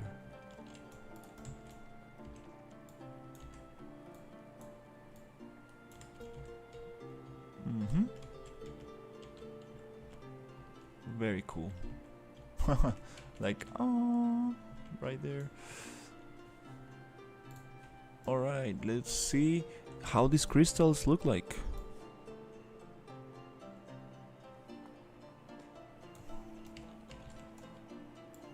Oh, nice.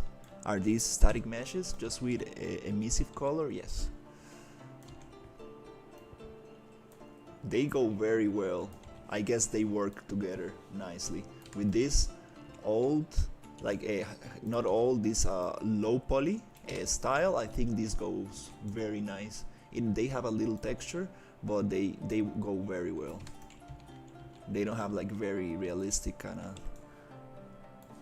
thing going on, because if I use the other objects that have like a lot of detail on them, it's like, no, I don't like it. Looks like a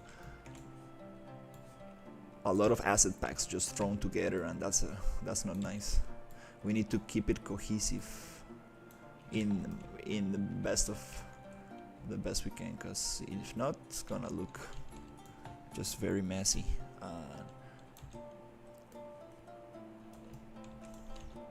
Yay, awesome. This is super nice. This is what he showed me a lot of pictures like this. He wants some caves with like some very cool stuff, like crystals coming off like this. These are super amazing crystals. This is exactly what I needed for this. Nice. Nice. And then I can keep on set dressing. This is gonna be a hanging bridge. Then you can see down, like, oh my god. And you can keep on looking there. Tun, tun, tun. Yes, I like this.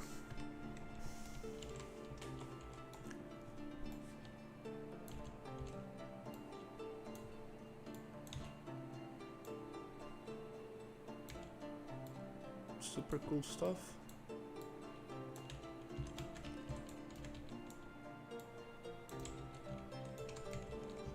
Here we have some weird stuff going on.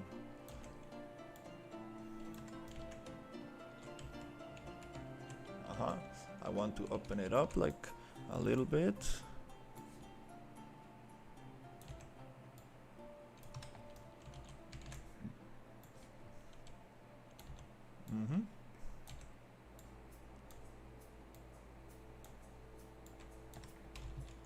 Yeah, next tutorial will be how to make a cave with PCG. Well, that could be very interesting. I don't know how can you do that, like these kind of structures with PCG. It will take some effort, but I bet you can create some very cool stuff. You might need some modular pieces that are very smartly placed together, and then PCG can build it.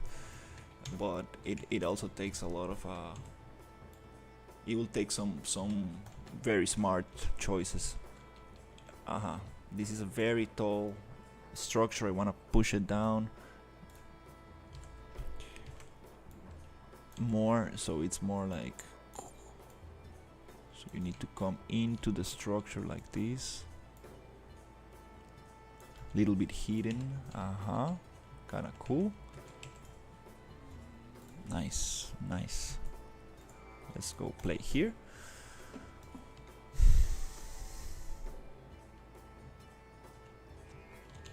We don't actually need those boxes anymore.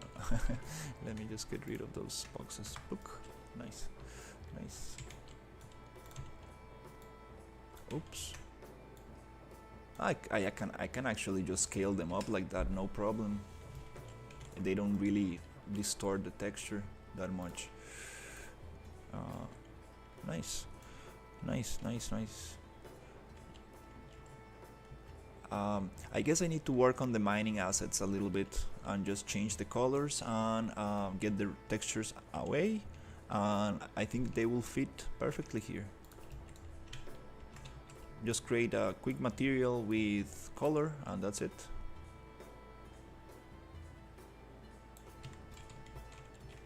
And I think it will look super sweet. Okay, this is very cool. Oh, it looks very interesting from this angle. Still, you know, repetitive and in many places, but as soon as I get the layout and the things going, then I will start actually just changing until it looks super interesting and nice to look at.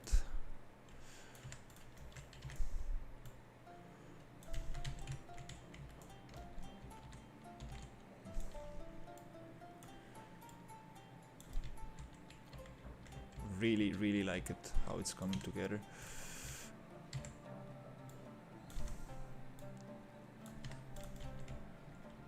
It's cool because this is the first time I'm able to actually combine a lot of different asset packs together and actually just use them in a very interesting way. I used to go always just with Quixel and Quixel, like Megascans, and then it's like, no, actually, like you can use a lot of asset packs, but you need to be careful and just choose what works. Let's see, models, rock, and then we can add vegetation and we can add more and more layers to this and make it interesting. Nice. Oops. Here, let's see. Let's add a little bit of more rocks, just to close these. And these rocks, then I can just make them foliage actors and I can start painting them super nicely and easily around, and I can set dress this in a more efficient way.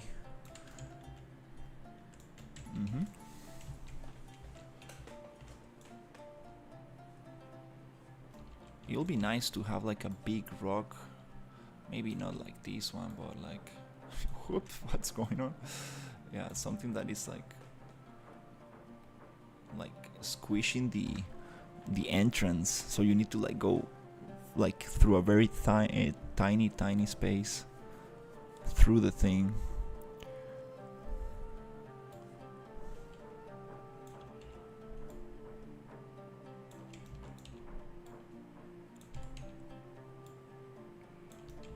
Here I'm reusing the same that we use in the entrance, so it's not gonna look so nice if I use it on the same position. But if I can like make it like this, maybe. Does it work? like. So it's a cave inside a cave. Maybe I can go here and go like this.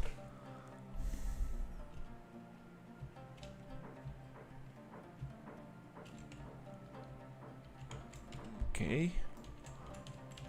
Too big maybe? Maybe I can push it down a little.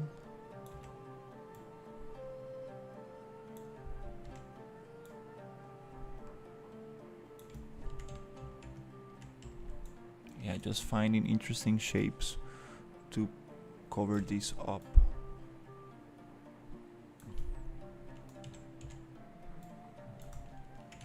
Yeah, these assets are so nice. I really like them.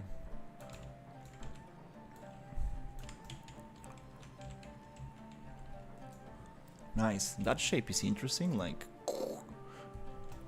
this little thing here. We can add little details here on the floor as well. But this is very interesting shape. This one's on the floor. I don't like that much. Yeah, that's nice. It goes into a diagonal, like what? And then you start like exploring and stuff.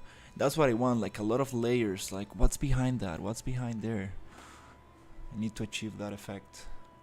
Also here, we cannot have this open area. We need to make it smaller again, so we can go through and come out. And the same on the other area, like have a lot of variation from open spaces to closed spaces, open spaces, closed spaces. And that will make it like very interesting to walk around. Wow, this is very nice. Really, really super cool.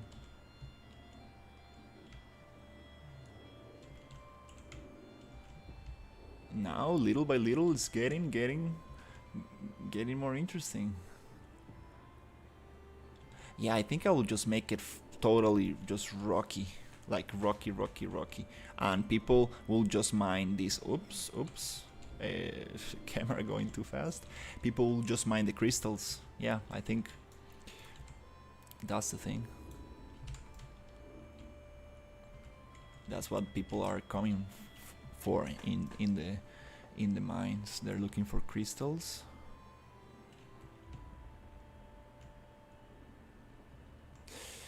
This roof, it's too much. There's too much going on here. Too noisy, too crazy. Doesn't really make sense. In caves we have like more like plain structures. It's not like that. It's more like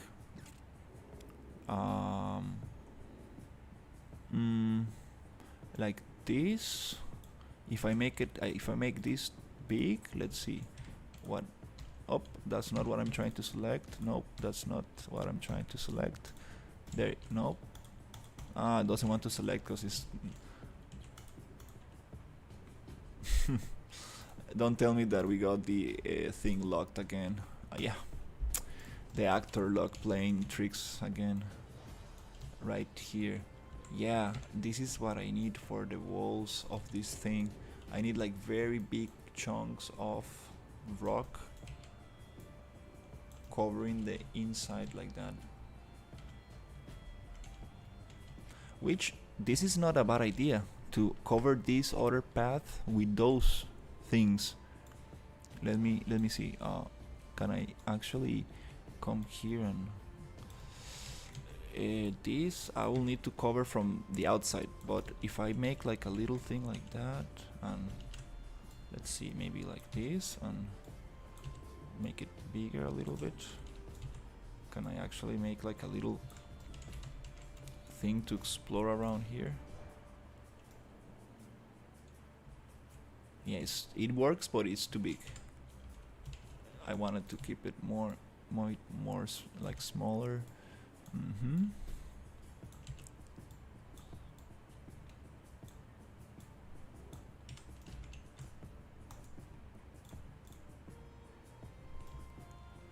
Oh, that's interesting. Yeah, makes more sense. Oof, looks like this rock is gonna fall on top of you. Very kind of scary sometimes. Like oof. oof, gives that feeling of like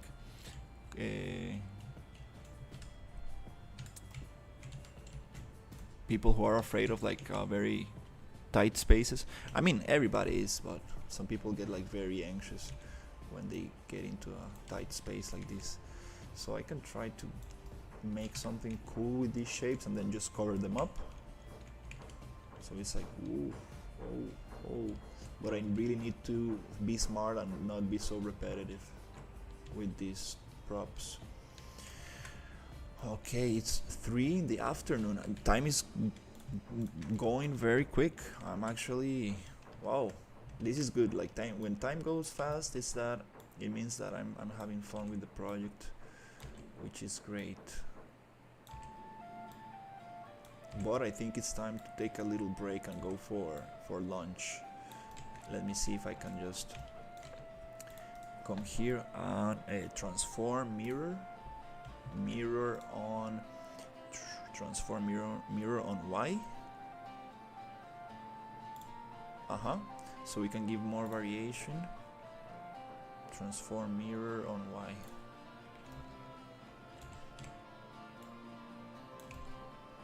Give more variation to the environment.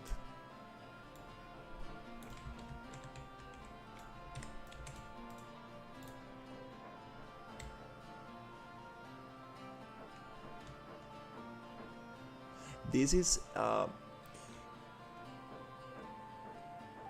what we don't want. Like, it seems like you're able to go through, but then you can't.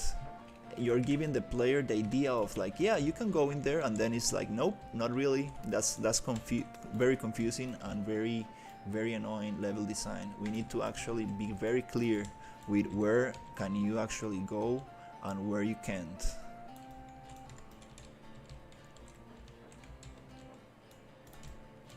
That way, I mean, if we get the player to actually be able to crouch and stuff, that would be cool. Now it's a little bit more clear, like, yeah, I can walk around here, cool, no problem. It gets very, I like this formation. It's like really almost like on top of your head. Nice. It looks absolutely bad from the outside, but it's just a matter of adding more rocks and really getting that going. Alright, this is super cool. This little path right here. Do we need 2 of them? Nope, we just need 1. The other one can lead the player a little bit farther away. Yes.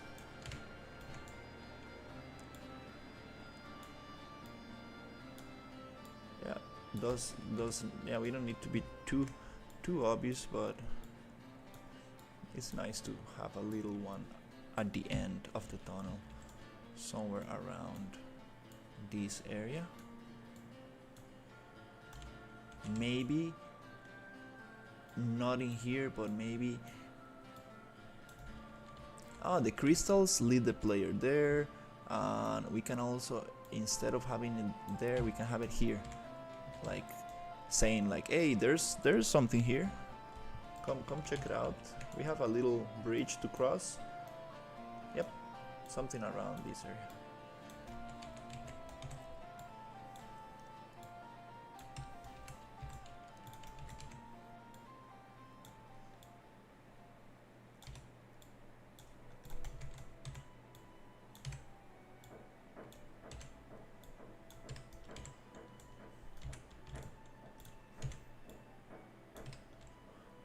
Something like this, like, hey, we have a bridge, and here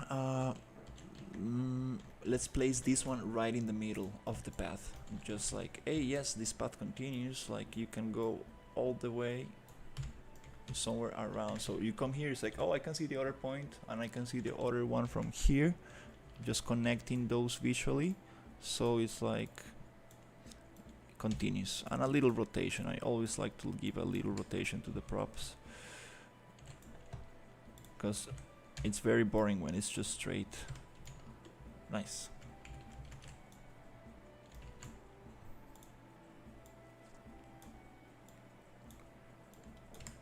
Nice.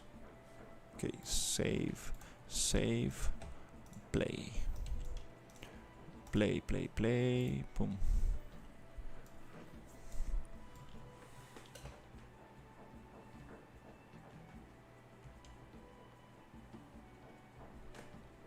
Yeah, the camera is so close to the.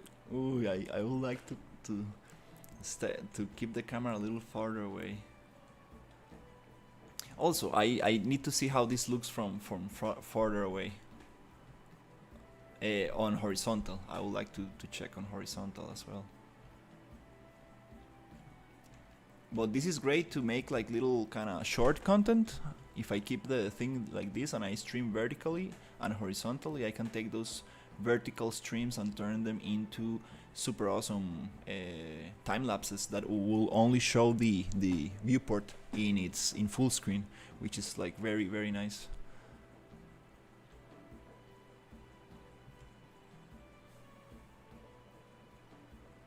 This is looking very cool.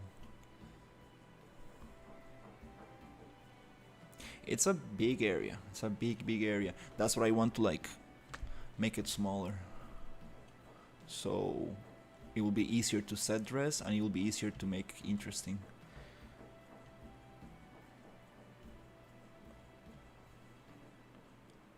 And the bridges, I'm gonna get the bridges going, the mining equipment, everything.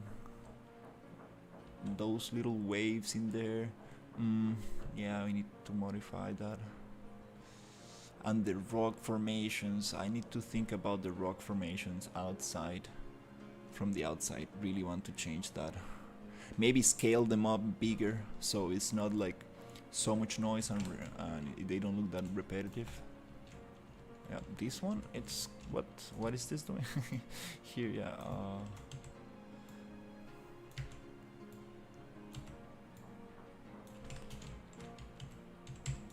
Can I like close it more?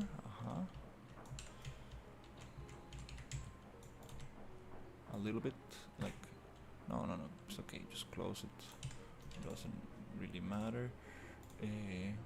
Those little spaces, this is interesting, like this shape, this entrance of the cave, kind of like broken a little bit. Nice. This is a very steep hill, like it's kind of cool because it limits the vision and then it's like whoom, we go down. Maybe I can play more with that effect. And here you see the outside. It's very tall. That's nice. We can see the outside. And little torches that lead the way. We have another torch in there. And then we have a little path. And I like that the trees are so big because we cannot see through. It's like, okay, what's in there? These hills are too steep. This is too steep for the character scale, I think. Maybe we need the hills to be less steep. And here you can see the entrance to the other side. Wow, it's and this huge tree right there. Oh my god.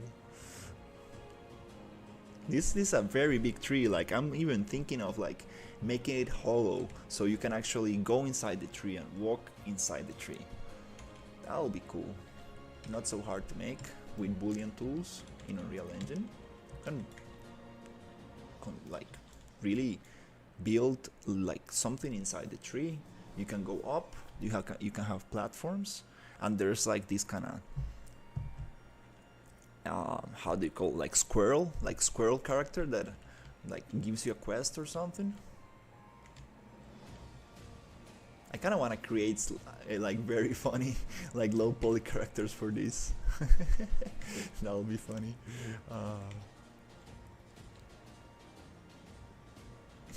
It's just a bunch of nonsense here. Like, what is this cluster of rocks? It looks like a dinosaur or something like from the top. Okay, yes, that's kind of cool. Well, that was nice. Like finally we got some nice progress in the project. Still a long way to go, very long way to go, but that's what I want, like to make a lot of little areas. Well, this is not that small, but make like as many biomes and little areas that will make it super interesting. Alright, yep, I think it's time to take a little break. So thank you so much for watching.